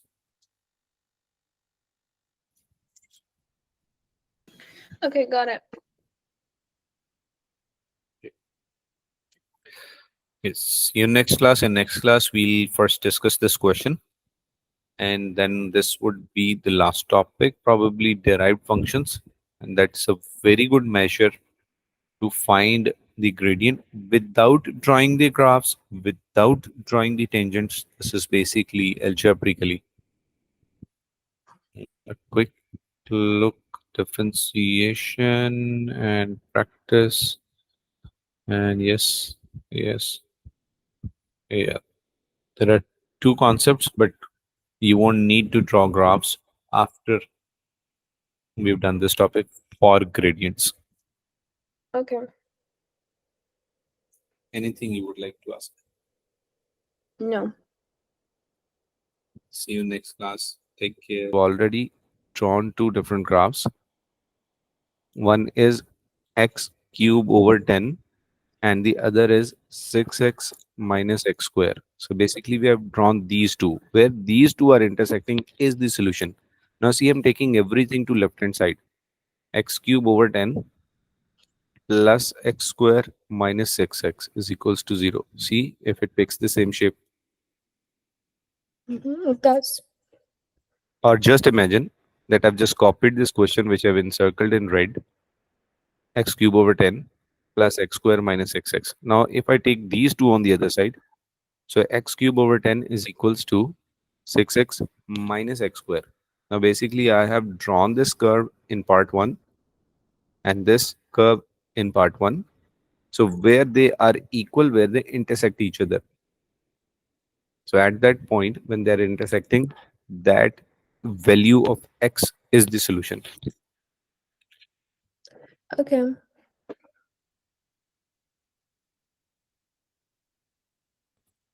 Now the main difference between tangent and differentiation concept, tangent is also giving you the gradient.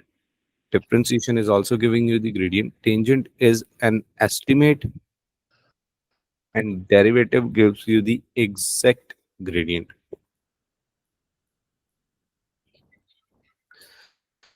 For instance, we had these examples.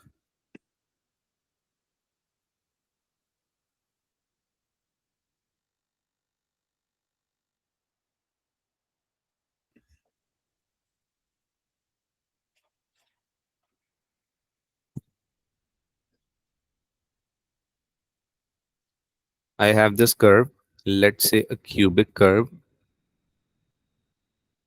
So this is the point and I'm drawing a tangent. For example, someone said that find the gradient at x minus 1. So x minus 1, this is the point. I draw a tangent. Now I will use gradient is equals to y2 minus y1 over x2 minus x1 after I make a selection of two good points. This is one way. Now I may have a different gradient, different slope than my class fellow. And if the examiner tells you to find the gradient when x is equals to 7, so suppose x7 is at this point, so we draw the tangent and we again find the gradient. Now differentiation, we don't have to draw the curve, we don't have to draw the tangent, we can directly use the equation to solve for the gradient. For example, first I'm writing the general form y is equals to x raised to power n. And before I start solving it, I want you to know that it is a very easy when values are given. In this case, n is not a value, it is unknown.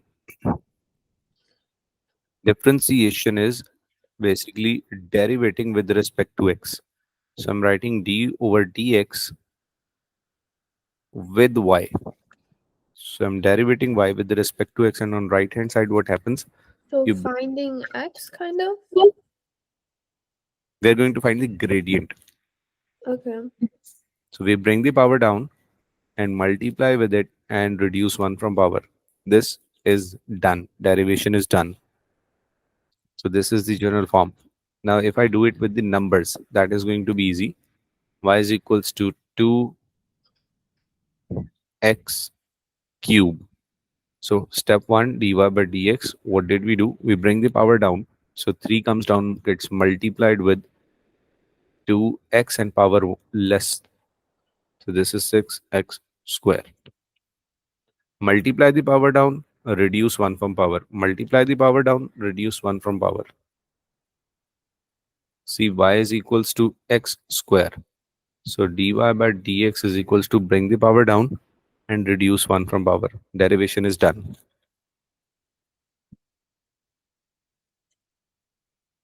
Y is equals to 7x raised to power 5. So dy by dx, bring the power down. So this becomes 5, 7 times is 35, x power 4. Getting it? So dy over dx just makes it rearrange itself? Yes, we are derivating it.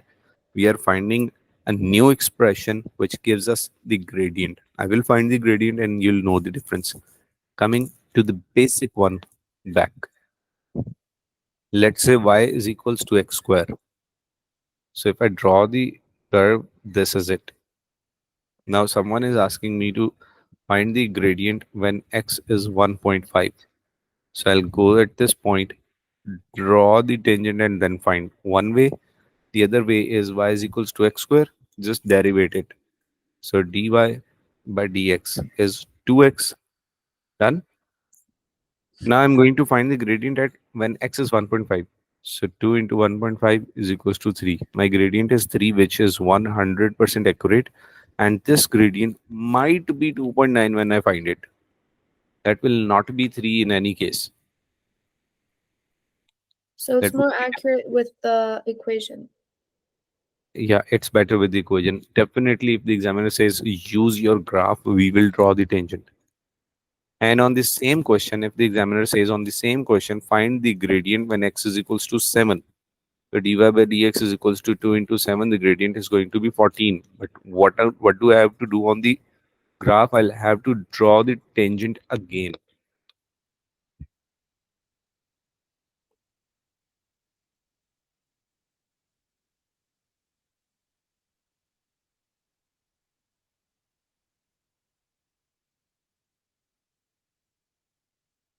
Y is equals to x square.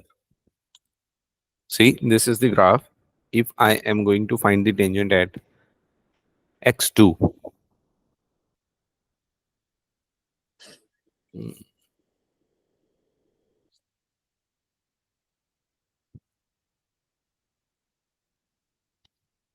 tangent, tangent. Yep.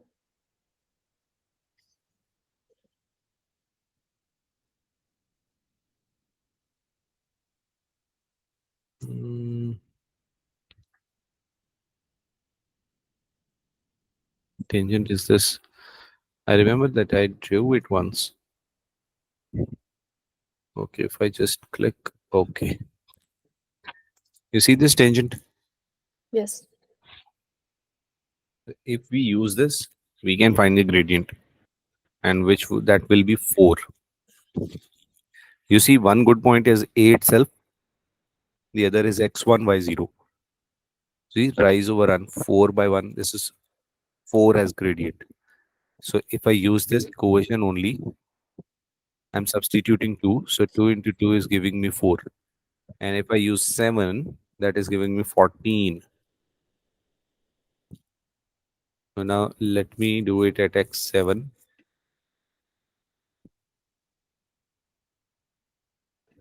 On x7, y is 49.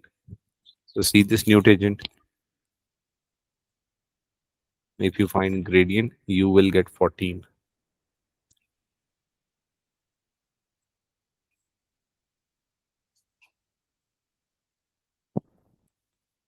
So this is the difference between drawing a graph and solving using differentiation.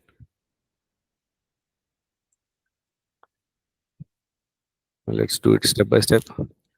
See, the first one is x square. Bring the power down, reduce 1 from power, becomes 2x.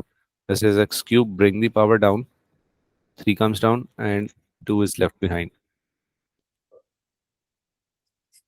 General formula, bringing the power down, so nx and reducing 1 from power. Bring the power down, reduce 1 from power. Bring the power down, reduce 1 from power. I'm just writing an exaggerated question for explaining.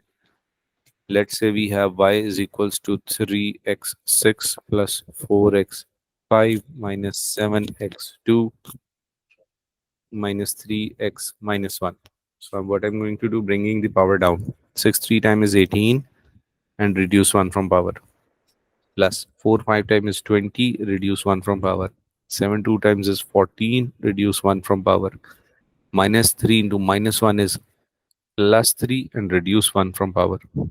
Getting it? Yes.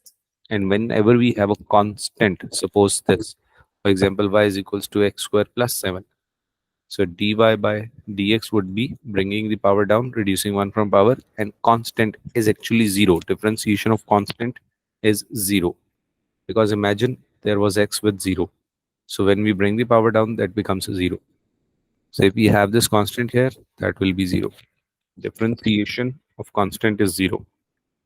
And see the concept, if I just write y is equals to 7, y is equals to 7 is just a horizontal line and gradient of which is always equals to 0.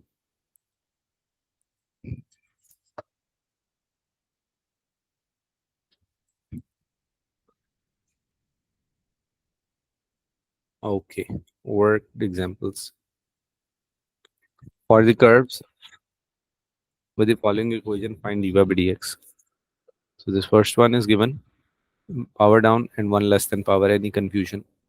No. Have a look at A, B, and C.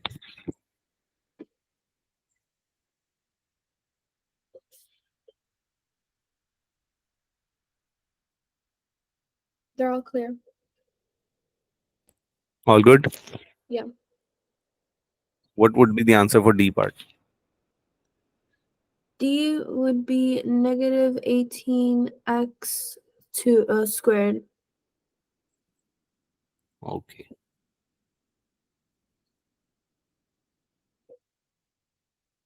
Worked example 20. Find the gradient of the curve when the equation y is equal to 4x cube at point 232. So this is 4x cube already. Dy by dx will be 12x square, and we need to find the gradient when x is 2. So 12 into 2 square, 2 square is 4, 4 into 12 is 48.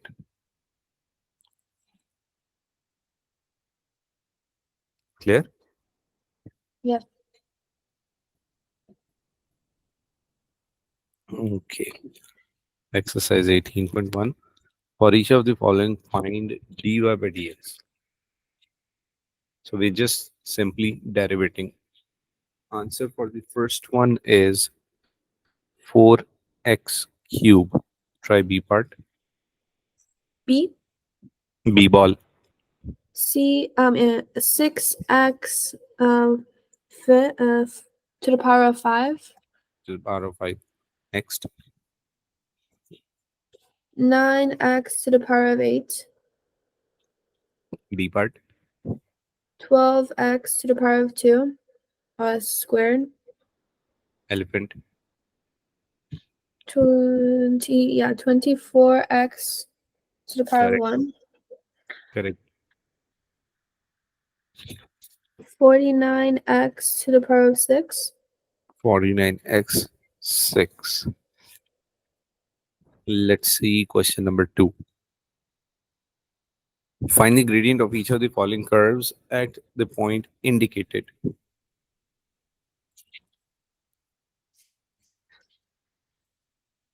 So the first one is y is equals to x square.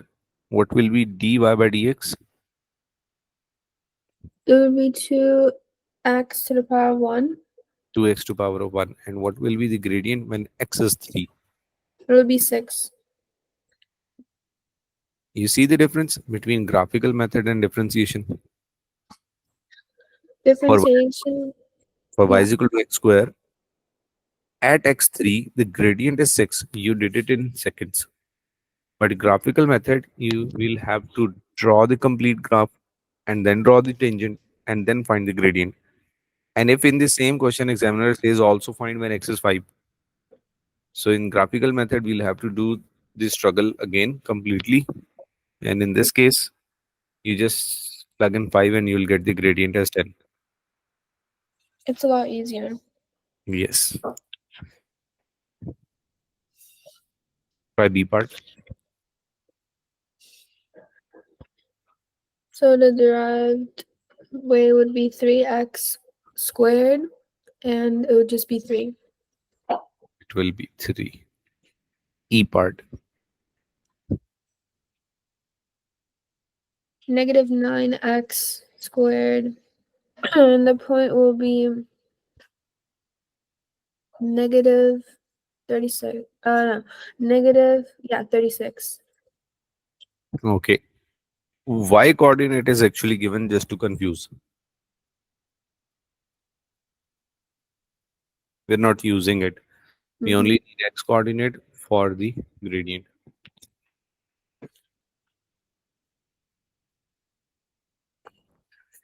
Number 3, find the coordinates of point at which the gradient of the curve of the equation is this. Now gradient is already given and we need to find x and y. So what would you do?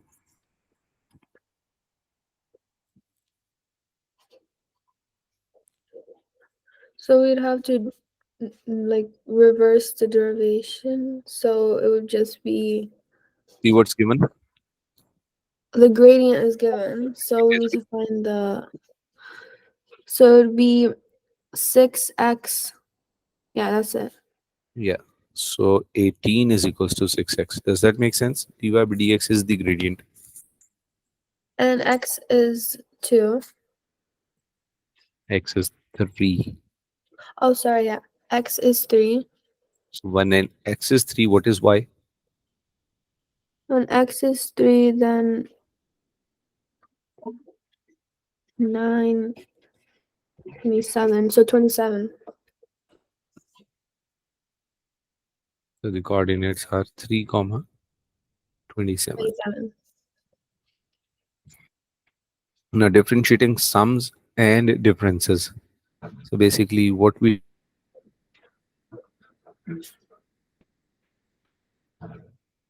also call it term. Now these are two terms, 1 and 2. These are two terms, 1 and 2.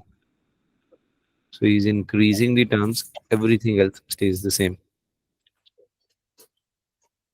So if I have to differentiate the first y, this will be 2x plus 4x cube. The second one is 6x minus 4. Any objection? No.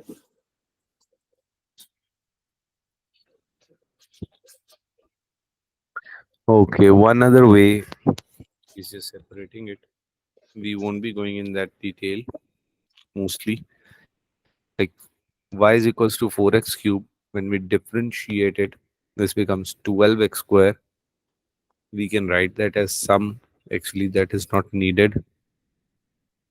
Now, if you compare this to the original equation, it could be written as sum of separate numbers. Obviously, 4x cube could be written as 2x cube plus 2x cube as well.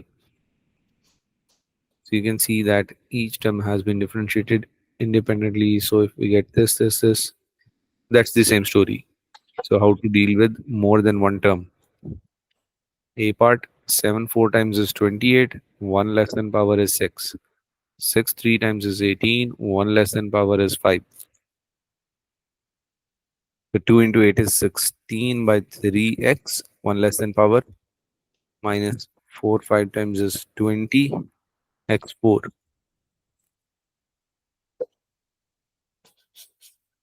Try the first one.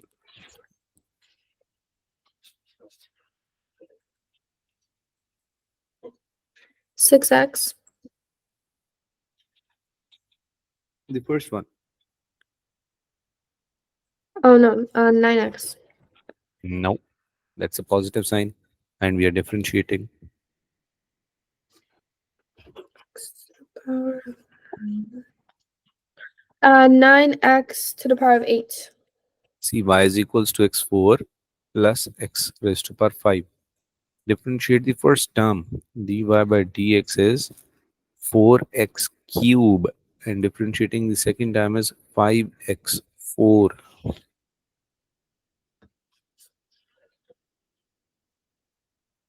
That's the final answer, right?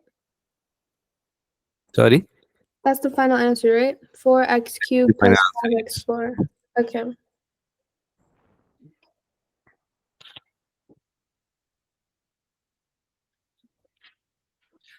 B part. Try B part. Whenever you have these terms were separated with plus minus, this is one complete, this is second complete term. So go term by term. 9x squared for the 9x first one minus 20x to the cubed. correct. C part.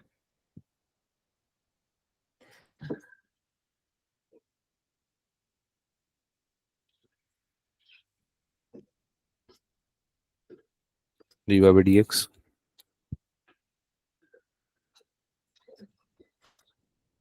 It would be 42x to the power of 5 plus 18 to 18x. Could you zoom in a little bit? Okay, thank you. D part.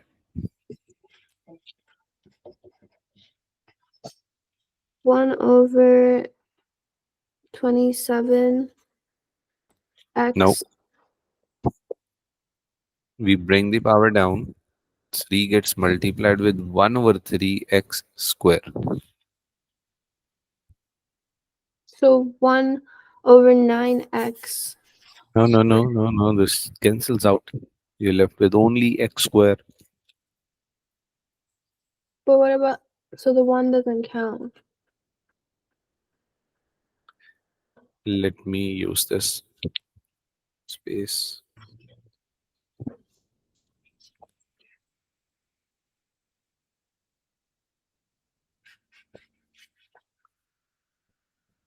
See, we have y is equals to 1 by 3 x cube minus 4 x raised to power 7. So dy by dx, step by step, power comes down, gets multiplied, and 1 less than power, minus power comes down, gets multiplied, and 1 less than power. So 3 cancels out with 3. That is basically 3 by 3. X square minus 7 4 times 28x raised to power 6. 3 is being multiplied with 1 by 3. When this 3 is coming down, it is being multiplied with 1 by 3. That's why it cancels out. Yeah. 3 into 1 by 3 is 1.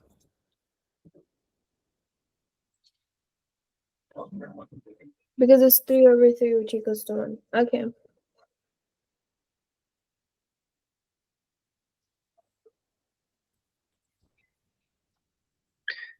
E part.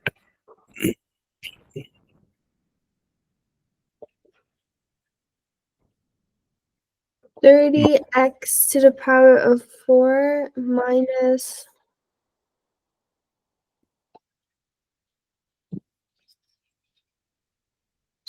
dy by dx is 32 over 11x cubed. very good.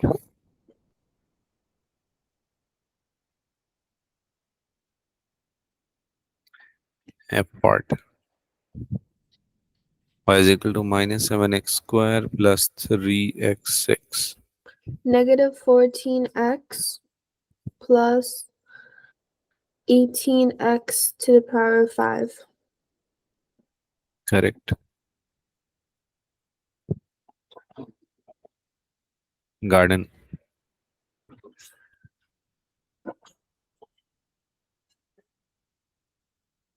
36x squared plus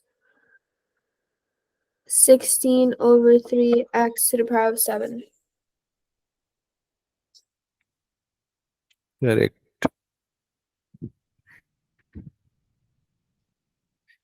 H.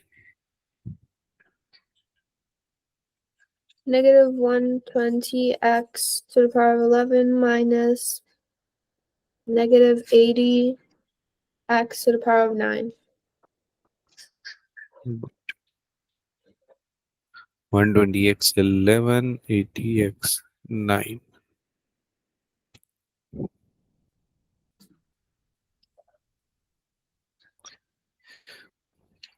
G part, let me copy that.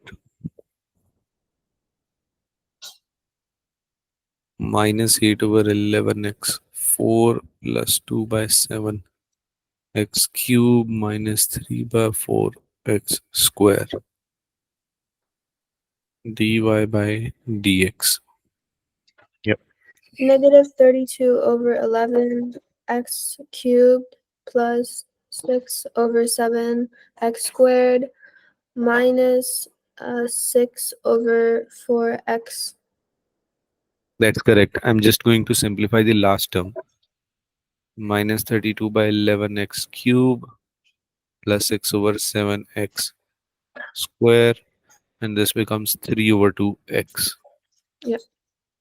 Now just compare, just imagine if we would have to draw these curves. Y is equal to minus 8 over 11x4 plus 2 by 7x cube minus 3 by 4x square. First we have to draw them, then we try to find the gradient at any given point. Getting it? Okay. So differentiation saves a lot of time.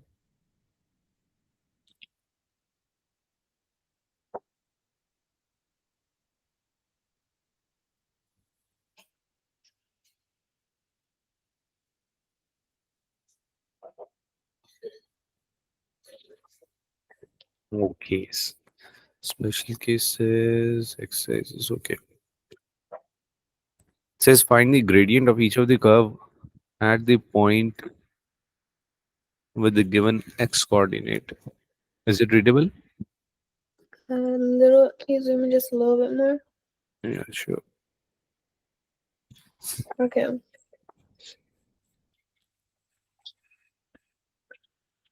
So 9x squared plus 4x, and then we plug in the 3.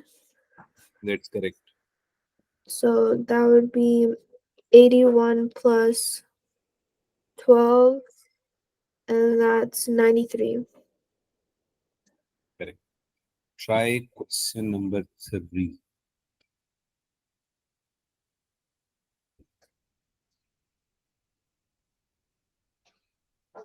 Find the coordinates of point at which the curve with the equation this as gradient 12.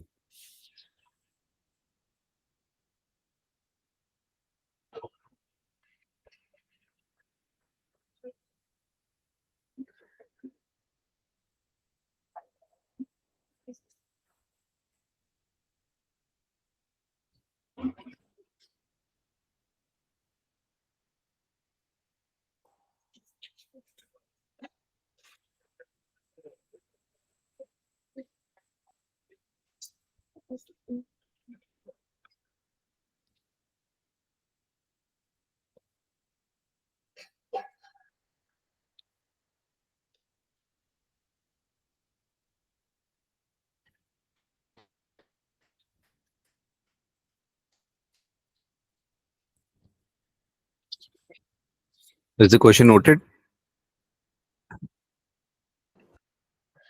The question, Y is equals to 2x cube yeah, I'm just plus writing it down. Okay, yeah. and gradient is 12. And we have to find the coordinates.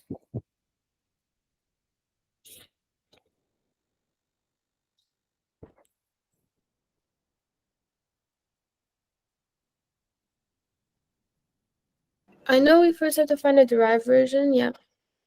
So 6x squared and 6x.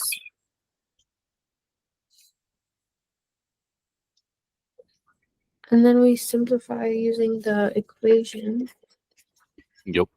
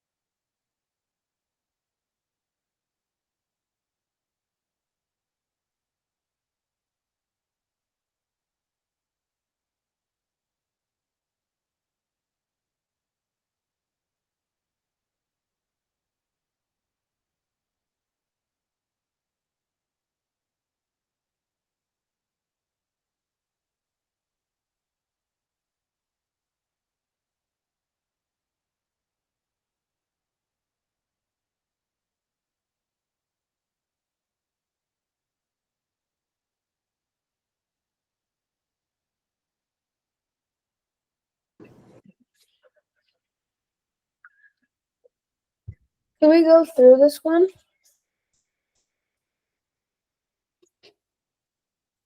Sorry? Can we go through this one?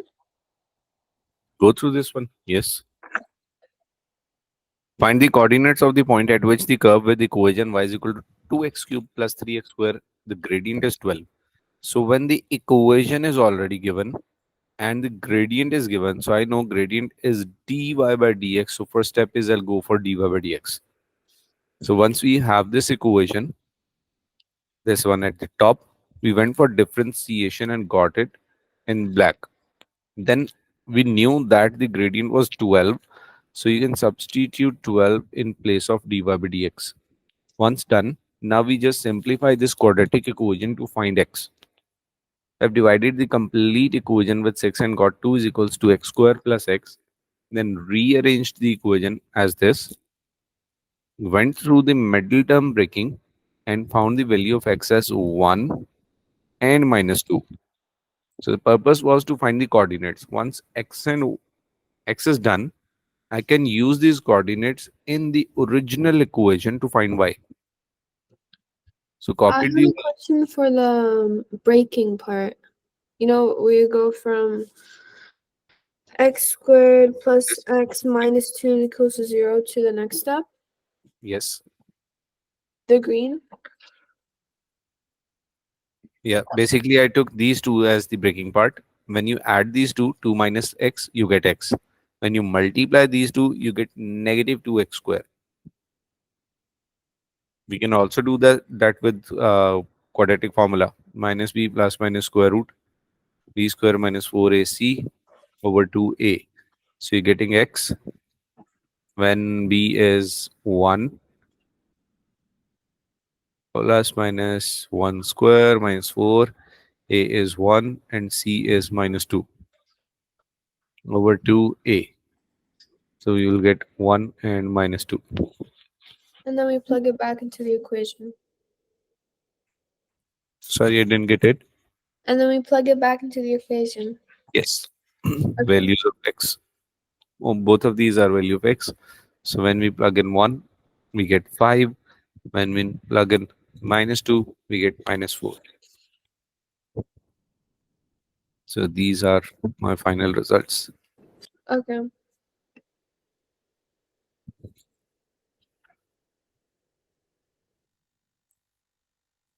Find the coordinates of the point at which the curve with the equation this has gradient 0. Same nature, different values. Okay. Equation is given, gradient is given.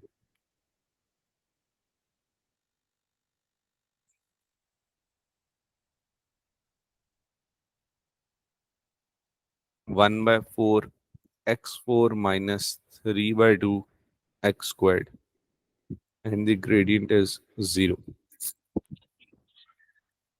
Let me know when you've started, I'll follow you.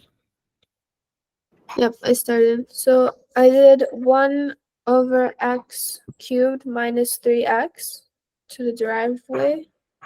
1 over x cube? Yep.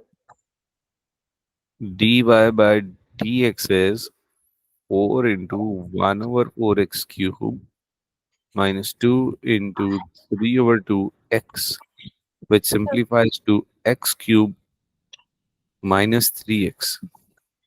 Why are you Yeah, getting I just said 1 over x cubed, but it's the same thing as x cubed, right?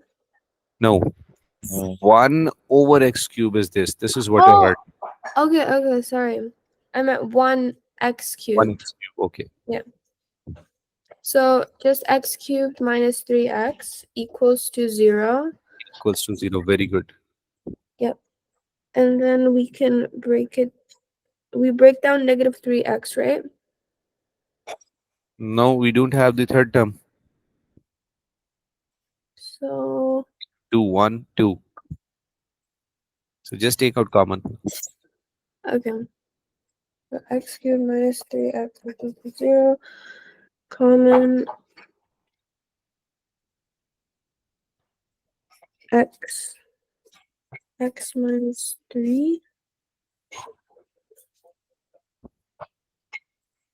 We now have three values. X is equals to 0, x is equals to square root 3, and x is equals to negative square root 3. So the taking out the common is x, and then in brackets x squared equal minus 3, right? Yes. And we equate both of the brackets with 0 1 by 1.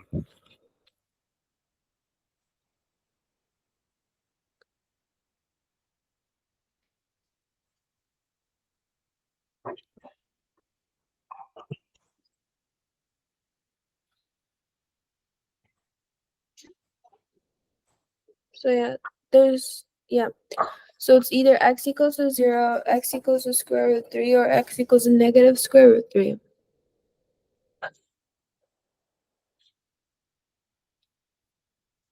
Yes.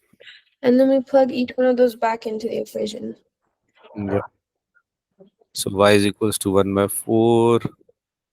The 0 would just automatically be 0, right? Yes. So one of the coordinate is 0, 0 straight away.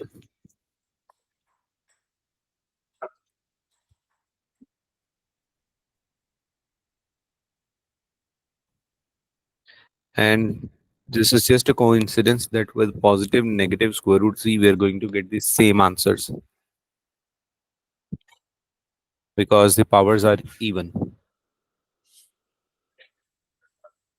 Okay. So it would be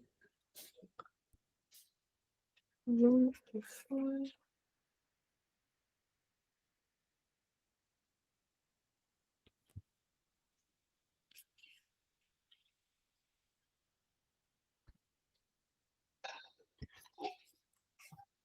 Yep, negative 9 over 4.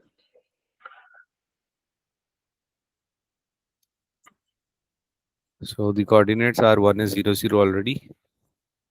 Then we have square root 3 comma negative 9 by 4 and negative square root 3 comma negative 9 by 4.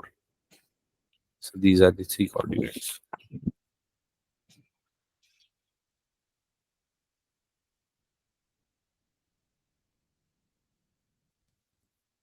Is this thing clear? Why I haven't solved it for negative square root 3 separately? No, no, it's clear.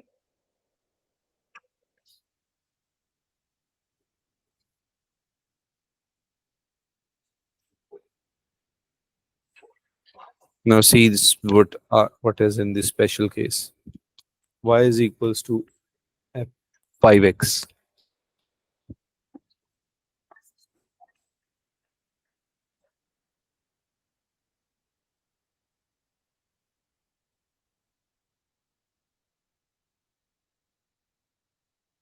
So when the power is equal to 0, it just automatically cancels out the x and just leaves the 5, right?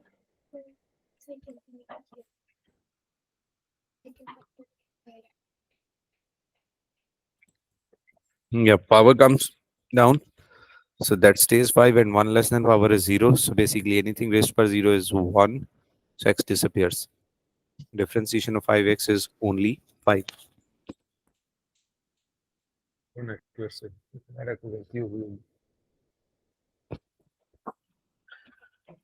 So basically when it is y is equals to kx, the gradient is straight away k. Worked example. Find dy by dx of this. Okay. Okay.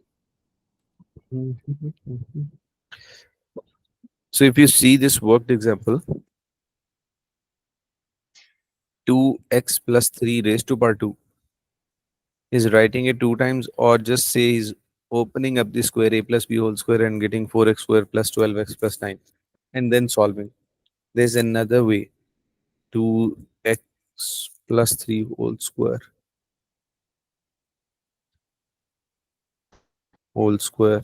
y is equals to this. Now let me write the general form first.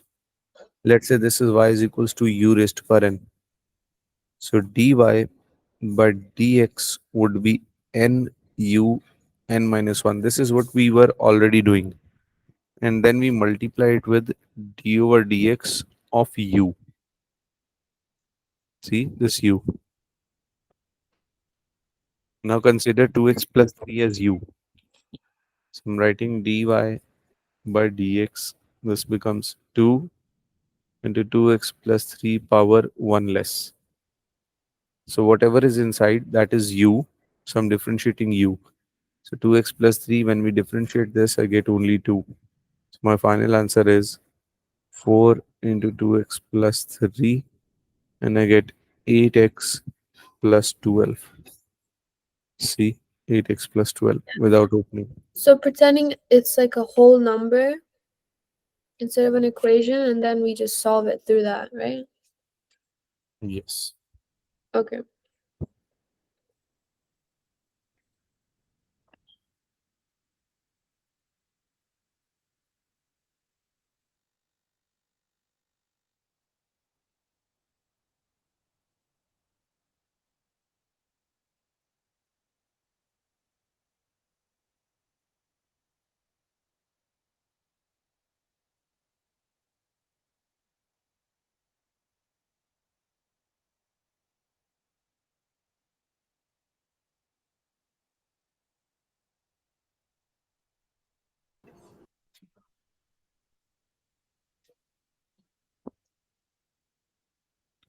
Practice exercise.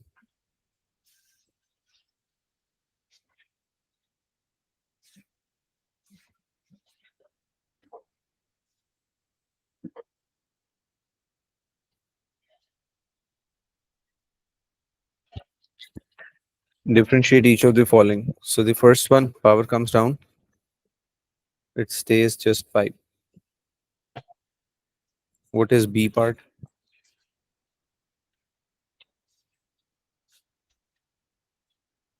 It would just be -4.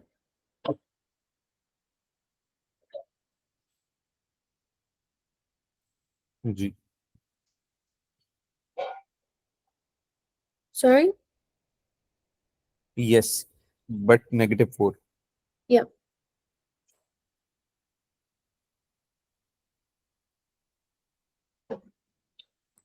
And then C would be C would remain 4. No, it will be 0. Whenever you have a constant, the differentiation is 0. The gradient is 0. Imagine its graph.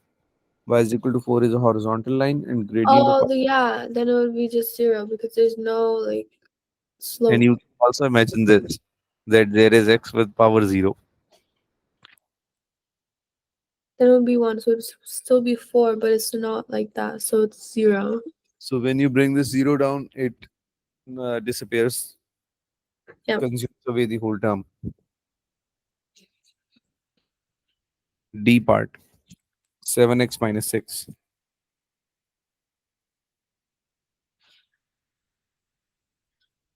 So 7. Correct. E part, -3. very good. F part,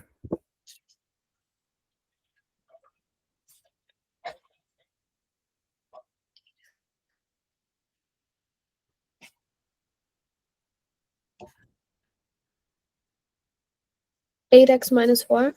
very good. G part,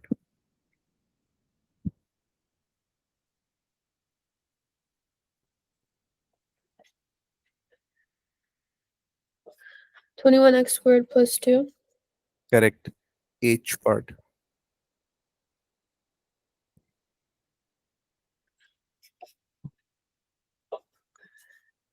1x squared plus 1x. Yeah. correct. I part,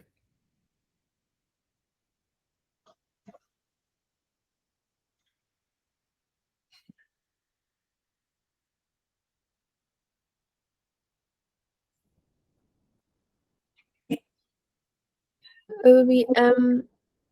Yeah, just M. just M, yes. Do you remember coordinate geometry y equals mx plus c? Yep, it's the equation of a line. Yeah, so that was straight away already M.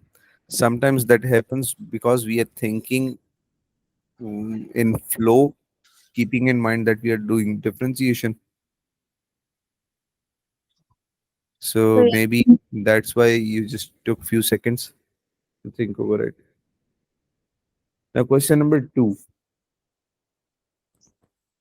There is again a way to solve this that is known as product function, but the questions would be very easy. So I'll suggest that we just multiply them, simplify them, and then solve. Product functions is for super like long processes, long The equations. equations are complicated, Yeah. like the powers are in fractions and stuff. Y is equals to x into x plus 2. So y is equals to x square plus 2x. Now I'm going to differentiate.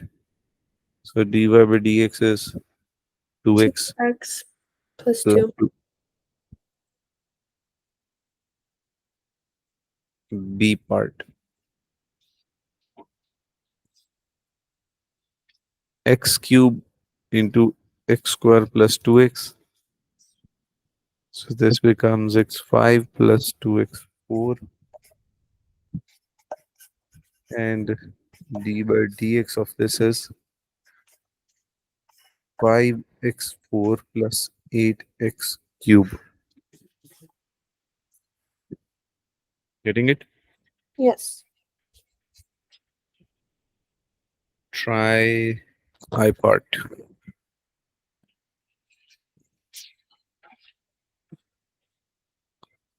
4x plus 1, 3x plus 5.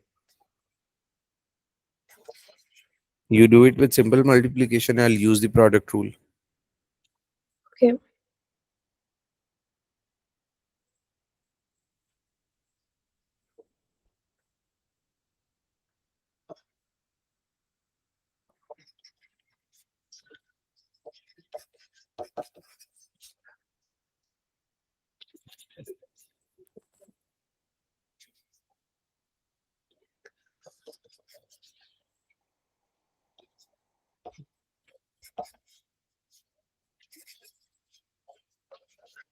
24x plus 23. Okay, I'll do it with my method and let's see if we get the same answer. So dy by dx is first function into differentiation of second plus second function into differentiation of first. 4 3 times is 12x plus 3. 4 3 times is 12x plus 20. So I'm getting 24x plus 23. Do we have the same answer? Yes.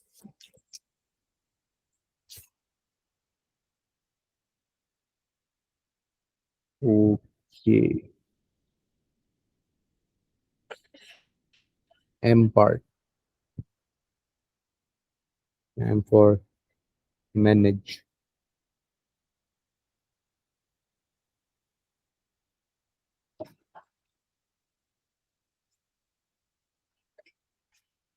Do with any method you like.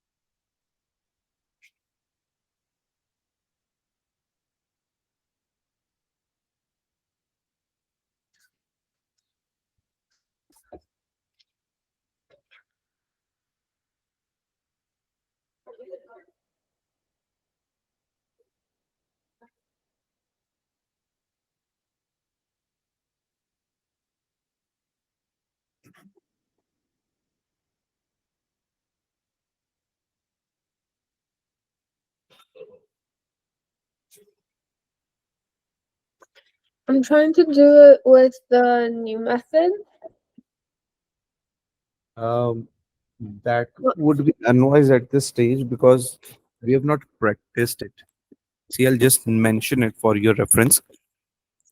We have one single method, we have one product rule, we have one quotient rule, and we have something with the power. So basically, one, two, three, four. And you've practiced only the first one. So see, there are three more types. So it's better if I stick with the first one, right? Yeah, because simplification is also part of your syllabus. So if I just look at m again and simplify it, y is equals to 2x plus 1 whole squared, still y, that is a squared plus 2ab plus b square. Now we differentiate. So 4 2 times 8x plus 4.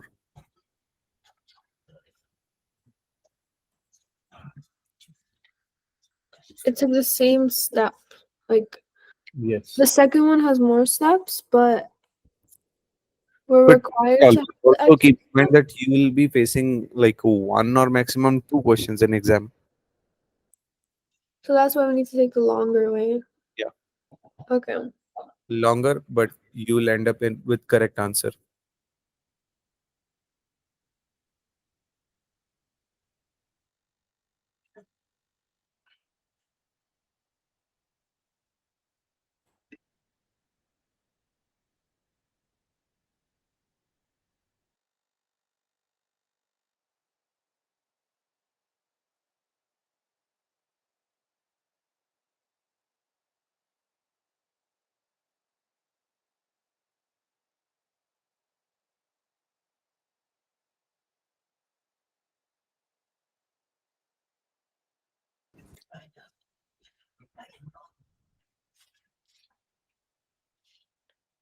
Oh, you're muted.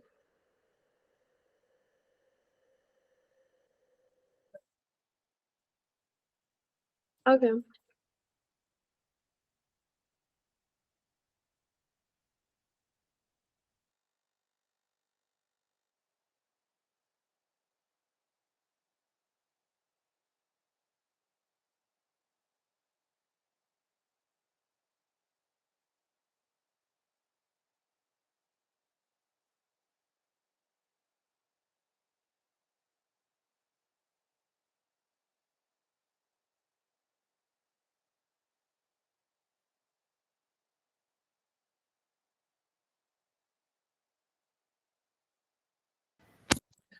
You there? I'm sorry, I wrote doorbell. That was mobile bell.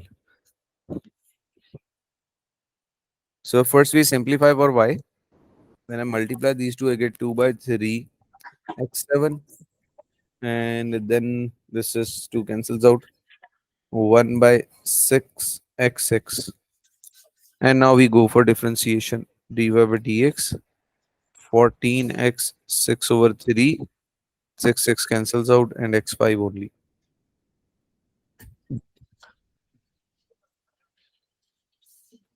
Clear? Yes. तो पता नहीं खमीर है कि किसकी picture क्या है पापा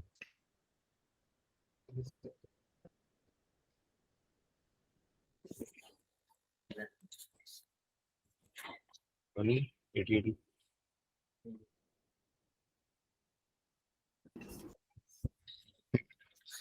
Okay,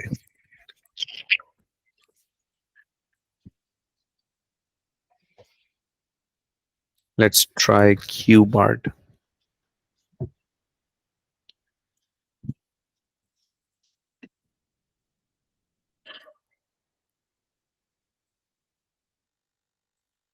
Y is equals to 5 into x plus 3 into x minus 7.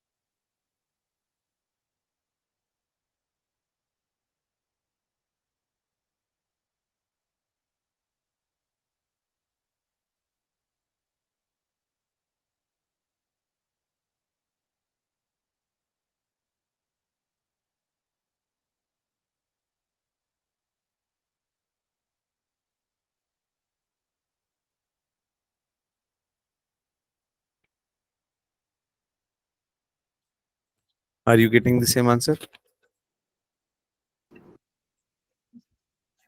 I didn't know I was also gonna do it. I thought you were showing me.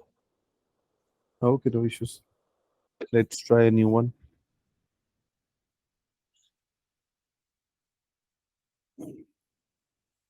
R part.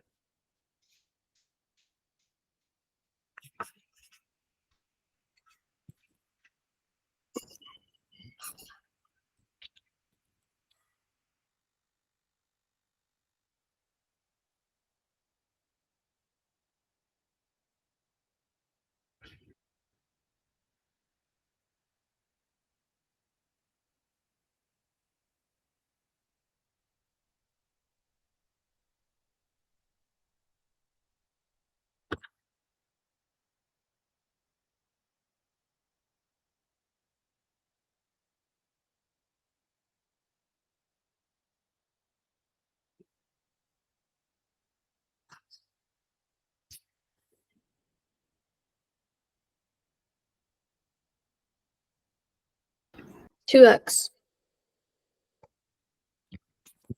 Yeah. Now let's see what the statements say. Find the gradient of the curve of the equation this at the point with the coordinates this.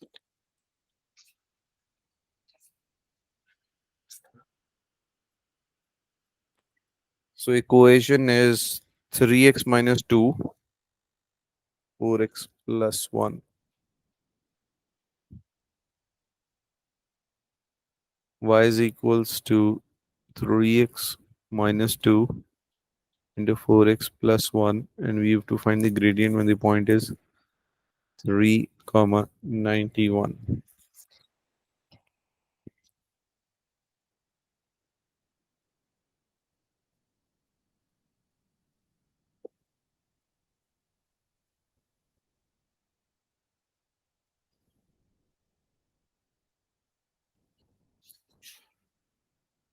Sorry, that was squared.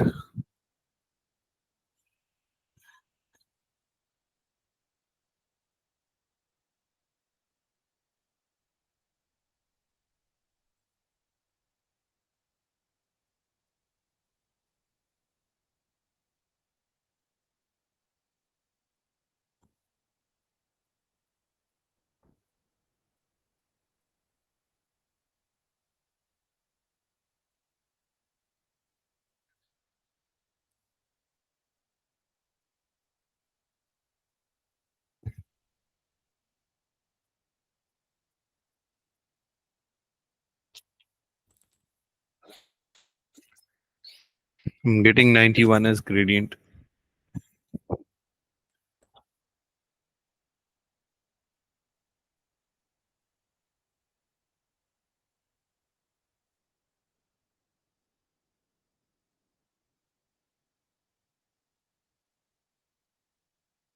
For some reason, I'm getting 93. See if we have this line as same, the last one. 12x square minus 5x minus 2. Yes. So you plugged in 3. 3 times 9. 9 into 12 is 108. 108 minus 15. And then the 2 does, oh yeah, and then the minus 2 as well. So 93 minus 2, which is 91. And that is my mistake. You're correct. We should not write this minus 2. Why doesn't it carry on? Because this was constant and this should appear as 0 over here. Oh yeah. Okay. 93.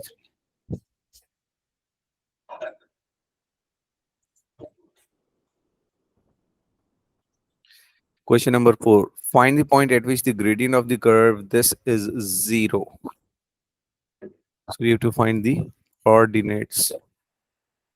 Question 4. Y is equals to 3x square minus 4x plus 1. And the gradient is 0.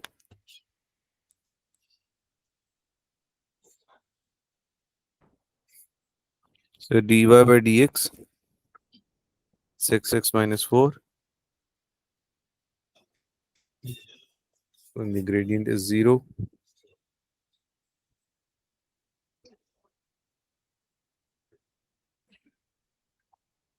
X is 2 by 3. Or-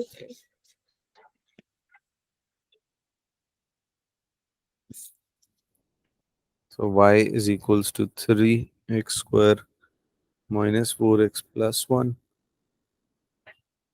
X is 2 by 3 and solving for y.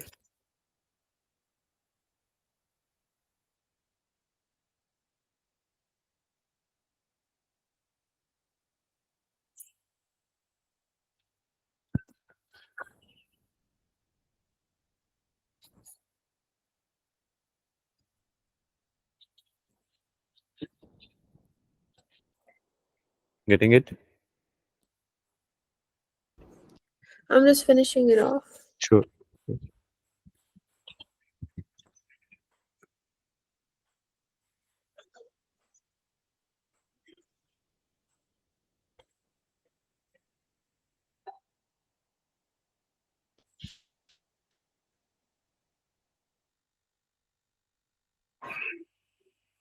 Okay.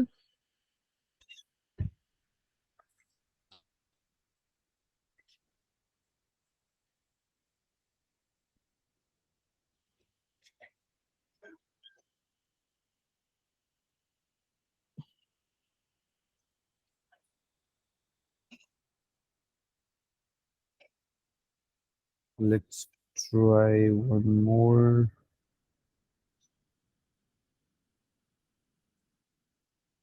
Number 7.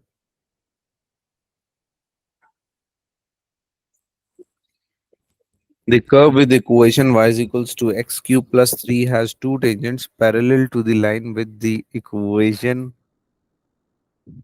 y is equals to 12x minus 1. Find the coordinates of the 2 points. The curve with the equation this has two tangents parallel to the line. Are you getting the concept what the examiner is asking? We have to find where they intersect. Where it has two tangents which which are parallel to these. Suppose this is the curve.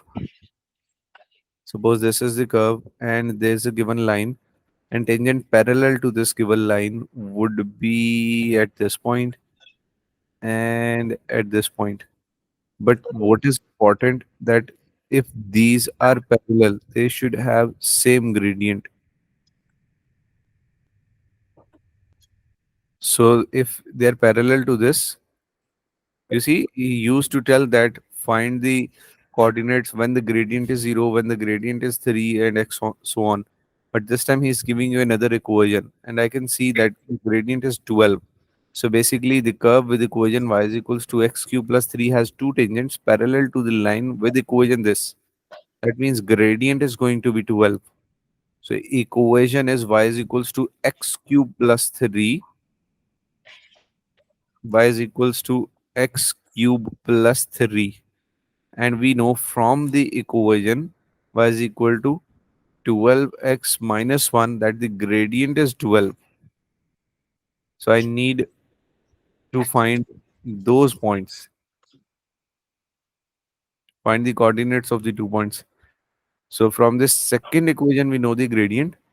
And the first one, dy by dx is equals to 3x square. Use this 12, 4, and x is equals to plus minus 2.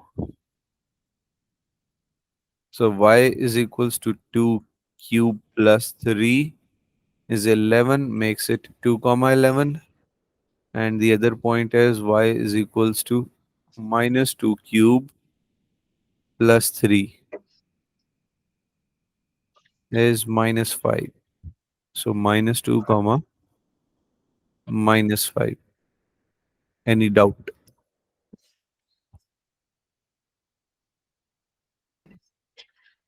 Mm,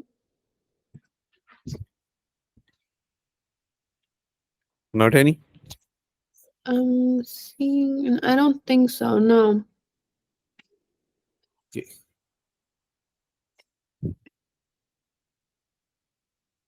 Is the screen visible? The screen is clear.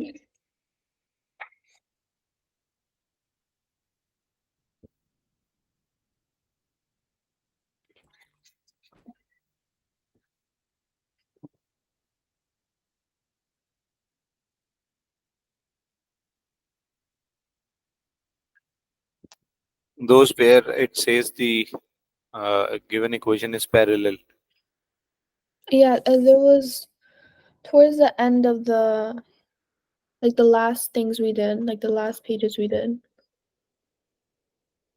These are those. Yep. So question 1 is okay. Yeah, question 1 is okay. It starts Number on question 5, I think. Yeah. two.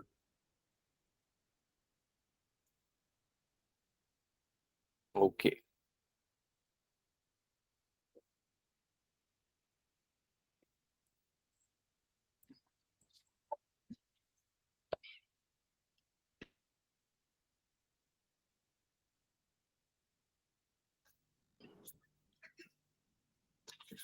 There's only one catch, and that is when it is parallel.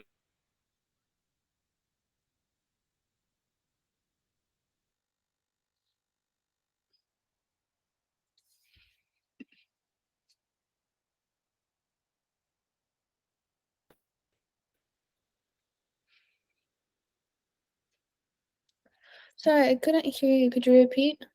You froze. Yeah. There's only one catch, and that is the gradient. So we just have to copy the gradient from the other equation, and everything else is same. It says find the coordinates of the point on the curve.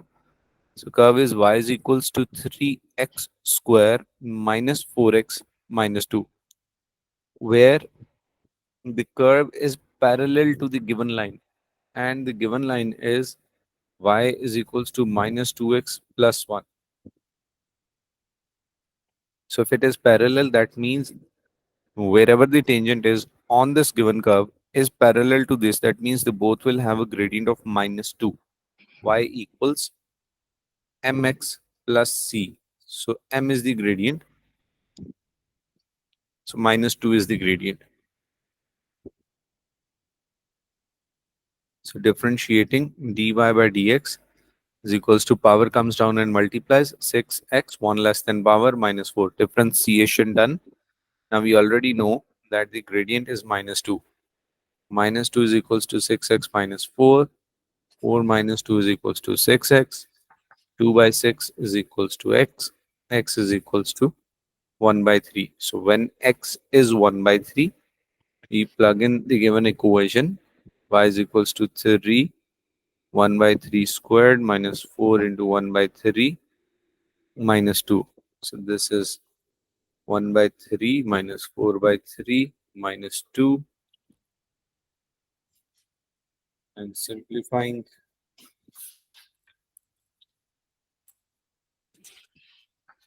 1 by 3 minus 4 by 3 minus 2. Overall is minus 3. So x is 1 by 3 and y is minus 3. At this point, the tangent is parallel. For example, let's say the curve is, equation was 3x square. Let's say the curve looks like this. So at x 1 by 3 and minus 3, this is it. And the other equation was y is equals to minus 2x plus 1.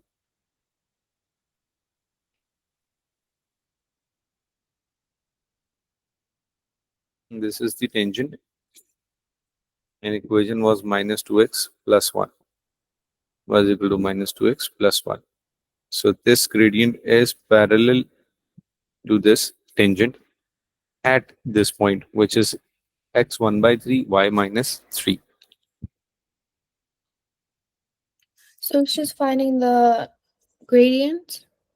This We and then just afterwards copying plugging the it. gradient and Sorry? then finding the coordinate. We're Yeah. copying the gradient copying it from here and then finding the coordinates. Yep. Number 6 says find the coordinates of both points on the curve. Now we are having more than one tangent, and the curve is y is equals to 2x cubed minus 9x squared plus 12x. Find the coordinates of both points on the curve where the curve is parallel to x-axis. So parallel to x-axis means gradient is 0. The gradient is given dy by dx 6x square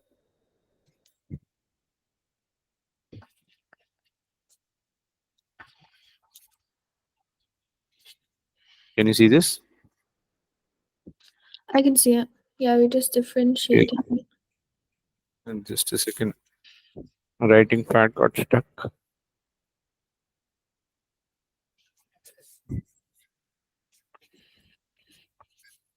6x square minus 18x plus 12. Now we know the gradient is 0. So 6x square minus 18x plus 12 equals to 0. I'm dividing the whole equation with 6. So x square minus 3x plus 2 is equals to 0. And we solve for it.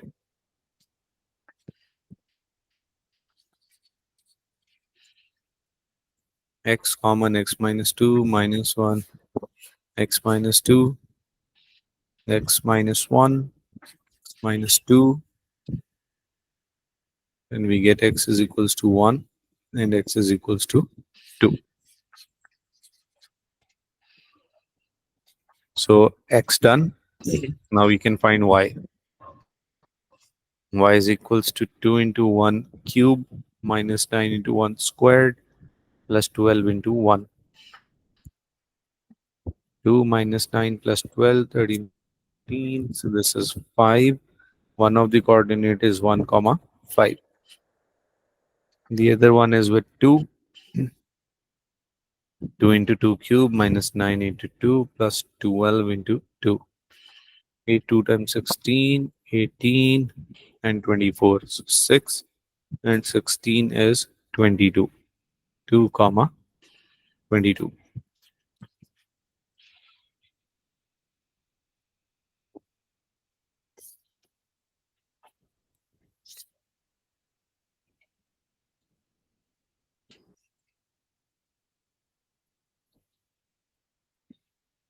Question number 7.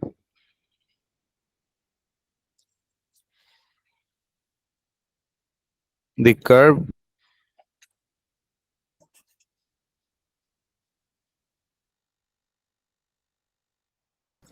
parallel to the line with equation this. So equation is y is equals to 12x minus 1. So if it is parallel means the gradient is same. So gradient is 12. Find the coordinates of the 2 points. So gradient is 12. Dy by dx is equals to 3x square. 12 is equals to 3x square. 12 by 3 is equals to x square. X square is equals to 4. X is equals to plus minus 2. So y is equals to 2 cube plus 3 is 11. And y is equals to minus 2 cube plus 3 is 8 and 3 minus 5. So this is 2 comma 11 and this is minus 2 comma minus 5.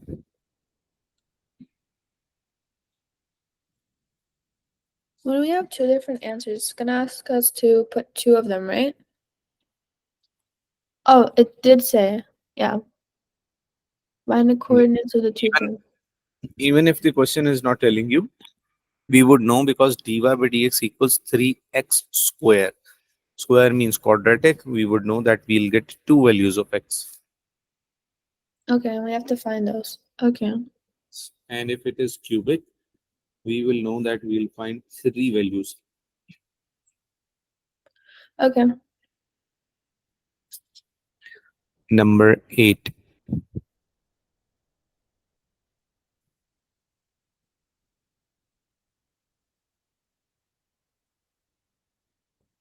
The curve with equation y is equals to ax cube minus 4x plus 1 is parallel to y is equals to 50x minus 1.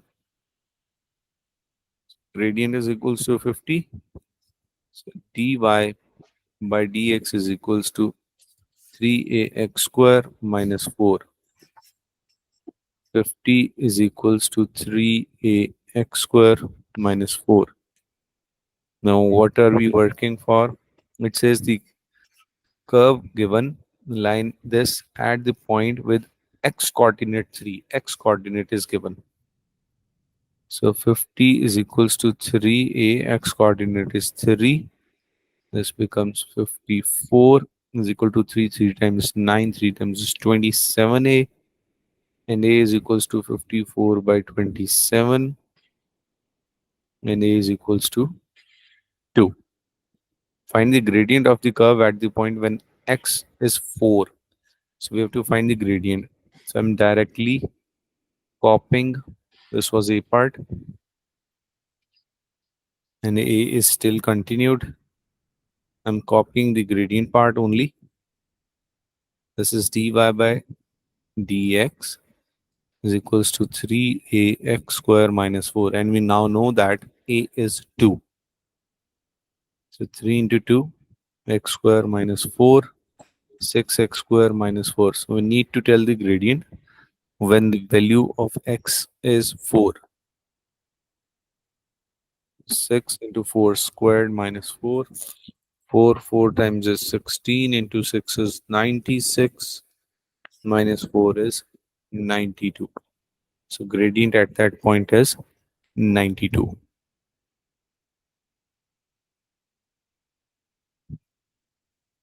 B part says show that the tangent at the point with x coordinate minus 3 is also parallel to the same line.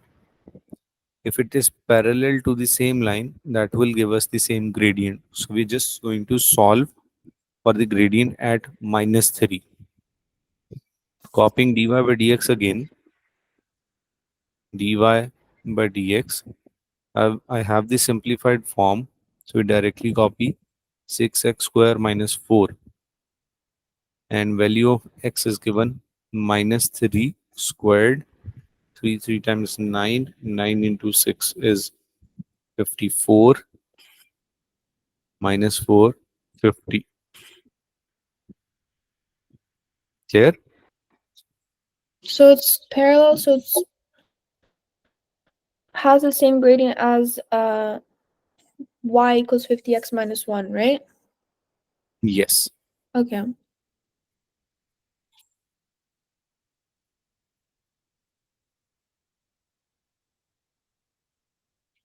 Now the next topic is finding the equation of the tangent.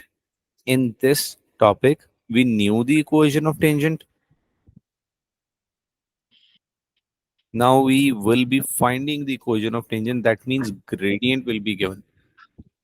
You see, equation, tangent, and then we find the gradient or something else. So if we are going to find the tangent, we will be given with the equation and we will be given with the gradient. And one extra thing, because we are finding equation, we should know the coordinates where it is passing, so that I can apply y is equals to mx plus c. I'll copy gradient from dy by dx, then I will plug in x and y to find the c and give the equation of the tangent.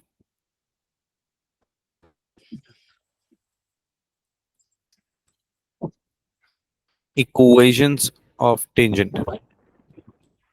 I'm coming to the example directly. Find the equation of tangent to the curve where equation of the curve is given. Y is equals to 3x square minus 4x plus 1 at the point with x coordinate 2. So if x is 2, I would know x and y both. Y is equal to 3, 2 square minus 4 into 2 plus 1. 2 to 4 is 12 minus 8 plus 1. 4 plus 1 is 5. So I know the coordinates that he is talking about 2, comma 5. Now we have to find the equation of tangent at this point where x is 2 and y is 5. So dy by dx is 6x minus 4 and gradient at point 2 is 6 into 2 minus 4. Gradient is 8. So now I know the gradient and I have the coordinate. So I can use y equals mx plus c, where y is 5, gradient is 8, x is 2, 8 2 times is 16, 5 minus 16 equals c is equals to minus 11. So the final equation is y is equals to 8x minus 11. We have to write it in the equation form, right? Yes, Okay.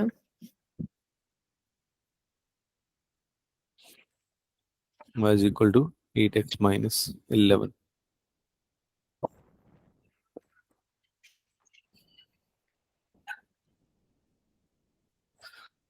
Question number 4. Try the first one. Equation is given and at the given coordinates, find the equation of the tangent.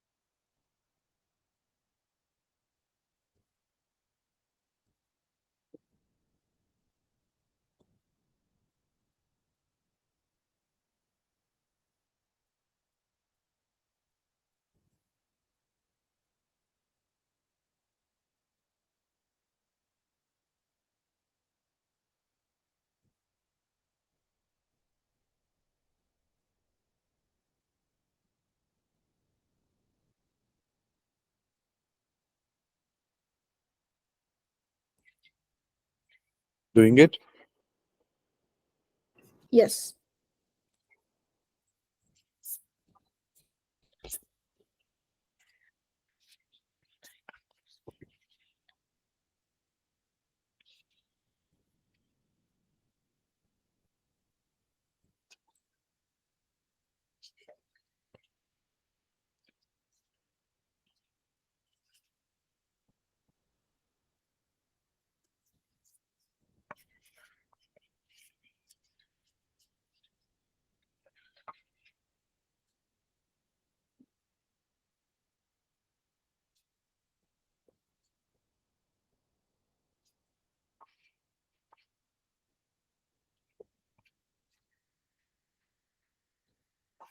I think, yeah, I got it.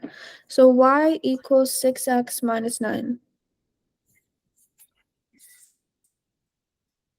Y is equals to 6x minus 9. Let me quickly do it. Question number 1a, y is equals to x square. So dy by dx is equals to 2x, where x is already given, so gradient is 6. So y is equal to 6x plus c, and we know that y is 9 when x is 3. So 9, 6, 3 times is 18. So y is equal to 6x minus 9. Same? Yeah, same answer. Very good.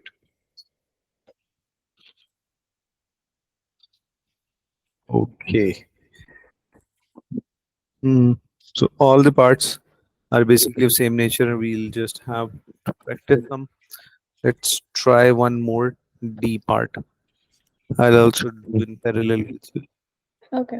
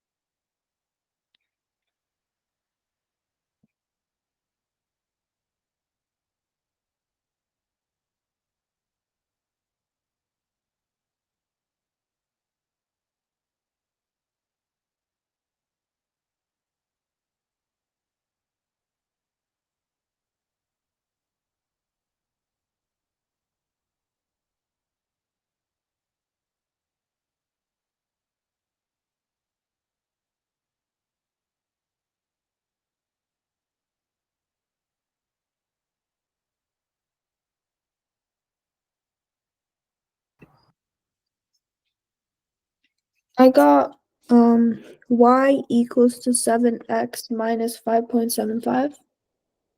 7x. I'm getting 18.25x. 7x means you're getting a gradient of 7. Yes. Which part are we doing? D. The doctor. Okay. Let me check. So first of all, we got the equation 3x cube minus 2x plus 1. Then Yep. 3 times is 9. 9x square minus 2.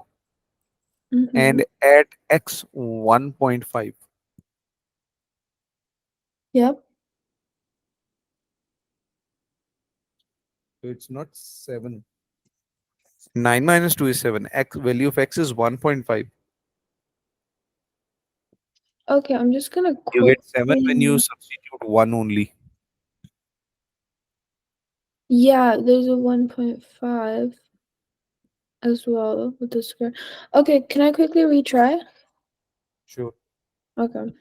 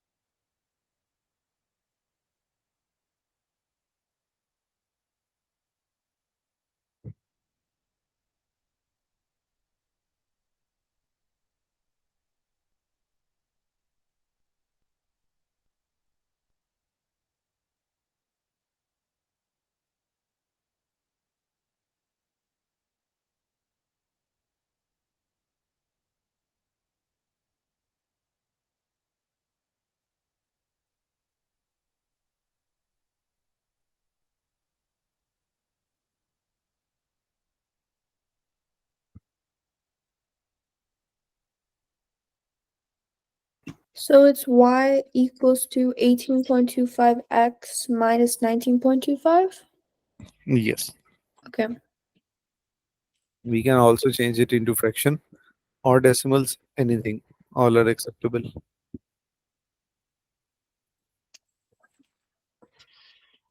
So basically makes the question complicated by giving less data. In A part, x and y both were given. In D part, only x is given. So there's one extra step to find y as well. And the concept is same. Let's try question number 2.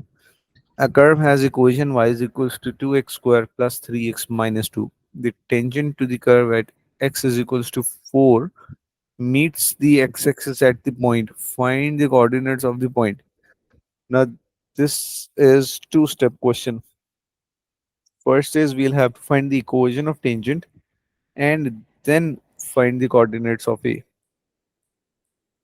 Do you understand the story behind this question when you read it? Not really. Okay, let's reread it.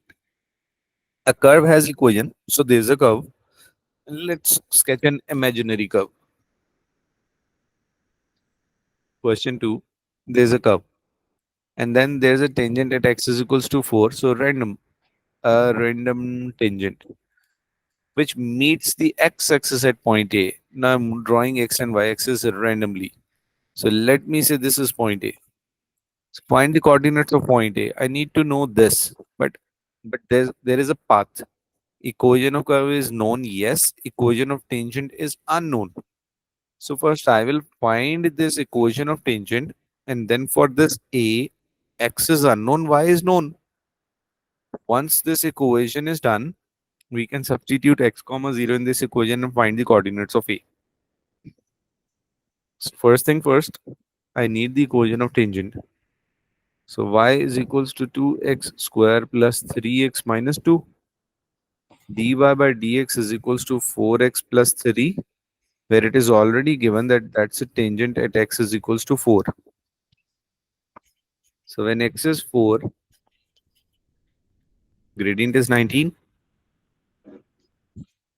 So when we know the gradient, we can write y is equals to mx plus c, and before that I also need y. So y is equals to 2, x was 4 squared plus 3 into 4 minus 2. 4 for 16 to 32 plus 3, 4 times is 12 minus 2. So 32 plus 12 minus 2 is 42. So now we know the coordinates, which is 4 comma 42, and we know the gradient, which is 19. So I can find c and the complete equation. So 42 gradient is 19, x is 4 plus c.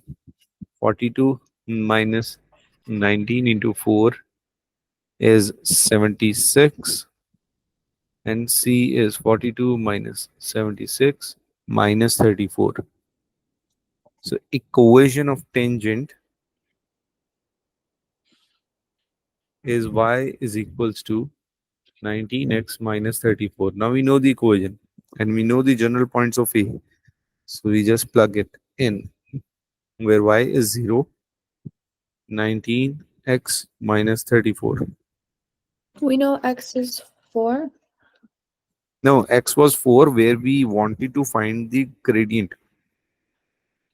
Tangent was, the line was tangent to the curve at x4. But the examiner is asking where that tangent intersects the x-axis. So it's a different x. Yes. Okay. So it comes out to be 34 by 19, and in decimals, which is 1.789. See this story. Curve given, okay. Tangent at x4. So red tangent in x4. Equation of tangent done from the curve. From the curve, we knew x is equal to 4. So when we substituted, we got y is equals to 42. And at x4, dy by dx is equals to 19. Now we know the coordinate, we know the tangent, we know the gradient. So using both of them, we know the equation of tangent. Y equals mx plus c. And once we know the equation, this one line in red, we can find A. A is something which, where the tangent intersects the x-axis. So by substituting y as 0, we're able to find it. Yes.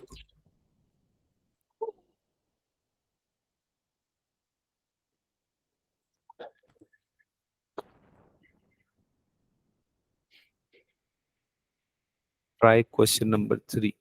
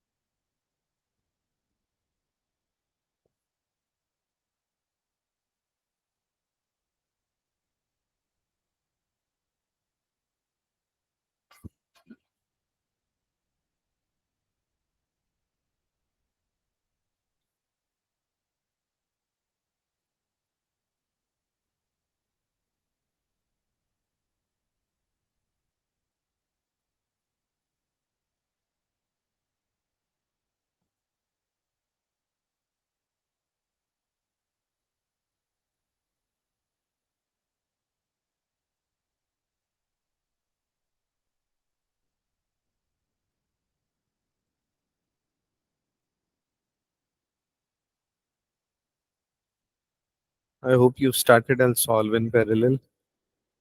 So we save time of discussion.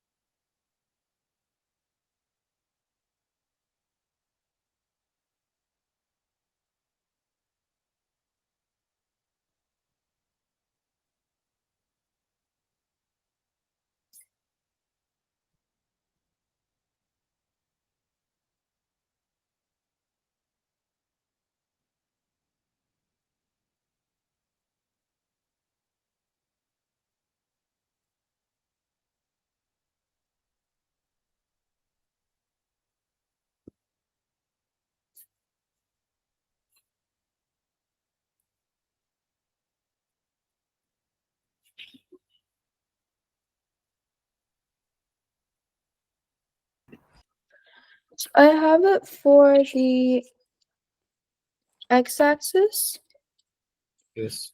but I don't know how to get it for the y-axis. On y-axis, value of x is 0.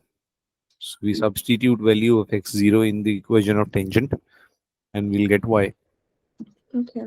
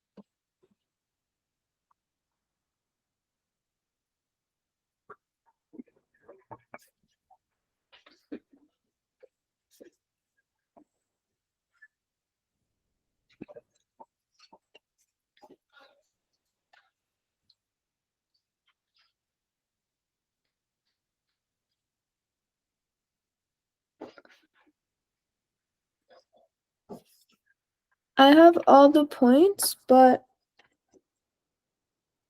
I'm trying to draw them as in the shape like of a triangle.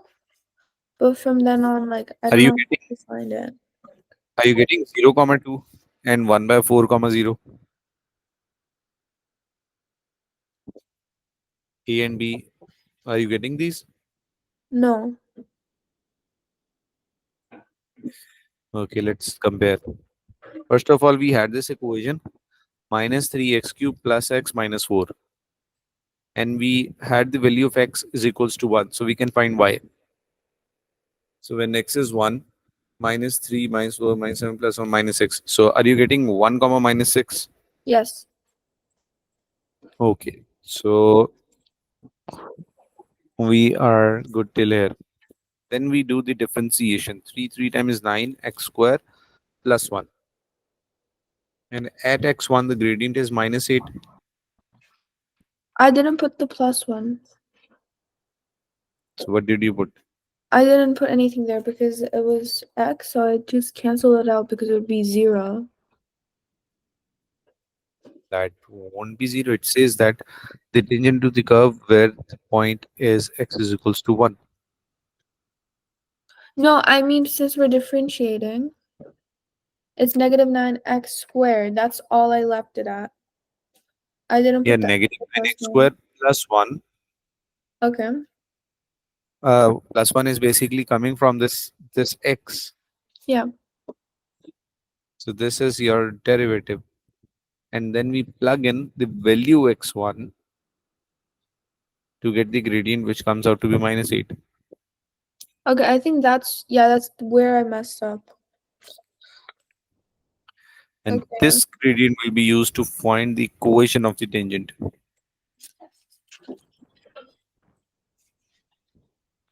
Okay, so my gradient was -9, and then I did it with -9. So if I did it with -8, and afterwards you plugged it into y equals mx plus c,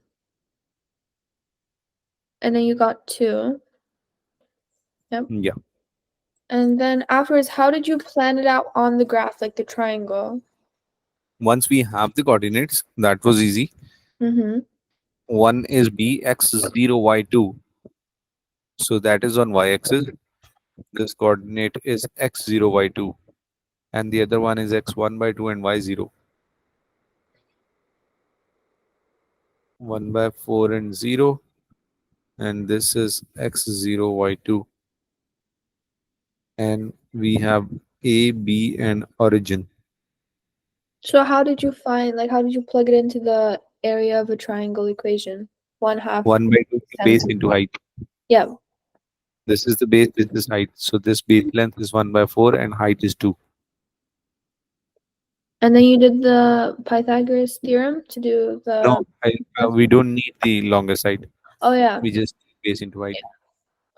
And then the answer was 1 by 4? Yes. Okay. 2 cancels out with 2 and we left with 1 by 4.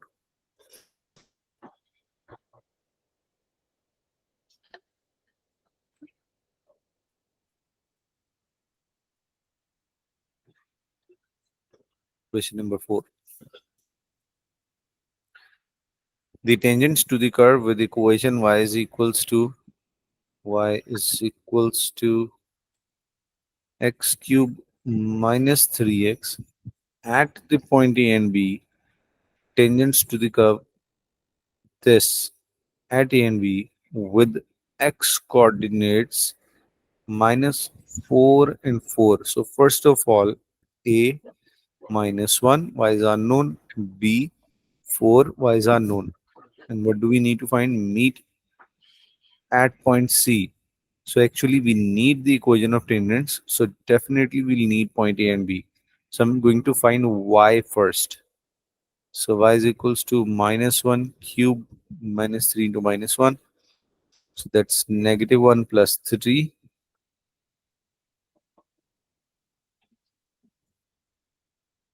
And that's 2. So done with A. And now for B. X is 4 cube minus 3 into 4. 4 cube is 64. 3 4 times is 12. 64 minus 12 is 52. So these are the 2 points. Now we have these points, but I need the gradient as well to find the equation of tangent, right? Yes. So dy by dx is 3x square minus 3. So when x is -1, at that point the gradient is 0. So gradient for this one is 0. And when x is 4,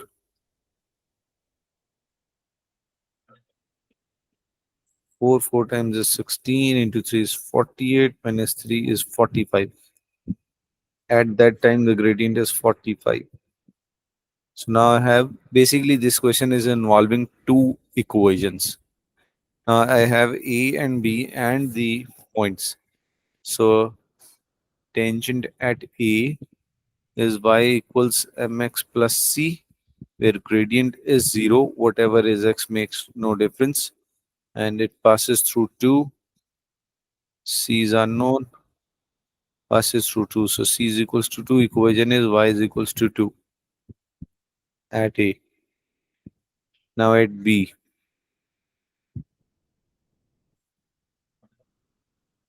Y is equals to mx plus c. So y is 52, gradient is 45, x is 4 plus c. So 52, 45 times 4 is 180. So c is equals to minus 128. So the equation is y is equals to mx plus c. So now we have the two equations, and then the question says a and b with x coordinates this and this respectively meet the point C. Find the coordinates of point C. Now these two tangents are intersecting at C. At A and at B, these two tangents are intersecting at C. So we definitely have a value. So 2 is equals to 45x minus 128. Solving for 2 plus 128 is equals to 45x. Solving for x. 45x is equals to 130. X is equals to 130 by 45. And getting 26 by 9. So the coordinates are of C are 26 by 9 comma 2.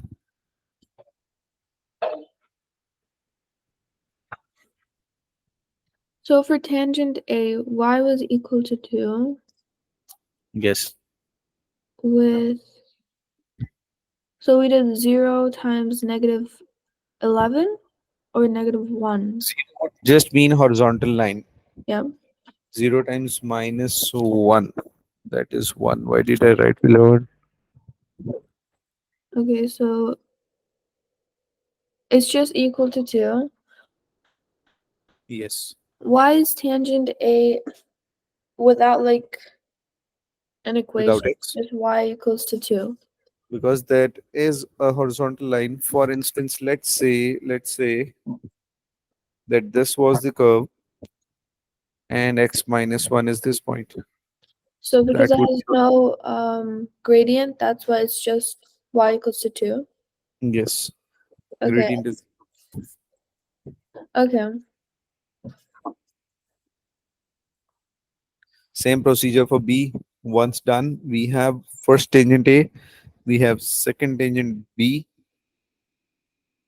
and then we solve them simultaneously to find the points of intersection.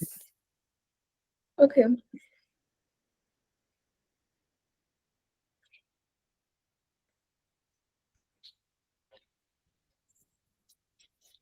Probably the last concept of this topic is turning point.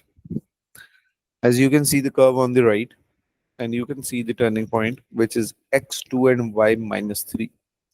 So we can find this turning point without drawing. There are two methods. One, in fact, there are three methods. One is completing square form. Do you remember that? Completing square form. So Coefficient find of completing. x, half of that square added Oh and yeah, yeah, I subtracted. do remember. So one is completing square form.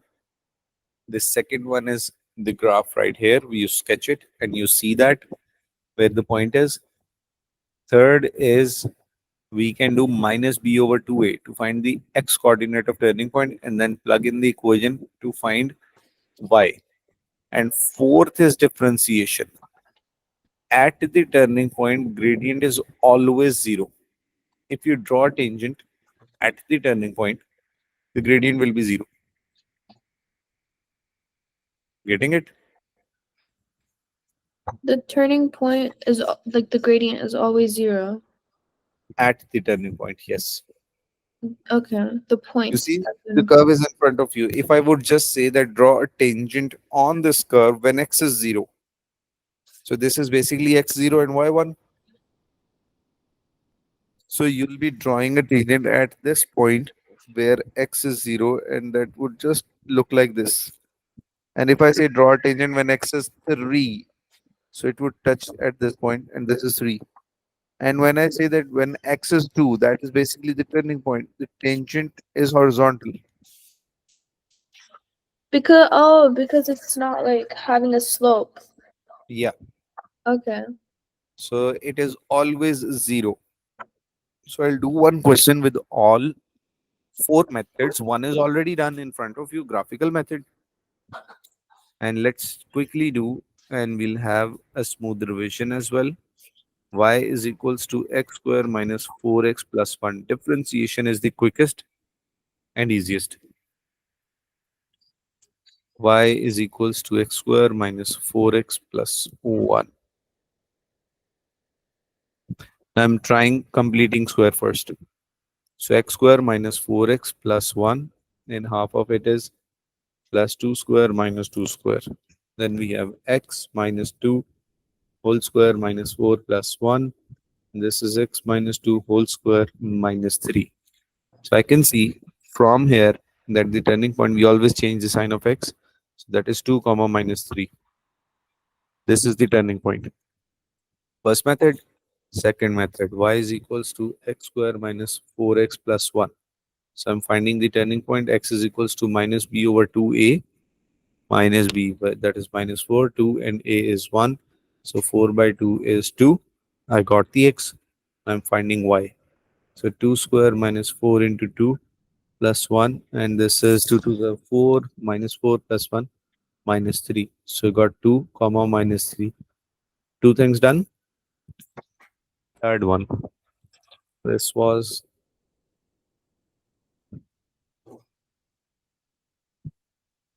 completing square, and this is just finding the turning point using minus b over 2a, and third is by differentiating. So basically y is equals to x square minus 4x plus 1. When we go for differentiation, this is dy by dx is equals to 2x minus 4, and the gradient is always 0. So 4 is equals to 2x and x is equals to 2. Once done, we can find y. Y is equals to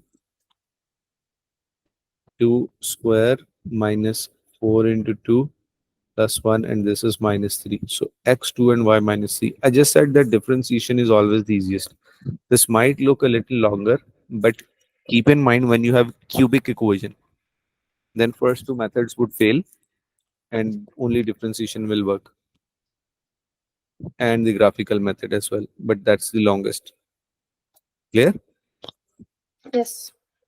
So differentiation at the turning point, gradient is always 0.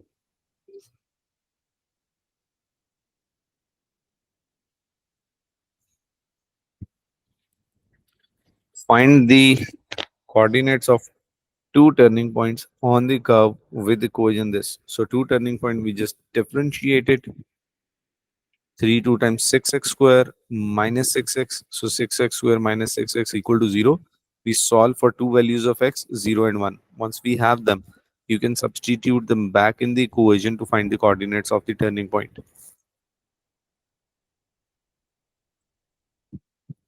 So if the coefficient of x cube is positive, so I'm getting 0 and 1. So this one would definitely be 0, x 0, and y, when x is 0, y is 1 in this case, and when x is 1, y is 0 in this case.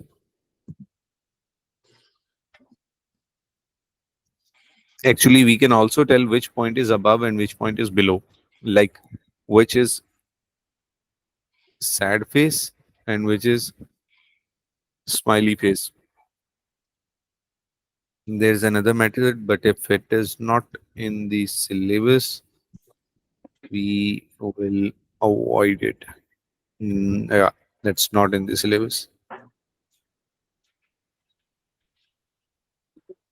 18.15 simply says find the turning point or point on each of the following curves. Explain whether each point is a maximum or minimum point. And in this case, he's not like giving you any equation more than x cubed. So just remember that positive x square looks like this, negative x square is this, positive x cube is this way. So basically the first turning point is higher, the second is lower, and negative x cube is this way. In that, first is lower, the second is higher. So So if try, it's negative, the x coordinate will be higher. no, the y. X is definitely on the line. Y is higher or lower. So because it's the higher point, y is higher. Yeah, once we find it, we'll know it. Okay. And with the coefficient of x cube as well, we can make that judgment.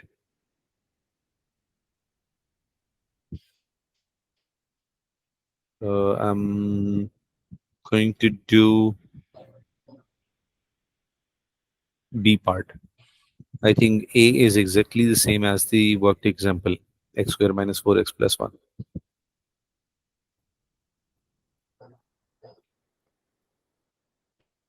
Question 1, B part 18.15.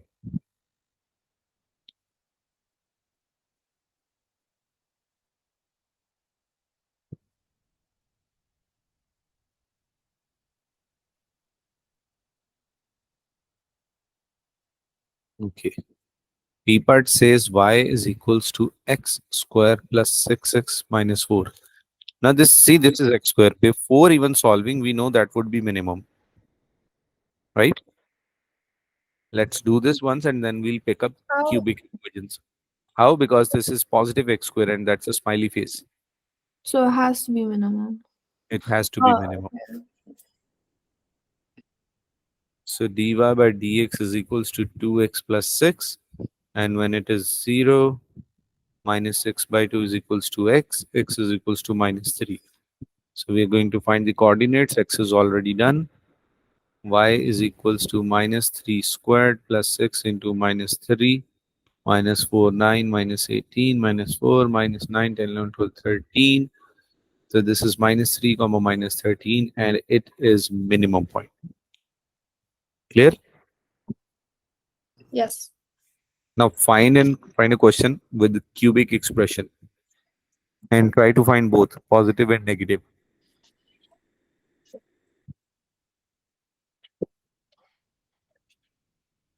H and I. Yes. So H is with positive. Let's solve first and then we'll discuss which is max and minimum. Okay. Y is equals to x cube minus 12x minus 1. Or let's just make a judgment. Even before solving, I can see that this is positive x cube and we know this would somehow look like this. Okay. Yes. Now we're going for it. Dy by dx is 3x square minus 12.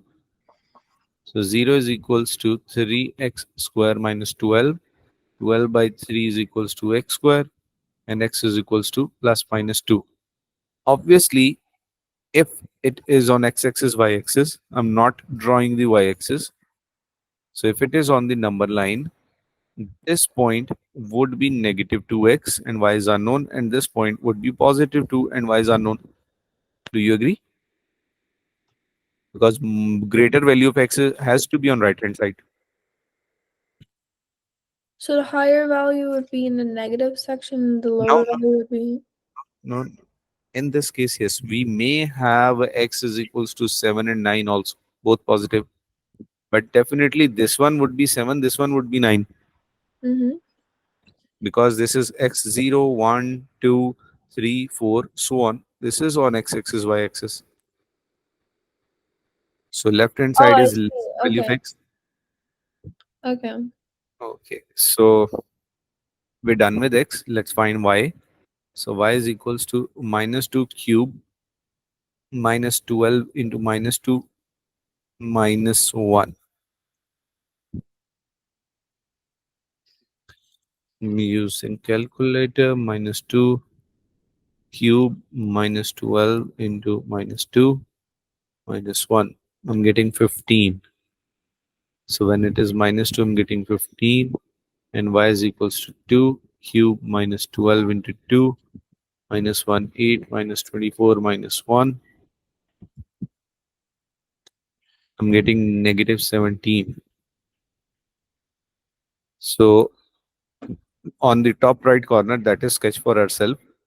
And minus 2 comma 15 is a maximum point and 2 comma minus 17 is a minimum point. Now I went for the sketch first. Now for the second example, we'll draw the sketch later. I part. It says y is equals to negative x cube plus 6x square plus 3. Now let's just find the coordinates and nothing else. So dy by dx is equals to negative 3x square plus 12x. 0 is equals to minus 3x in common, and I'm left with x plus 4, x minus 4. So negative 3x is equals to 0 and x minus 4 is equals to 0, x is equals to 4 and x is equals to 0. I got two values of x. We can find the value of y. Y is equals to negative 0 cube plus 6 into 0 square plus 3. So y is equals to 3. One of the coordinate is 0 comma 3. On the other hand, y is equal to minus 4 cube plus 6 into 4 square plus 3 minus 64. 4 for 16 into 6 is 96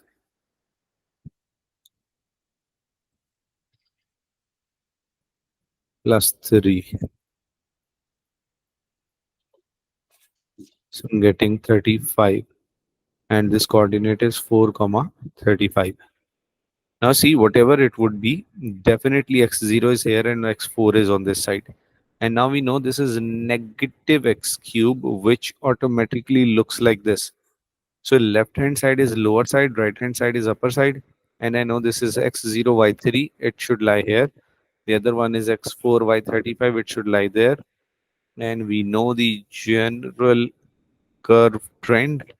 So this first one is minimum, the second one is maximum. Okay.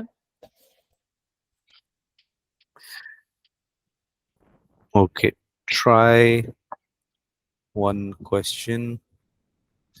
J part, that is simple one.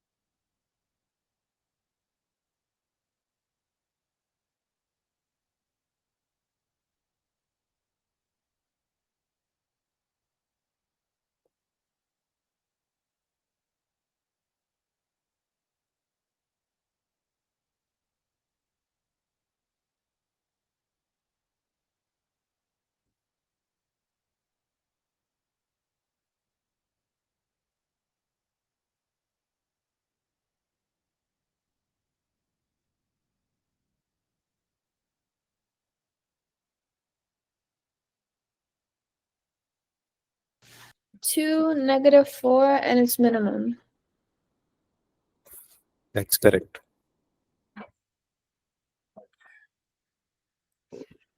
Okay.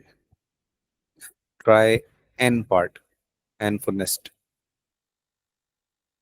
This last one.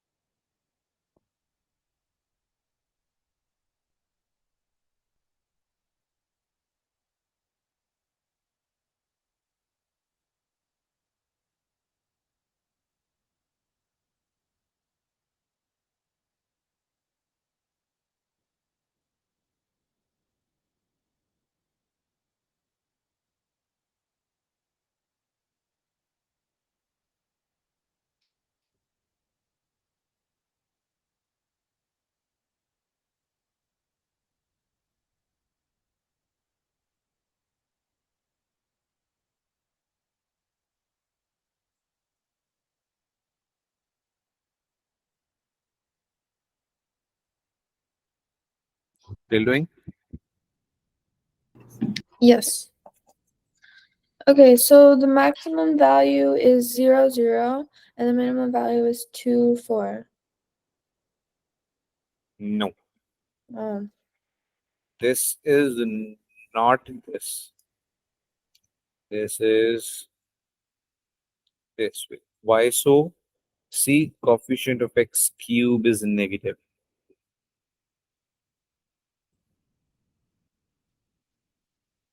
so 0, 0 is minimum and 2, 4 is maximum. Yes. Okay.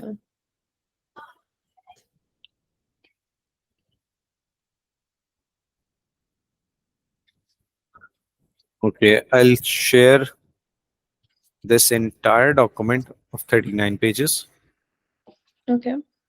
and you know that these are the last two. So you can have a complete overview as well. And I think we'll have makeup class tomorrow. Yeah. So probably just go through the any questions from chapter 18. Yes, I had a question for page 451. 451. Question 4, and then again on the next page for question 5.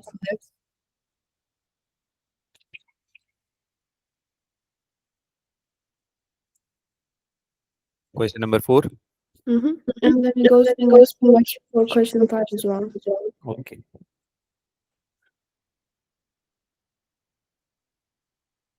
The population of a bacteria in a pond is P thousands.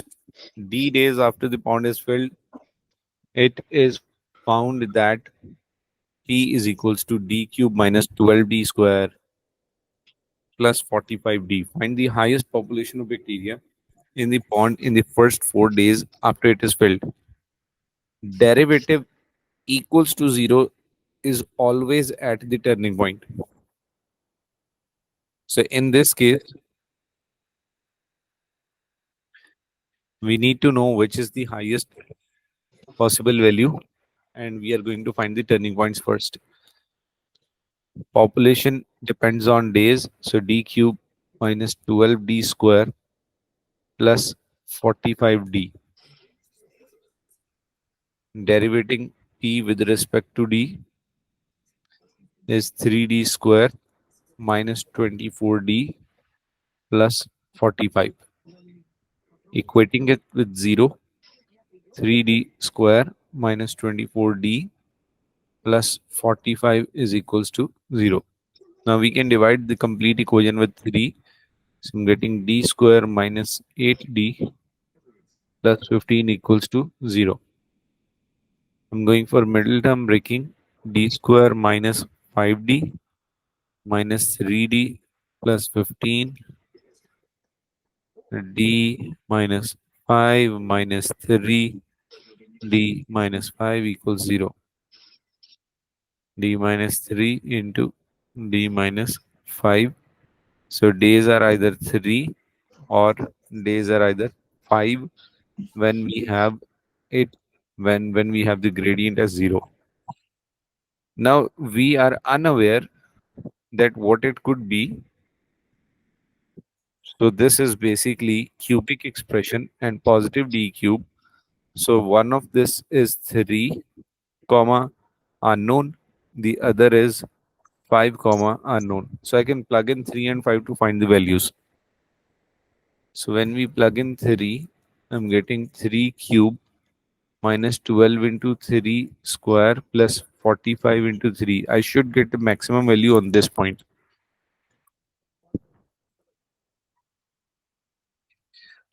So 3 cube, I'm using calculator, minus 12 into 3 square plus 45 into 3 is 54.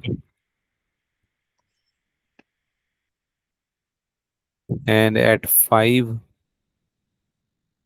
cube minus 12 into 5 square plus 45 into 5. So replacing all those 3 with 5, and I'm getting 50. So clearly the highest value is 54. Find the highest population of bacteria. So that is 54,000 on third day. In the first 4 days, Oh, so one more thing. I should have never tried 5 because he's saying in the first 4 days. yeah. So it would just be the value for the three. Yeah, the main catch was that highest to lowest is always on the turning point, and at the turning point gradient is 0. So we did the derivative, equated it with 0, found those two values at 3 and at 5. 5 is outside the range, so we should have left that and solved only with D3. This. So this is the highest value within the given first 4 days. Clear? Yes.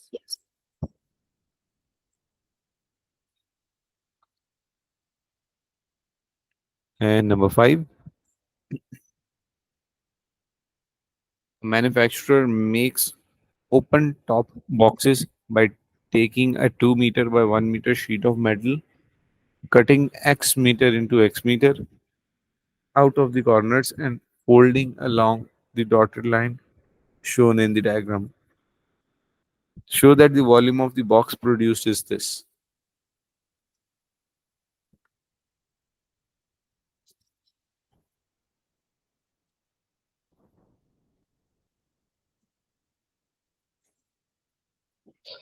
Okay. So first of all, if you see that dotted line, you'll see that we are going to fold it across that dotted line and the height will be X. So this length only will be 2 minus 2x. This length will be 1 minus 2x and the height is x. Volume is equals to length into breadth into height. 2 minus 2x into 1 minus 2x into x. Any objection in these three values? No, because the 2 is for top value, and then 1 is for the side value, and the final x. Um, I don't know where the final x came from. Okay, I'll show you. The final x is this one, which we are turning up to make it a wall, standing wall.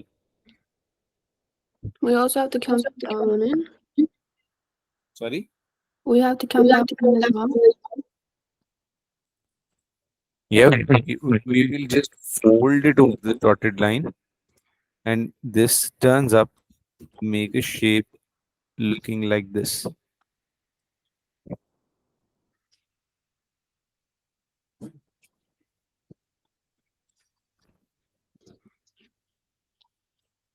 So the x is the outside value. Yeah, x now becomes the height and this is 1 minus 2x and this is 2 minus 2x. Oh, I see. It's like acting as height. Okay. Yes. So show that the volume of the box is this. So I'll just rearrange according to which is given in the question.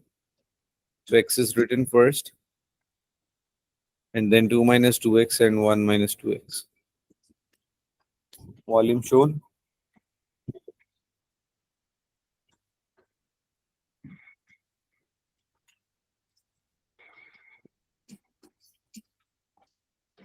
B part.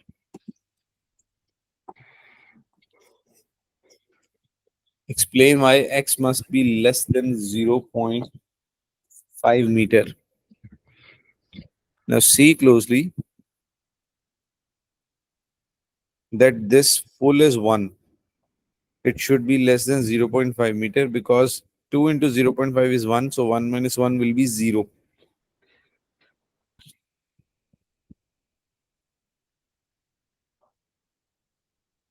So we have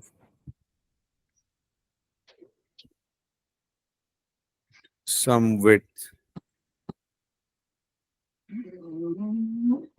as zero point 0.5 into 2 would be 1. So 1 minus 1 will be 0. It would disappear in the third dimension. Yes, but it's why does that have to be less than 0.5? Why can't it be 0.5 or more than 0.5, just not equal to 1? See if this x is actually 0 0.5. So when we remove 0 0.5 from both sides, this full length will disappear. Oh, that's why it has to be less then. Yes. Okay.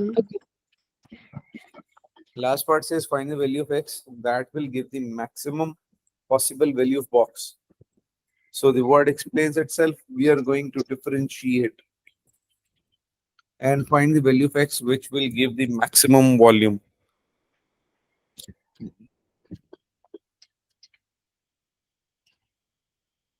So we have the equation of volume. I'm first going to simplify it by multiplying. So volume is equals to 2 minus 2x, 1 minus 2x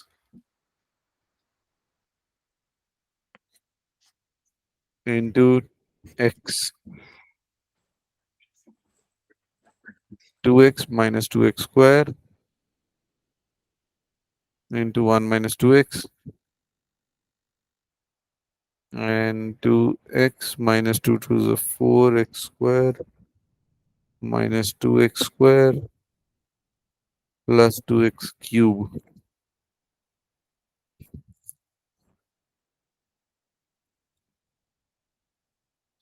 2x minus 6x square plus 2x cube. This is volume, simplified form.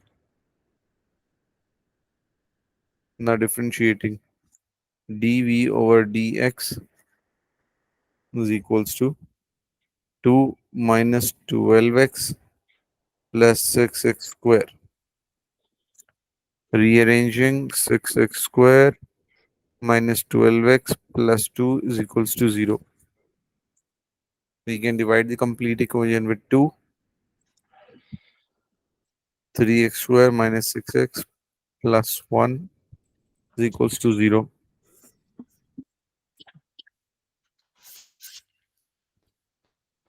I am thinking of using quadratic formula.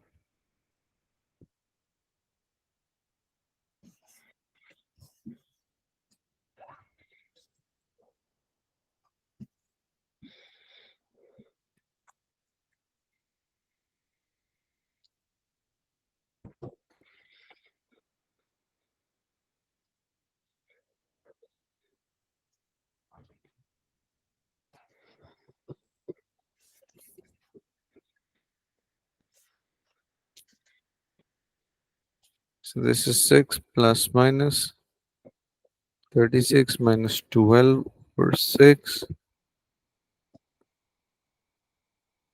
24 over 6. And here I'm going to use calculator. Why is the 6 not negative anymore? Because negative into negative is positive. It was already negative, that's why it changed to be positive? Yes. See, this negative 6x. Yep. So 6 plus square root 24 over 6 gives me 1.81.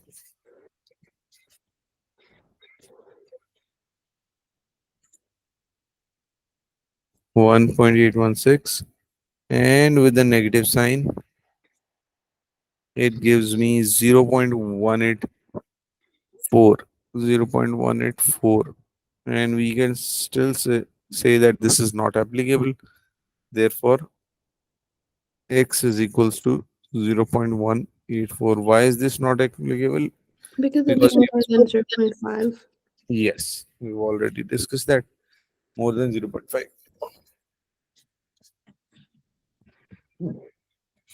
Clear? Yes.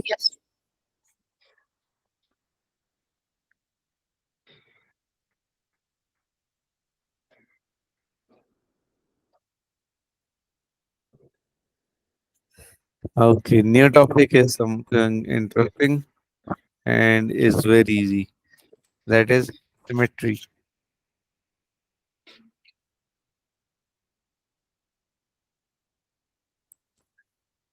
Have you done that before Yes. with me or already somewhere else? In school. Okay.